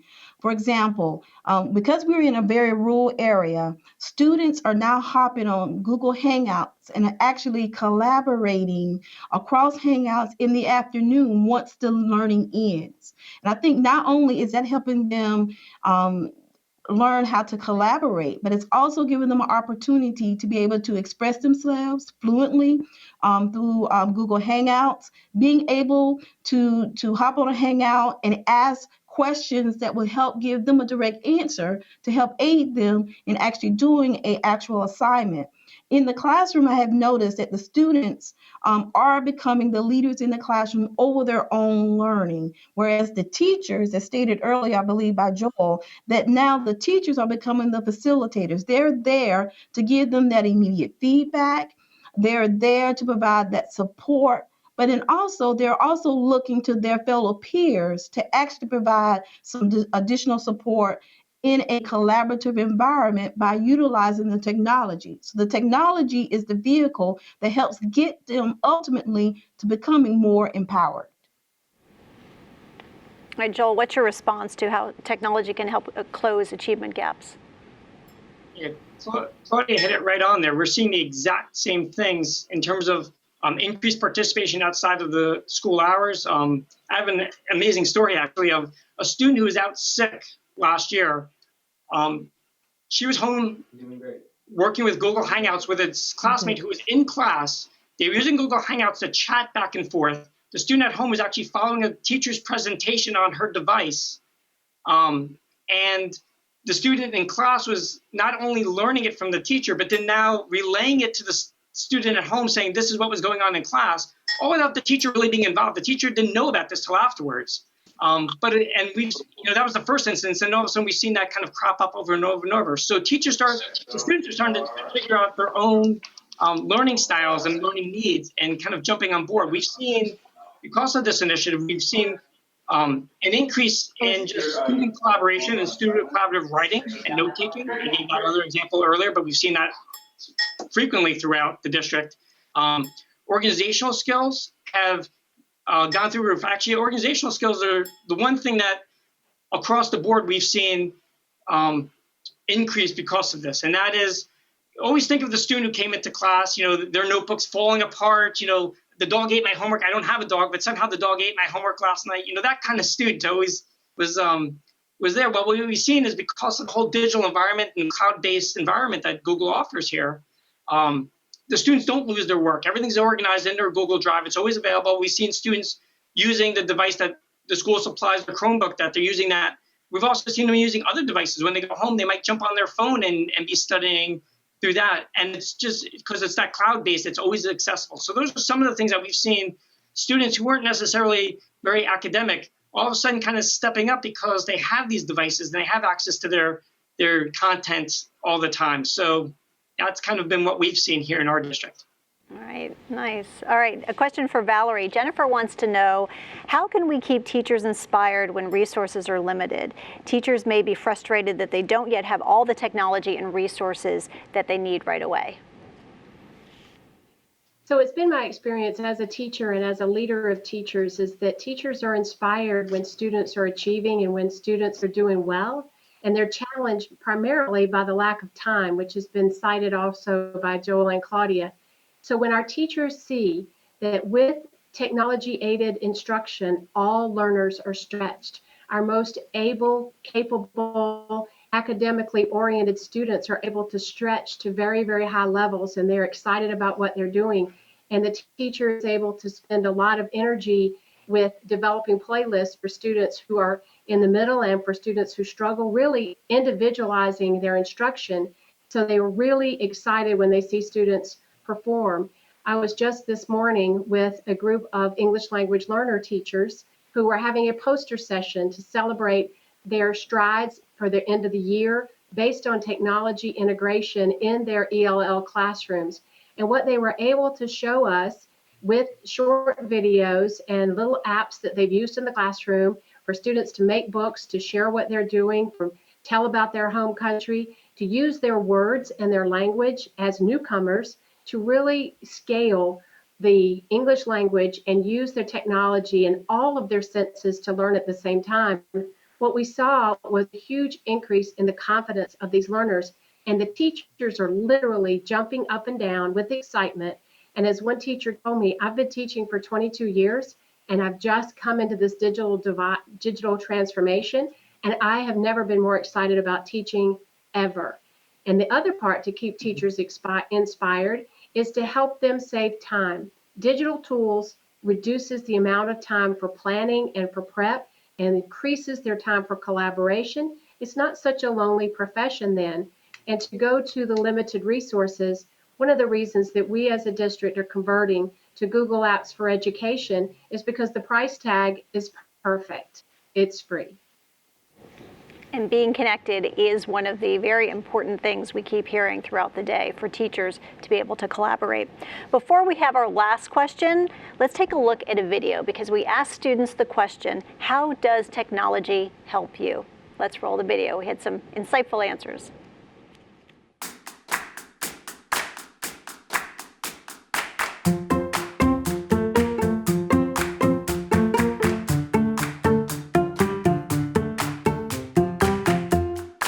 Technology and the internet help us learn by doing fun games and going on websites if we don't know the answer to something and the teacher lets us look it up.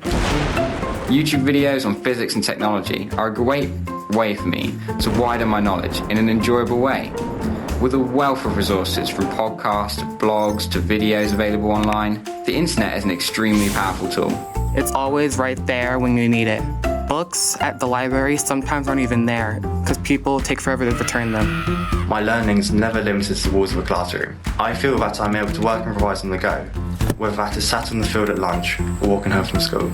Technology helps me because I can learn different things that my high school may not offer me, like Korean, which I am learning on my own thanks to my computer, because I find classes and online notes that help me understand the language better.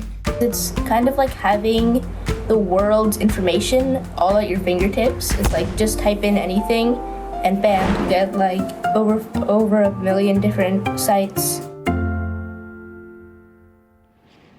Didn't they have some good responses? All right, for our last question, what has been the impact for students? Claudia, do you want to start with this one? Student ownership has been the biggest impact, I will tell you. The students are excited.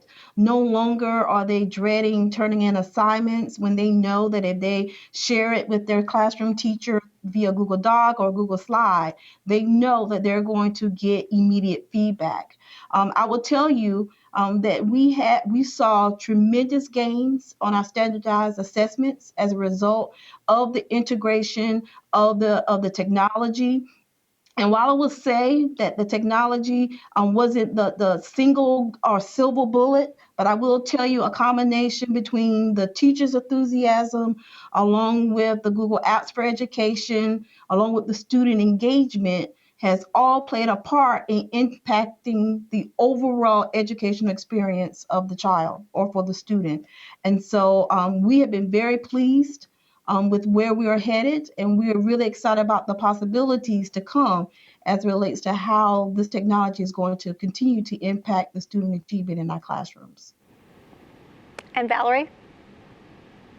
So we have three major goals of our digital learning conversion. One is to increase student engagement in the classroom, and as I mentioned, we're seeing the metrics on student behavior. That's our proxy for student engagement, because that's what we have at the moment we can look at. And our student discipline inside the classroom has come down dramatically in our middle grades. The second major goal that we have is to extend learning beyond the school day. And we have usage reports from different tools that we use, such as Dreambox and Reading A to Z and Compass Learning, that indicate that students who use these tools on a regular basis, their National Norm Reference Test scores, we use MAP by NWEA, that their fall to winter scores have shown dramatic increase in those students' ability in reading and math. And so it's a very promising practice, although it's young in the school year. We don't have our state test yet that we're getting in the next couple of days. But the third major goal we have is on that student achievement. So we'll be watching to see how it happens. But the most important thing that we're seeing right now is that students are verbalizing what a difference it's making to them. A sixth grader told me recently when I said to him, so what's different now that you have a Chromebook to use at school? And he said to me, I get to be curious anytime I want. I love that response. All right, Joel, what about you? What has been the impact for students? I love that comment right there, that they get to be curious anytime they want. But that's just right on the money, because that's exactly what we're seeing, as well as that, excitement levels in the students have just increased dramatically in school. They're much more engaged. They're more focused. It's exciting to see as we walk through our halls and we talk with students and we see what's going on. You see them engaged, and not only that, you don't see them with the devices all the time. You go into classrooms and you see there's three students sitting there, and one may have their Chromebook open, two may have their Chromebook open, but all three are working together. And it's really interesting to see how they kind of use it as they need to, and they don't think anything of it anymore, which is quite exciting to see. It's part of our normal culture now that technology is just infused, just like it is in the workplace. You walk down the hall in most workplaces, people will be using laptops to go into a meeting. They may close them, they may open them, they take out their phone and make a note. And that just seems to be the commonality here in Hillsborough, that it's just part of the normal learning environment. So that's really kind of what we're seeing. And our big focus is now moving forward is we want to really kind of stretch our technology goals, especially with the idea of globalizing the curriculum. And we're starting to bring in, other resources. It's great to see. We just had a very exciting project with another district where students in an algebra, I believe it was algebra, or it might have been geometry, they were working on geometry projects with the students from another district through Hangouts. And this was just something, math very traditionally has been, it's not a very tech engaged curriculum. Yet here we had students using the technology as part of their class to kind of collaborate remotely with other students to solve problems. So. Your responses to that question, all of your responses, is the perfect segue to our next panel, which starts in about 5 minutes. We're going to be hearing from 3 schools on their approaches to empowering students. And as a reminder, there are a number of sessions tomorrow on how to plan and lead successful technology rollouts in your schools, similar to what we just heard during this panel. And I want to take a moment to thank our speakers, because there's a lot to think about. You certainly left some things here where people can pick up and start initiating these rollouts on Monday, which is really exactly what we wanted to do, give those practical innovation tips. So I want to thank Joel Handler, Claudia Edwards, and Valerie Truesdale for your time and all your insights today.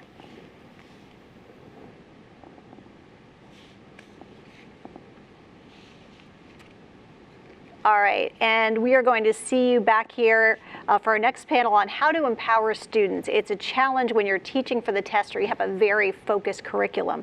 There are ways starting on Monday that you can make a difference. That is just ahead. Stay with us.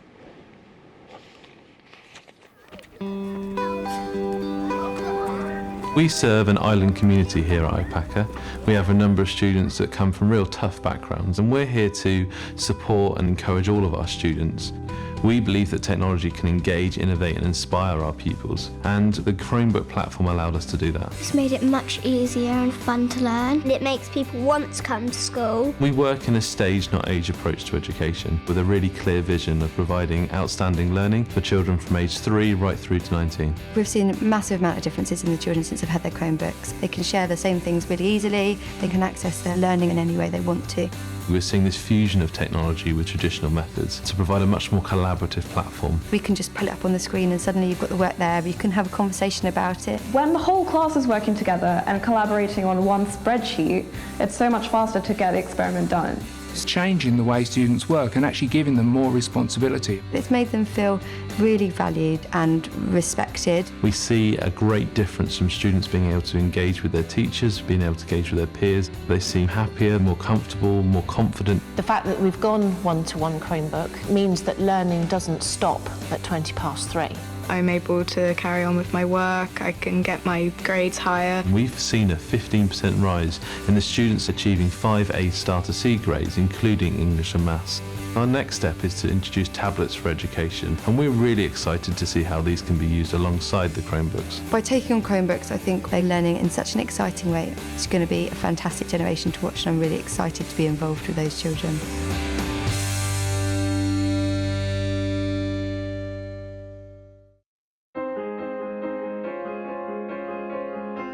I would describe Point England as a community more than the traditional school concept. This community is a community of diversity with mostly Pacifica and Māori people. Our kids start school with an academic performance age of 3 years when they're 5.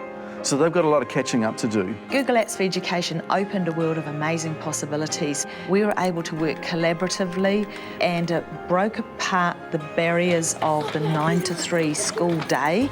We're using Chromebooks in our classrooms. We love the way that when the children sign in, they're straight into their Google Apps account and they just start learning. So I think it bridges that gap between making it, this is only what happens at school, like it was in our day. It becomes part of lifestyle rather than something you do and then you stop doing.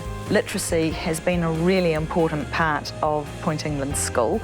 Google Docs has been a great enabler for them, being able to collaborate with their peers, with teachers, with adults, and we are seeing not only engagement but actual literacy outcomes improve.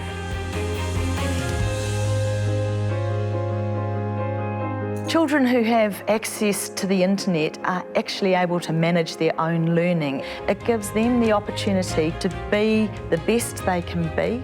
It's so wonderful to see parents coming in to learn what their children are doing at school, to learn with their children and about their children. In Māori, we would say this is about whānaungatanga. It's about all of the family and all of the community.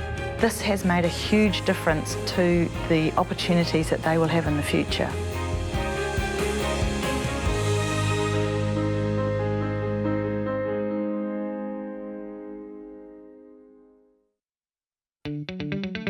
The hearts, the minds, the souls of 1 billion children await us.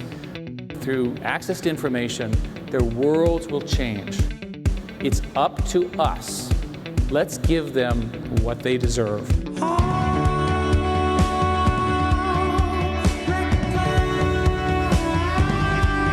It's an amazing time to be in education right now. It's totally different than the classroom that we grew up in. We have all our math apps here, our home screen here. You just press it and then it opens. See? Being able to collaborate with their peers, with teachers, with adults, and we are seeing not only engagement but actual literacy outcomes improve.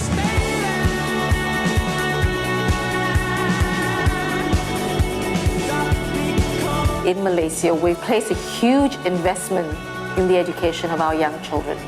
We're providing 4G connectivity to all schools across the country.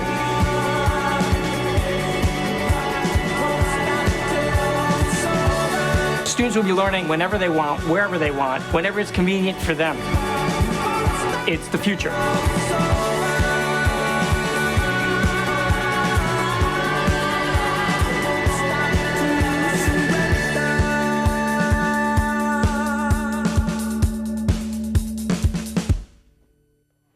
This is a list of things that were recently created. A presentation to a city council that made the town add more streetlights for safety.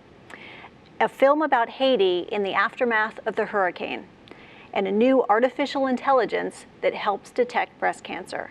What do all of these things have in common? They were all created by kids ages 11 to 15. These were students who were given the encouragement to ask questions, to investigate, and students who were given access to the technology that they needed. Today we're joined by educators who have a laser focus on empowering students. They have a range of perspectives. So whether you are a principal, a dean, a director of IT, a teacher, a student, or a parent, we all play a role in creating empowerment for these students and for these lifelong learners. We'll be joined by many of our panelist students as well, so that will add a new, fresh perspective in there as well. Let me introduce our panel. In Illinois, we're heading out to Illinois to say hello to Jason Markey. Jason, hello. Good afternoon. And you're joined by student Hello. Samantha, I believe. Hi. Hi, Samantha. Now, Jason is the principal at East Leiden High School in Illinois. They put kids to work there. If your computer crashes, it's pretty likely that one of the students will be showing up to fix it. And Jason is also pushing the web as a social connector. We are heading out now to California. We're all over the map today. Also joining us, we have award-winning journalism teacher Esther Wojcicki at Palo Alto High School in California. It's great to have you here. Esther? It's very exciting to be here, and thank you so much for including us. And I believe you have Claire with you there? Yes, this is my student Claire. Hello, Claire. Nice to have you with us. And a little bit more about Esther. She is the founder of a media program that Claire is part of, based on project-based learning and also student leadership and independence. Esther has been a Google education leader since its inception. She is a chair of PBS Learning Matters and is the chair of the Board of Creative Commons. She is definitely very busy. All right, now we're also heading out in California, but moving to San Diego. Melissa Agudela, she's the Dean of Students at High Tech High Media Arts. Melissa, great to have you on board. Thanks for having us. And I believe, is that Max joining you? Yes, it is. Hello, Max. Thanks for stepping in here.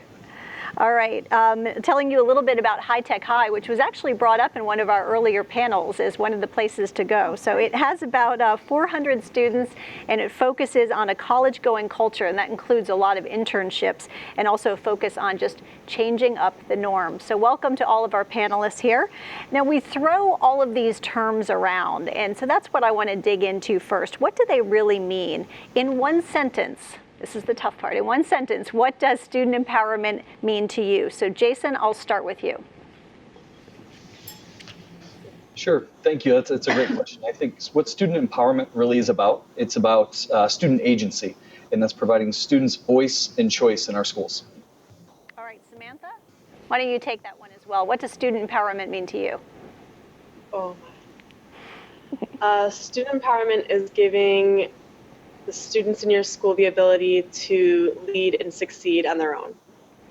All right, I like that. Esther and Claire, why don't you try it? So student empowerment for me means giving most of the control to the student. And I am just on the side. I think student empowerment is helping young people learn not only technical skills, but learning how to think and stretch boundaries and make changes for the future when they are no longer students. Okay, and Melissa and Max? I would say that student empowerment to me means readjusting the way we look at what students are capable of doing. I'd say that it's trusting them, because as the most important stakeholders in the building, they do know what's most important.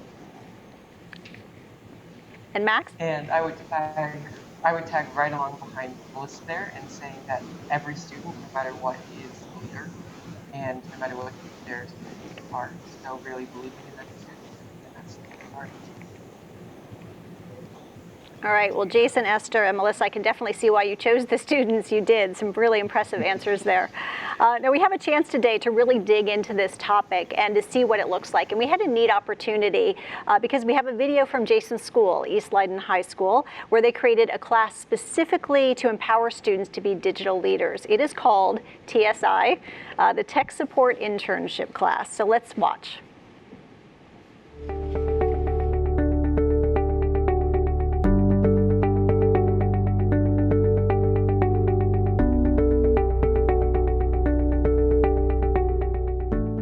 Hi, my name is Jason Markey, principal here at East Leiden High School. Welcome to Tech Support Internship Class. We call it TSI for short. This is where all the Level 1 tech support for both students and staff takes place here at Leiden. Now I'd like to introduce you to Lauren Martiri, one of our teachers. Hi, I'm Lauren Martiri, one of the TSI instructors, and this is our front desk area. Derek, one of our TSI interns, is going to talk to you about what we do at our customer service desk. Hi, this is the customer service desk. Here we greet anybody that comes in and take all their information down. Students come in with problems like forgotten Chromebooks or uncharged. For those students, we give them loaner Chromebooks for the day. Teachers also come in with problems like projector issues or speaker issues, in which the front desk person will assign another student in the class to go and help that teacher with their problem. Now Maria will talk to us about repairs. Our first priority is to support a student and their Chromebooks. Sometimes devices get broken or damaged by students, so we must do a variety of repairs, like cracked screen, removing charging port, or motherboard issues. To do that, we must determine which part is not functioning. We do that by using the tester Chromebook parts. We also do side projects related to Chromebooks. Right now, we are in the middle of a 3-week project where we have to replace 14 screws on each Chromebook. Now, Chris is going to talk to you about our pathways. When students are not working on or repairing Chromebooks, they get to choose independent projects called pathways. An example could be 3D printer experimentation, where they get to decide the dimensions and actually print 3D objects. There's also more diverse projects like creating a quad monitor, which a student did, computer building. There's also web design, where a TSI student actually created the TSI website. There's coding, where, as you can see, this is Code Academy, which we use. And more computer building, where the students are actually experimenting overclocking it right now. Then there's video game design, where Unity is open right here. Then there's also green screen experimentation. As a TSI instructor, my goal is to support and help the students while they're doing their Chromebook repairs or working on individual pathways. I hope you enjoyed your time in TSI. Thanks!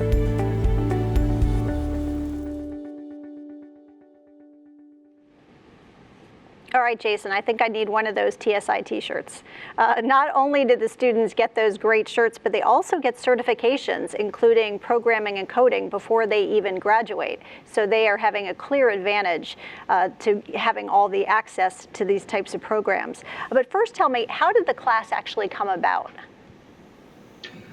That's a great question. So when we were first deciding to go one-to-one, we knew a primary challenge was going to be supporting 3,500 additional devices in our district that were going to be going to our students. So we knew we were going to have to commit a lot of our resources to supporting the technology, but we wanted to balance that with really supporting the learning side. So there was a tension there between our resources going to technology and learning. So what we decided, and we kind of stumbled upon by doing some research, was some other schools that were doing tech support. But we didn't want the students just to provide tech support. We wanted it to be a true, authentic learning opportunity for them as well, just beyond the actual support. So that's why we developed an entire curriculum that's completely project-based and built around the students' interests and passions. So the students decide what their pathway is going to be, and if they don't like one of the predetermined pathways, then they choose another one, and then they basically just kind of pitch it to the teacher, and the teacher organizes and designs the best way to facilitate that process. And we knew when this was happening, one of our biggest challenges was going to be, how does the tech department work with the students? And that's actually been one of the greatest benefits of this. The tech department actually designed the entire curriculum along with our teachers that teach the class. So it's been a great partnership, and an outgrowth of this has been that our technicians have actually worked with our students a great deal, which would have never happened before. Additionally, one of the biggest challenges is the busiest day of the year likely in TSI is going to be the first day of school. So we had to do a lot of thinking around how are we going to be prepared for the first day of school when the students haven't even had the class yet to handle all of the questions they're going to get. So the students actually attend a 2-day boot camp in the summer where we continue to work with our technicians, our teachers, and they build up all of the skills that are going to be needed for the first day before the school year even starts. All right, the next question I'm going to have is what has been the impact? And if you can answer it, Jason, and then Samantha, if you can answer as well from the student perspective. Sure. So I think that the impact has been great. First of all, it's been one of our best examples of the type of learning we want to see more of. When we talk about student agency and empowering our students, that's exactly what this is. They're solving authentic, real problems that face our school and allowing our teachers to continue instruction and our students to continue learning when they run into problems. So we continue to see that over and over. And really the other interesting impact has been that we continue to have iterations of the course as it's going on, based on input from our students and inputs from our advisory council, which is which is filled by members of the local industry and the technology industry that come in a few times a year and give us feedback. One of the innovations there has been that our students actually designed a solution to a problem. We had students transferring in the middle of the year, and those transfer students didn't know what they were doing in our one-to-one environment, right? They were just handed a Chromebook, a Google Apps account, and we expected them to pick up and kind of just run, and they didn't have all of the training that all of our other students did. So our students actually in TSI designed an orientation program that the transfer students go to when they first start here at Leiden. And Sammy's been one of the students that has facilitated that program. And Samantha, what would you say has been the impact for students? I've had a huge impact, especially with myself. I never thought I would really get into technology. I took TSI just to kind of try something new and see everything that was going on within the school. I really wanted to be involved with it, and I learned so much. I would never thought I'd be able to troubleshoot a computer in my life. I never thought that I would learn so much within 1 year of just taking this course. And because of that, just the other day, I had one of my friends have a problem with her LMS. And she's tweeting and she's posting, hey, I need someone to help me. How do I get back on this? It's not working. So one of my friends tagged me in the post. So I FaceTimed her, we talked about it, and I actually helped her while she was at home at 11 o'clock at night while she's trying to do her homework, get onto her system and actually be able to do her homework because I knew what to do.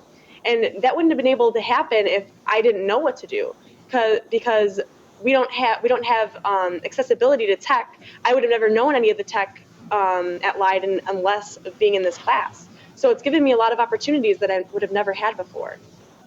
Oh, nicely done, Samantha.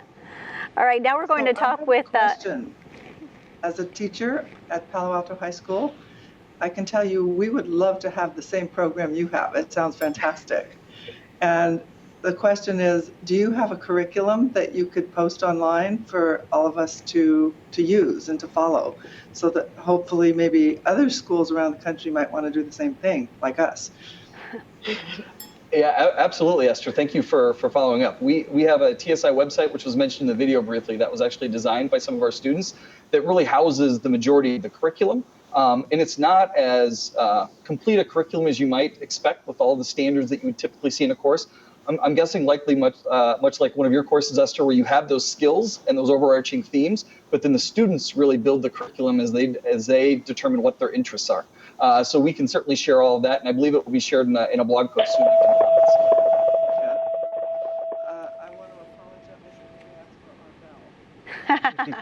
Well, you are at work. Things like that can happen. That's okay. And Esther, this is a perfect segue into you now. So Esther at Palo Alto High School, a real journalistic learning community that you created there. Esther is a real role model for empowering students. What started as a program with 19 students now has a whopping 600 students. It is the most popular course at the high school. And if you have a chance to check out one of their publications, I strongly encourage you to do so. They are award winners for a reason. So Esther, let's talk first about how did all of this get started? Well, it all got started in 1984 when I was hired here at Palo Alto High School, and there were those 19 students that you mentioned, and the program was on a typewriter. I had all my students just typing up the stories, and then they would cut them out with X-Acto knives and then paste them on a pasteboard with wax. And I thought this was a pretty laborious process. It wasn't particularly effective. And so one day I just happened to be in Los Altos and I saw this strange machine in the store, and it was one of its first of its kind, at least, that I ever saw. It was a Mac. And I couldn't stop playing with it. And so I decided, since the price tag was so high, it was like about $5,000, and I couldn't afford it, and that was $5,000 in 1984 terms. I decided instead I would apply for a grant to the state of California and just let's see if they would give it to me. Everybody told me no, but I thought I'd try it anyway. And I lucked out and got the grant, and the computers all showed up in the back of my room. I had like 7 or 8 of them. I can't remember the exact number. And the problem was I didn't know how to use them. I had no clue. I didn't even know how to open anything. I didn't even know what networking was. So I decided, I had to take a big risk here. And I admitted to my students I didn't know a thing about what I was doing, and could they help? And that was actually the beginning, because they loved it. It was like super exciting, and everybody helped. First of all, open it, figure out how to work it, set them up. And then we actually had to network them. We had to redesign the software. I got a donation for some kind of software. And then I realized at that point the power of collaborative learning. My God, my students were doing more than I was, and they knew a lot more than I did at that point. So that was the beginning, actually, of how the whole program started for me. And it's continued today with the same philosophy, where the students have a lot of power and control, which is part of the reason that I feel it's a very important part of empowering kids. If I'm in control all the time, then all I'm doing is practicing my skills. But if they're in control, they actually practice the kind of skills that they're going to need for the 21st century. So sitting right next to me is an example. This is Claire. Hi. And maybe she could tell you a little bit about your experience. Yes, and I want to get to Claire and ask a couple questions. I had one more question for you, Esther, and that was, what were the biggest challenges? What have been the biggest challenges? Oh, the biggest challenges. There were a lot of challenges. First of all, the school district saw the computers as a phase, a fad, and that they thought it would pass, and that what I was doing was just a temporary thing, and that I needed to get back to the books and start doing, education the way they had. The second big challenge for me was that my kids were not all sitting in rows, and they were actually collaborating, interacting. So I got into a lot of trouble for that, because when an administrator came into the classroom, they were like, what are those kids doing? Oh my God, they're all talking to each other.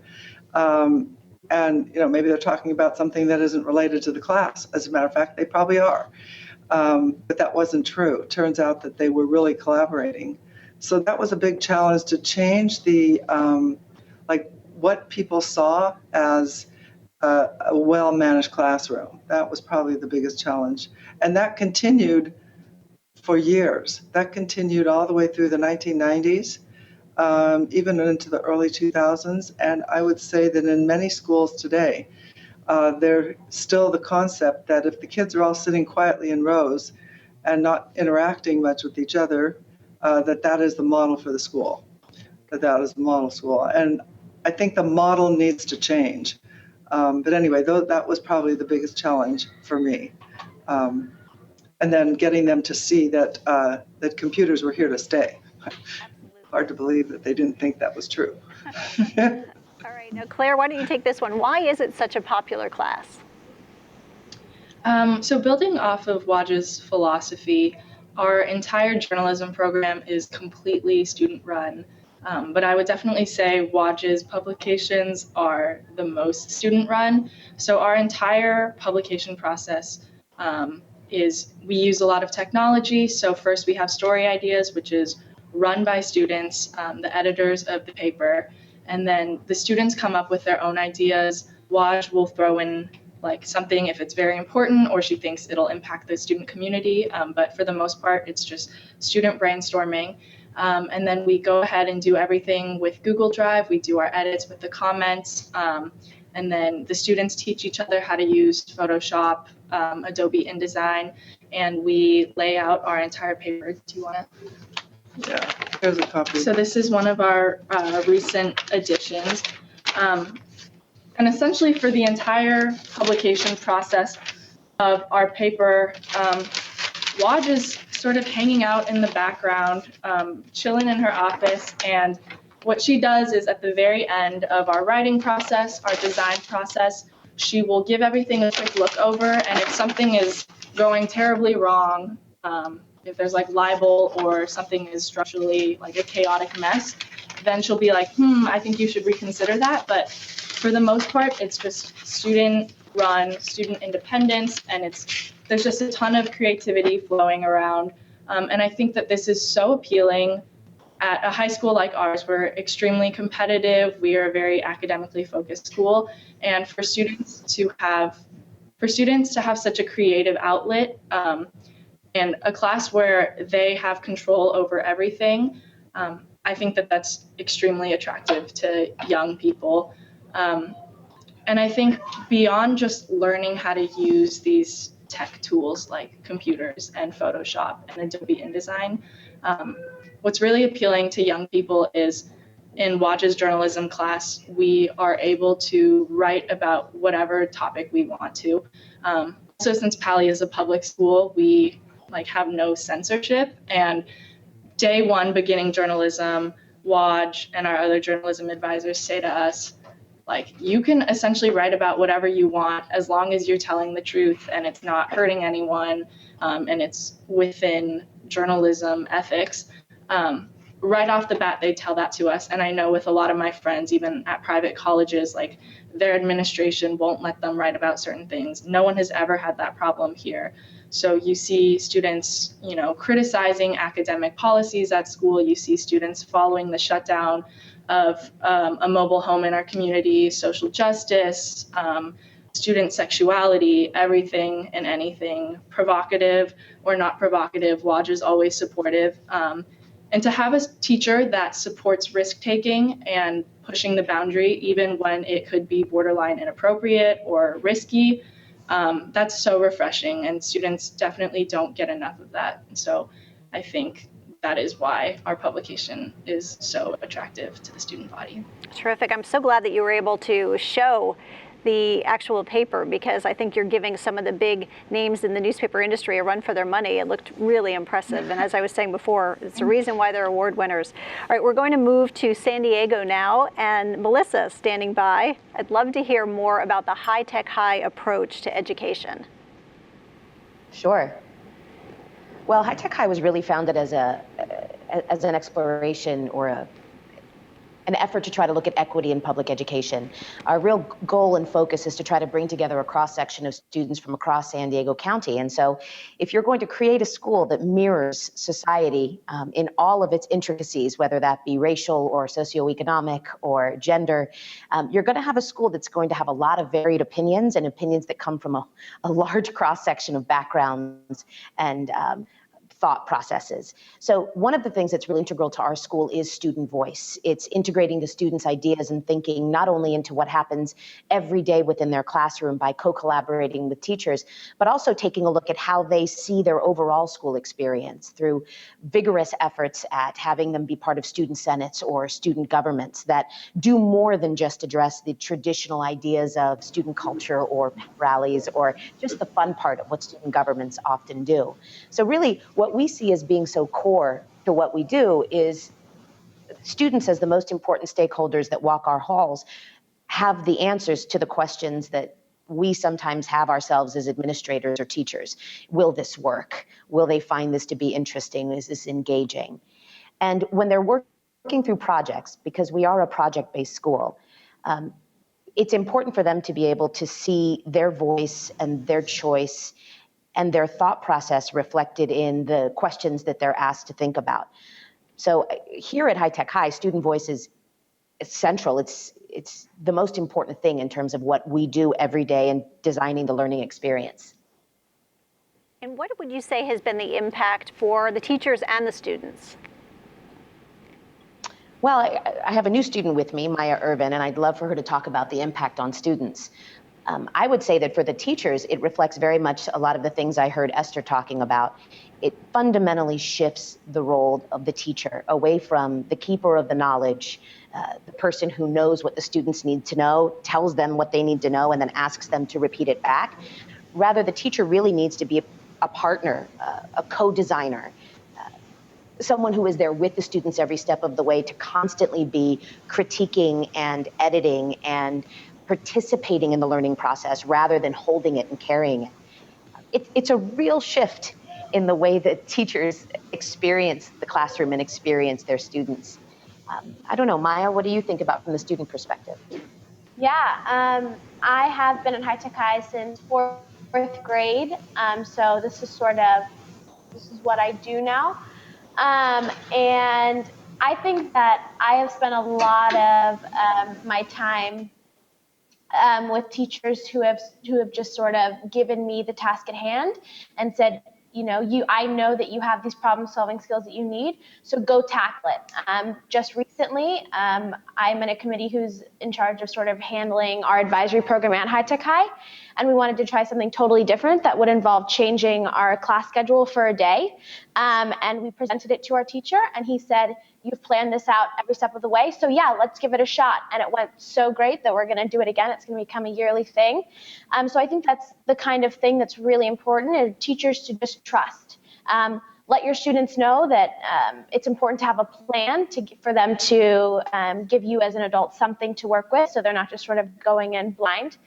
But if they have that plan and if they are ready and they're motivated and you can tell, you have to sort of give them that freedom. And it's not always going to work out great, but then you go from there and you continue to work and to push the idea that the student has. Now, you mentioned one project that you've been working on, but tell us about another project you've done that taught you a lot and that you really enjoyed. Yeah, so last year my class started a food truck. We bought an actual one. We raised $35,000. It was pretty exciting. And we bought a food truck and we started a business. We came up with our own concept. So like first semester, I coded a whole website. There was a lot of pushback. I thought my teacher was crazy because I had never coded before, but I did it. I got it done, sdfoodtrucks.org, check it out.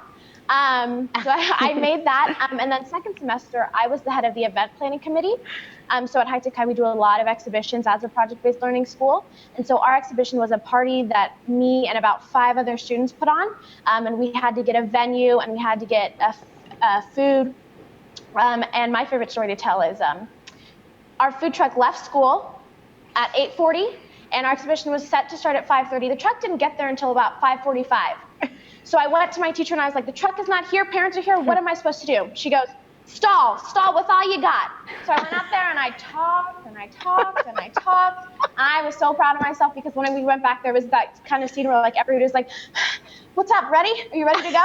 And all of our parents thought we were we had like been there forever, but really we had just pushed a food truck into our school, or not into our school, into the venue. But we got there and parents were so excited. We were serving out of our food truck. We had music playing. And as a student, me and the rest of my committee were so proud of ourselves that our parents were there. They could see what we were doing. Our teachers were so proud. And we had this food truck. We still have it. And it's pretty exciting when it's a rush, sort of pushing a food truck in as your parents are anxiously waiting to see all the good work their kids have been doing. Oh, pat yourself on the back for that one. And that's definitely some pressure under fire. So well done on that. Yeah. All right, before we start in on the audience questions, and believe me, they are piling up here, we wanted to show you a quick video. We asked students, if you were a teacher, what would you do differently? Let's take a look at the responses.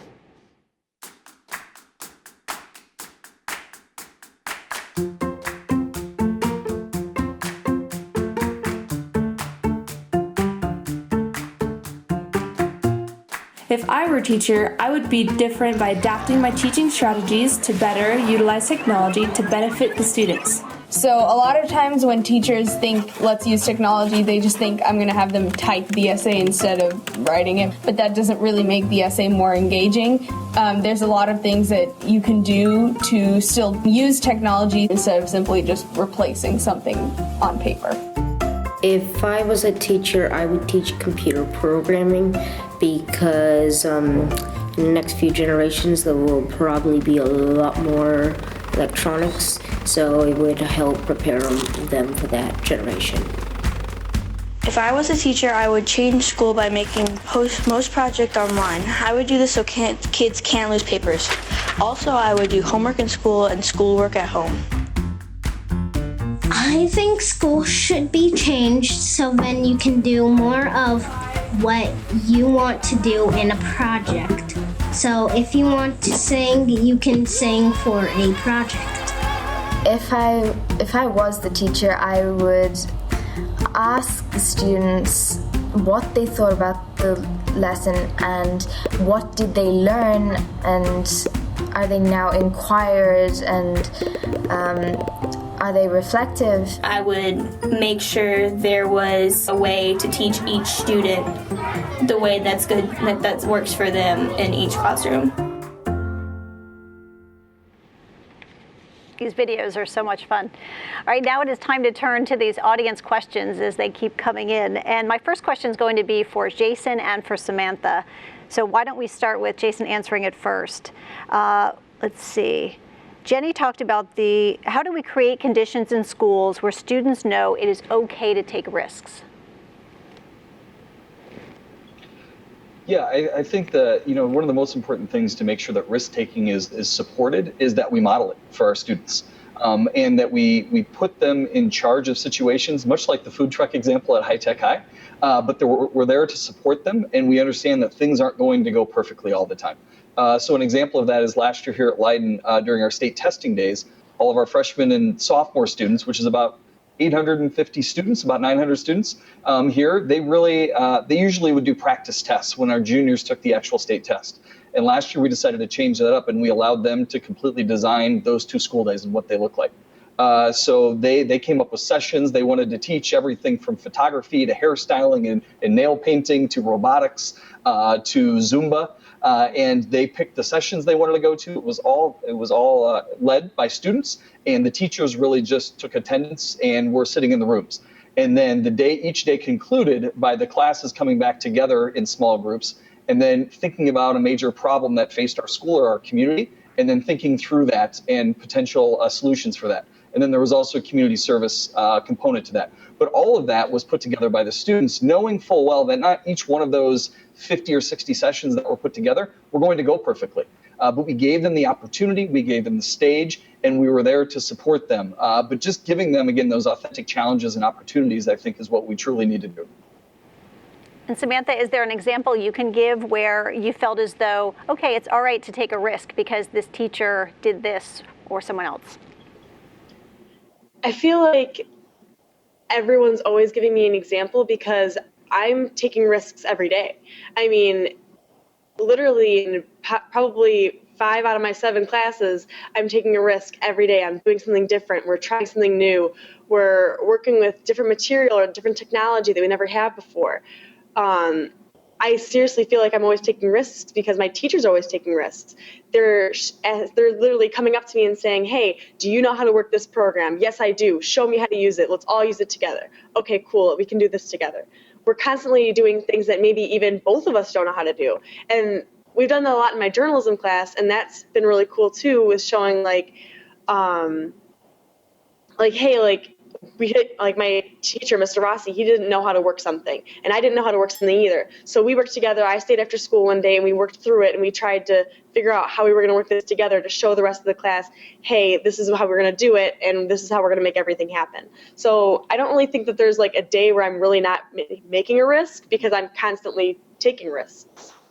There you go. It's all because of my teachers. Yeah, that's the kind of answer you want to hear. All right, I'd like to pose the same question to Melissa and Maya. So again, the question is, how can we create conditions in schools where students know that it's okay to take risks? Melissa?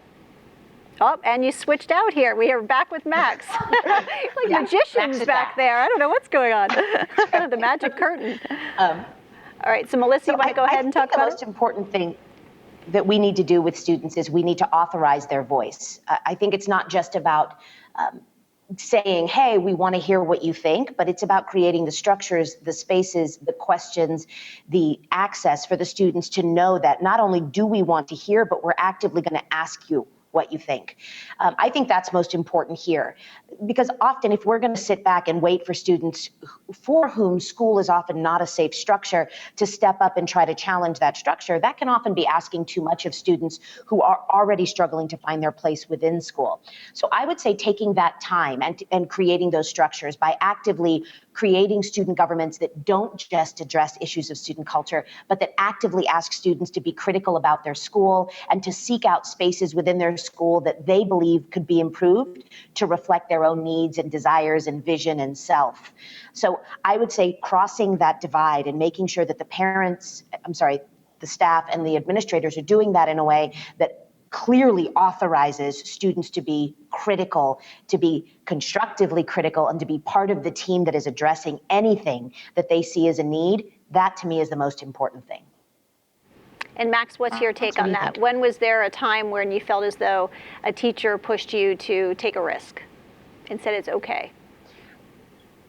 Yeah, so there were a lot of times that has happened, but one of the most significant experiences with that being said is I actually was from kindergarten through 8th grade, I was just in like a traditional elementary school. And then I came in here to High Tech High in 9th grade. And one of the very first projects that we did was a collaboration between my math, physics, and English class, which was the comic book project. And we had to create a short story for my English class and then incorporate into that short story a physics concept that we were learning in our physics class. And that was one of the first major projects that I had ever done with deadlines and multiple drafts and critiques. And I was partnered up with someone who was not really motivated. And it was really difficult for me to not only get through this project on my own and brush up on and really learn new time management skills. It was really tough. So I went straight to my teacher and I said, Chris, like, what should I do here? And he was really, really helpful with just being like, you got this, like, you know, you can do this. Like, I'm here to provide you as much support as you want, but I think it would be better if, you really confront your partner about some of the problems that you're having and just turn in your best work, because you know that when you turn it in, you're going to feel great. And it's going to be your best work anyways. So.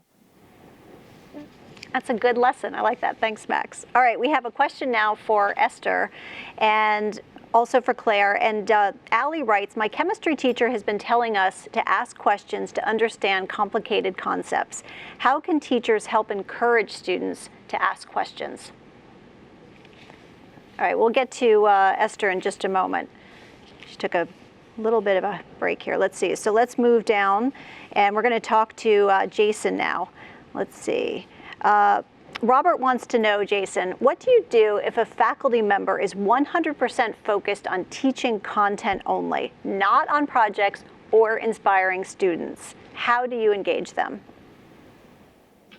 Sure. So if the situation is like that and you feel like the student engagement just isn't there and the teachers really just focus on the content, I think you try to approach the teacher around what they're clearly passionate about, with reminders of what we're here to serve and who we're here to serve.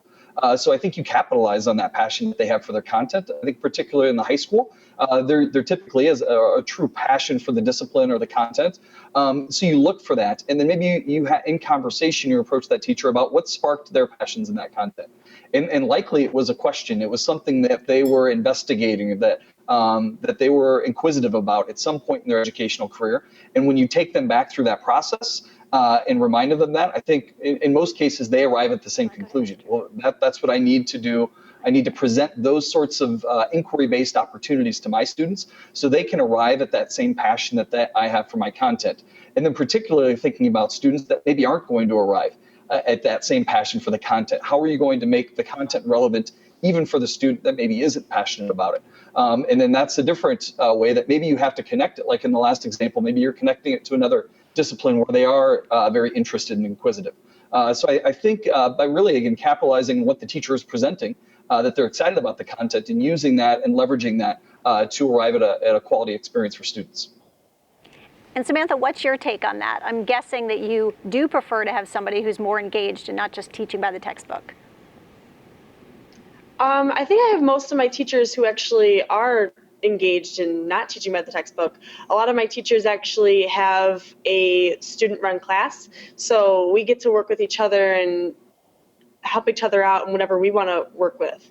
As for my other classes, I've never really had a problem with another teacher, but if they do, if I've had like a teacher in the past where they're like that, normally within like the middle of the year when they see that we're so engaged and they see that we want to learn something new and we want to try something else and we want to show what we can actually do and strive for something different, they'll actually work with us. And if we ask them, all we have to do is just stop them and say, hey, can we try doing this time? Or can we do a project on this? Or, hey, I know that we're learning about this next time. Can we try and interact with like a video or a different kind of application or something like that? And most of the time they are really lenient and actually let us do whatever we need to do. All right, a question now from Melissa, and for her student, you're keeping me on my toes. I don't know who is sitting next to you at this moment, but Andrea wants to know, how do you motivate learners who are more reluctant to participate? Sure. You know, I think one of the most important things that we try to do here is exactly what Jason was just talking about, and that is we try to situate learning in the places where you are passionate about and where you feel connected. So I was thinking while Jason was talking about an activity we often do with a lot of our teachers, which is called a significant learning activity, where we think about a time in our lives when we learned something, when we really learned something, when we remember having that learning experience. For so often when teachers talk about those experiences, it's working with a coach or perhaps learning to cook a particular pie from their grandmother. And we look at what it is that makes that significant. It's the emotional attachment to it. It's the feeling that you need to know it. It's the passion that you feel in wanting to know more about whatever that particular skill is. And with our students, we try to engage in the same sort of activities, which is designing projects, first of all, that have multiple entry points. So a project is not just saying now everyone is going to make a trifold board that explains plate tectonics, for instance. That's not a project. A project rather would be a curiosity, a question, an inquiry-based moment where students are able to negotiate their own answers or their own positions within how they would answer that question. And so using a food truck as an example, sure, not every student there is interested in developing a food truck, but things like thinking about developing a menu card for it, looking at researching food options, becoming part of the groups that are looking at having all of the city licenses that a food truck requires. All of those different academic-based focuses allow students to find something that particularly responds to them. And the reality is that's how 21st century skills are developing. They're collaborative, but that they should also be uniquely tied to your own passions, because so many students are being offered a world where that's really what they're looking at having to do. So I would say that those are the two main ways we do it. Projects with multiple entry points so that students don't have to create what the teacher is asking them to create, but rather constructing their own answers, and creating projects that have such varied roles. Students can find a place where they do feel themselves reflected, or at least it answers an interest. Really creating that student independence. Now, Max, this is a question only a student can answer. What can a teacher do to motivate you if you're feeling a little bit reluctant and maybe disengaged? Yeah, that's a really great question. So there's definitely been times where I've had maybe myself or just other students who were given a new project or were given a specific assignment, we're not feeling super comfortable with it. And I think this is a great example of kind of where the student voice component comes in, because if there's a student or even multiple students who are feeling kind of uncomfortable or a little worried about what's going to happen with the project, we can always kind of go back to the drawing board with our teacher and help our teacher kind of make it so that it's easier for all of us. So whether that's creating roles for people in groups, or whether that's kind of just having a whole class conversation, and for an hour or 2 hours even, it's a really, really great way for all of us to kind of sit down and just talk it out, I guess is a interesting or unique way of saying that. And in the end, every single time it's concluded where like everyone walks out on the same page, we're all happy, we're all positive, and we can move on with our project, and there's never any negativity throughout the process. I would piggyback on that and say that there's a process of critique and revision that's foundational to what we do here at High Tech High. And it's not just what we expect our students to do through their work, it's what the teachers engage in constantly with the students as well. So being willing to sit with students and say, hey, I'm not sure this is going so great. I need to hear your thoughts on this and maybe get some idea about where this is missing and where we could make some readjustments. I think I hear that conversation happening weekly here in and around our schools in one of the classrooms somewhere on our village. And I think that process is what lets the students know that we really are interested in ensuring that this is an educational system that is, of course, rigorous and that is content rich, but that particular content is not really what's important. The fact that it is content rich and that it responds to student needs and that it is really deep thinking and problem solving based, that really is what is at the core of bringing students together and hopefully creating that access for each of them.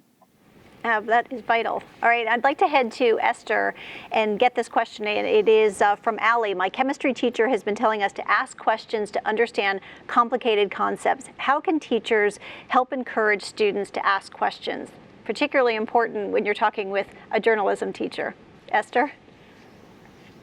So I think the most important thing that you can do is give students some control over whatever it is they're doing. And then if they own it, they're going to have a lot of questions because they're going to want to be able to make it the best it can possibly be. And I agree with everything that was said by the two people at High Tech High and Leiden as well. I think that the revision process, the fact that the students are involved in the whole, the teacher is involved with helping the students get to whatever goal that they're trying to get, makes a huge difference. And I think that that is really the key. Trust, giving students some trust and respect, and then allowing them to proceed. They will have a lot of questions, and then it's the responsibility of the teacher to help answer those questions. All right, and is that Kobe with you now? This is Kobe, yes. We had just a tiny little problem here in Silicon Valley. We just want you to know it doesn't just happen in your school. Crisis averted. Kobe, welcome aboard. And I'd like to ask you a follow-up question to that as well. Talk a little bit about how teachers can encourage students to ask questions. How are you encouraged in the journalism class to ask questions? Well, I think a lot of it is that it's not just about asking questions to our teachers, but it's also asking questions and questioning everything in our lives that are important to us. So I think what journalism teaches us is that when we're going out and writing stories, we have to interview people, and we really understand that there's a broad range of perspectives in the world, and we can't learn and grow our horizons without talking to other people and asking questions. So I think that the best way that teachers can encourage students to ask questions is to make them sort of take over their own learning and think that it has a purpose outside of the classroom and outside of their grades.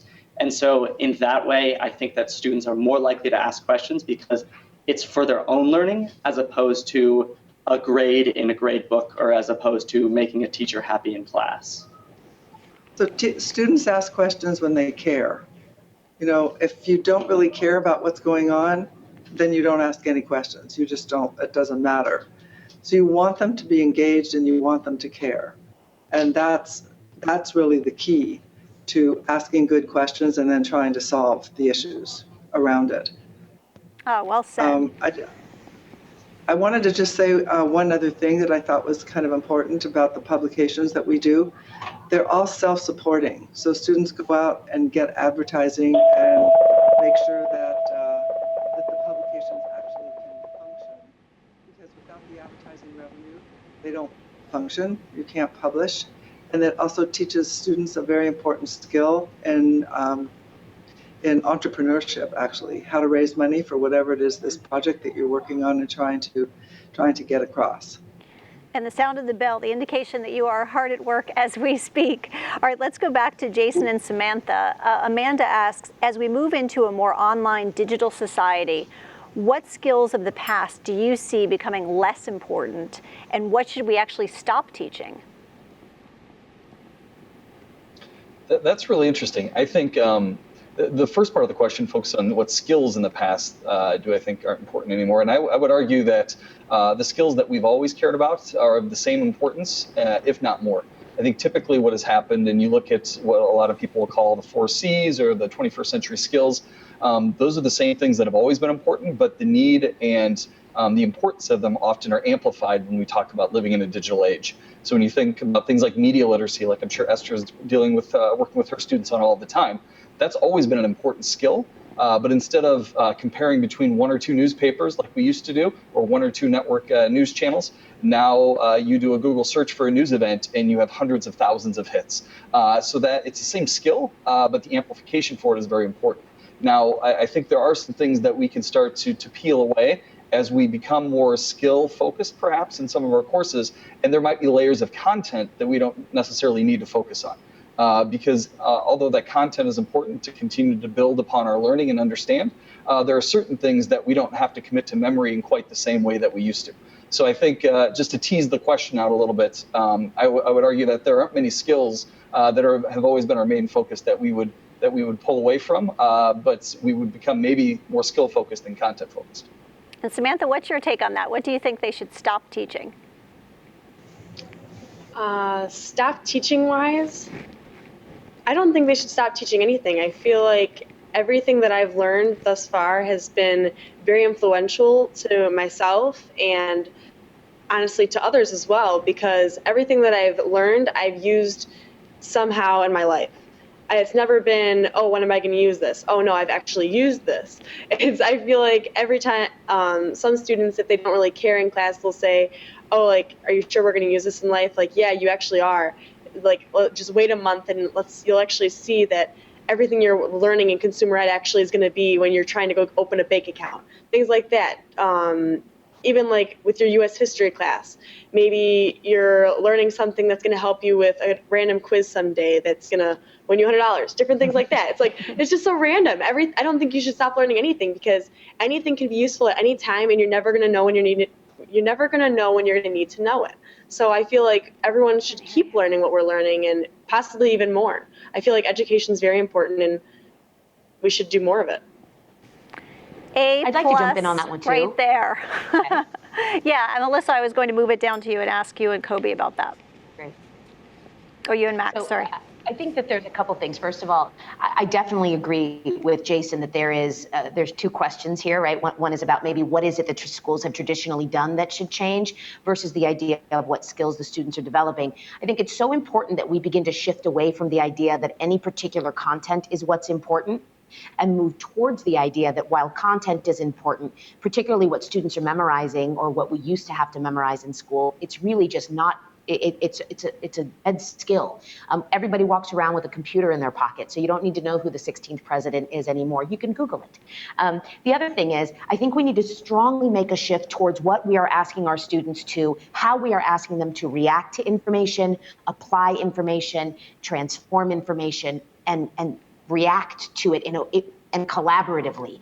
Hearing other people's opinions, teachers and students alike, and using that information to form a well-versed, thoughtful response to their world and to what's happening. So rather than, for instance, a chemistry class that's focused on memorizing chemical formulas in a periodic table, which is now available at the touch of a button from anyone's pocket, now students should be endeavoring to create chemistry, to work in a lab setting, to ask questions about how those things work, and then to explore it with other people who might be asking different questions or thinking about those questions in their own unique way. And that, I think, is the major shift that needs to happen. We need to move students towards inquiry-based thinking and away from memorizing some prescribed set of standards or skills that someone in an office somewhere in the state capitol has decided is what that needs to be. So that, to me, is the biggest shift, and I appreciate everything Jason said on the topic.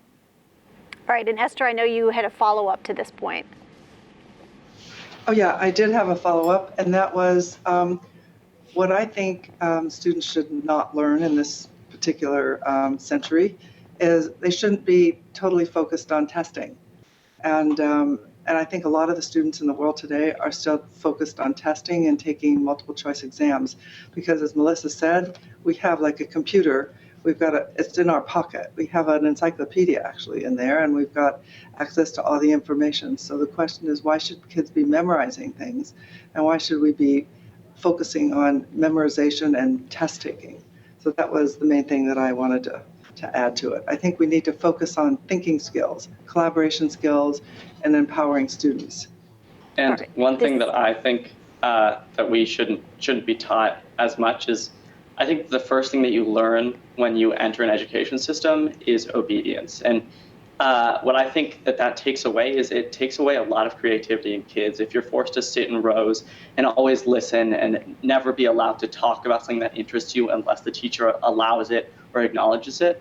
And so I think that one thing that we should focus more on is on fostering creativity and in using the differences between students to our benefit, as opposed to forcing each student to be like one another and only listening. And so I think that in terms of one thing that we shouldn't teach as much is obedience to an authority figure, because at a certain point when you graduate high school, there is no one that is your authority figure. You can't be obedient in the same way that you were in school. So I don't think that's a skill that really applies as much today as it used to. Okay.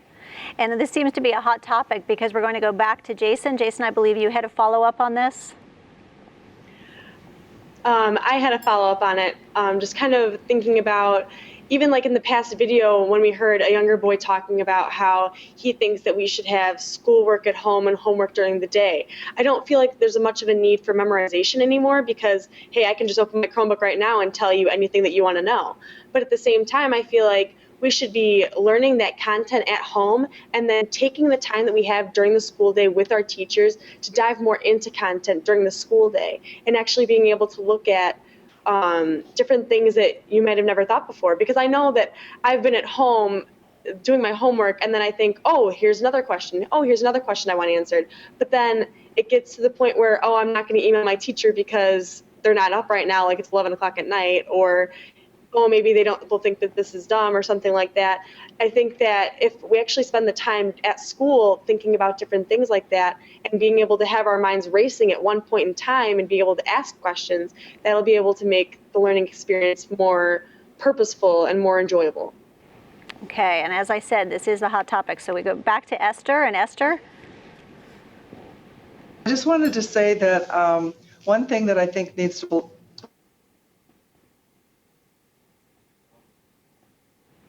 Okay, we just hit a glitch. So now I'm going to go to a new topic for a moment, and this is about access. I'm going to send it back to Jason and Samantha. Jason, I know you've done a lot to create access for your students. Abiola wants to know what we can do to help students get access to the web and to the tools they need. So I think that's becoming more and more of a responsibility of our public schools. I mean, when we look at what education really means, access to information, as we've all been saying, if we're truly making these shifts away from feeling like students need to have some of this content memorized and really understand it because we're relying on digital tools, then we need to make sure those digital tools are available to all of our students. And it needs to be equitable across all groups, across all kids. So when we went one-to-one, we made certain that every student was guaranteed the same device. And we wanted to make sure that that access was the same for all of our students. And we wanted to make sure also to go a step further and to address and help to rectify any issues with bandwidth and internet usage at home. So I think it's interesting because it's a multi-layered issue when you start to really dive into it. You know, it's easy to hand a student a device and then just assume that when they leave the school, they can still connect to the internet. But we have to still face those challenges of a certain percentage of your students, depending on where you are likely going home to an environment where they can't connect that device to a Wi-Fi network at home. So we have looked at a number of different ways to help address that issue and help work with families, and we continue to look to solve that issue of access. But I think it's becoming more and more of a responsibility, and we certainly felt that 3 years ago when we went one-to-one. All right, this is our last question. I wish we had more time, but we are running low here. We have spoken a lot about the need for students to have real-world experiences in school. So I want to ask Melissa, because Sasha is writing in to say, she wants to know how we can engage employers, businesses, and nonprofits more in schools to help students. I think that students need to see those places as part of their education as well. So what I mean by that is often I think of a project that's happening right here, right now in this classroom. It's actually a project where students are taking a look at World War II and the Vietnam War. And one of the things that they have done is they've reached out to a San Diego nonprofit that works with veterans. And we have been so lucky to see a number of World War II veterans and Vietnam veterans coming into our building, coming into the classroom. Students have been conducting interviews. Students have been using those narratives as driving the questions that they have. And I've never seen so much curiosity around World War II and around Vietnam that's driven by these real voices. I think when projects allow students to question what's happening perhaps in the local industry or in businesses that are in their locality, creating those inroads to those businesses becomes something that's not just kind of something nice that they're doing, but it becomes central to what they're learning about. One of our founders, Rob Reardon, often says that teenagers have two imperatives. One of them is to resist authority, and the other is to create community. And I think that we always want to be a school that's not the authority they're resisting, but the community that we're creating, and let those other things, those other foundations, those other businesses in society be the questions that the students are looking to be able to access. Now, when it also comes to using them as a tool for school, I think one of the things that we believe in is throwing our doors wide open, inviting the world in. I invite anyone who's interested or curious about how project-based learning works at High Tech High to visit our campus and to reach out to us to take a look at what we're doing. We're very open sourced on the web, but I think inviting other businesses to come in is really vital, and having our students go to them as well. The second thing I'll say about that is we have a vigorous internship program. Our juniors spend 1 month of their 11th grade year out working at a professional site. We have students that work everywhere from nonprofits to Qualcomm to local area newspapers. They follow a passion of their own, and they go into a month's worth of real world work. And that creates a number of inroads into how our students are creating relationships with those outside entities as well. So we strive to not have the regular school walls. In fact, one of our guiding principles at High Tech High is the adult world connection, asking our students to create those relationships because they need them, not because it's just a new idea, but because it's integral in what they're learning and how they're thinking. All right, thank you, Melissa. And I want to move over because I know Sam has a point to make, and let's talk a little bit about that. Sam, you wanted to make a point on that? Something really cool that we do at Leiden is, I know my sophomore year, I started showing us some interest in technology, obviously being within TSI and different things like that. And we had this awesome thing that happens every year now where we have women, it's actually called Women in Technology. We have women professionals who work in the technology business come in and they speak with us about their jobs, their education, how they got to where they are in life, how their interaction with others in technology has gone through, and different things like that. And I would never have met people from Google before. I've never met people that work in so many different areas of technology, even areas I've never heard of before, unless this has been put together. And it's been one of the coolest things I've ever been able to do. And now I have all these people on my LinkedIn that I'm able to contact. Hey, can I talk to you about this? I've got a question about coding. I've got a question about something for my TSI class, different things like that I would have had the ability to do without having these women come in. And it's amazing. Just a quick follow-up on what Sammy just mentioned with the Women in Technology event that we've hosted the last few years. Two kind of tangible outcomes to that. We offered AP Computer Science for the first time since I've been back at Leiden this year, and over half the enrolled students are girls. And that was because there was such an interest, and I think it was truly driven by this event that Sammy talked about that started a few years ago by some of our teachers here at Leiden. And then secondly, we've had more and more of our students go outside of our walls, which is the most important thing, like was mentioned at High Tech High, and they're going on field trips. They're going on site visits. We just had one of our students that was a sophomore here accepted to the Girls Who Code program and will be coding for Groupon this summer. So those opportunities I don't think would have ever happened until Sammy and some of our other girls got the ability to interact with these professionals. Oh, that's terrific. Great story. And just to wrap up, because we did run out of time for our audience questions and for our panel, but to wrap up, we heard a lot of terrific themes today, including giving students more choice and how important that is, a lot more flexibility, helping them own their decisions is critical, as well as some things you can do starting on Monday to empower your students. They gave a number of examples for that.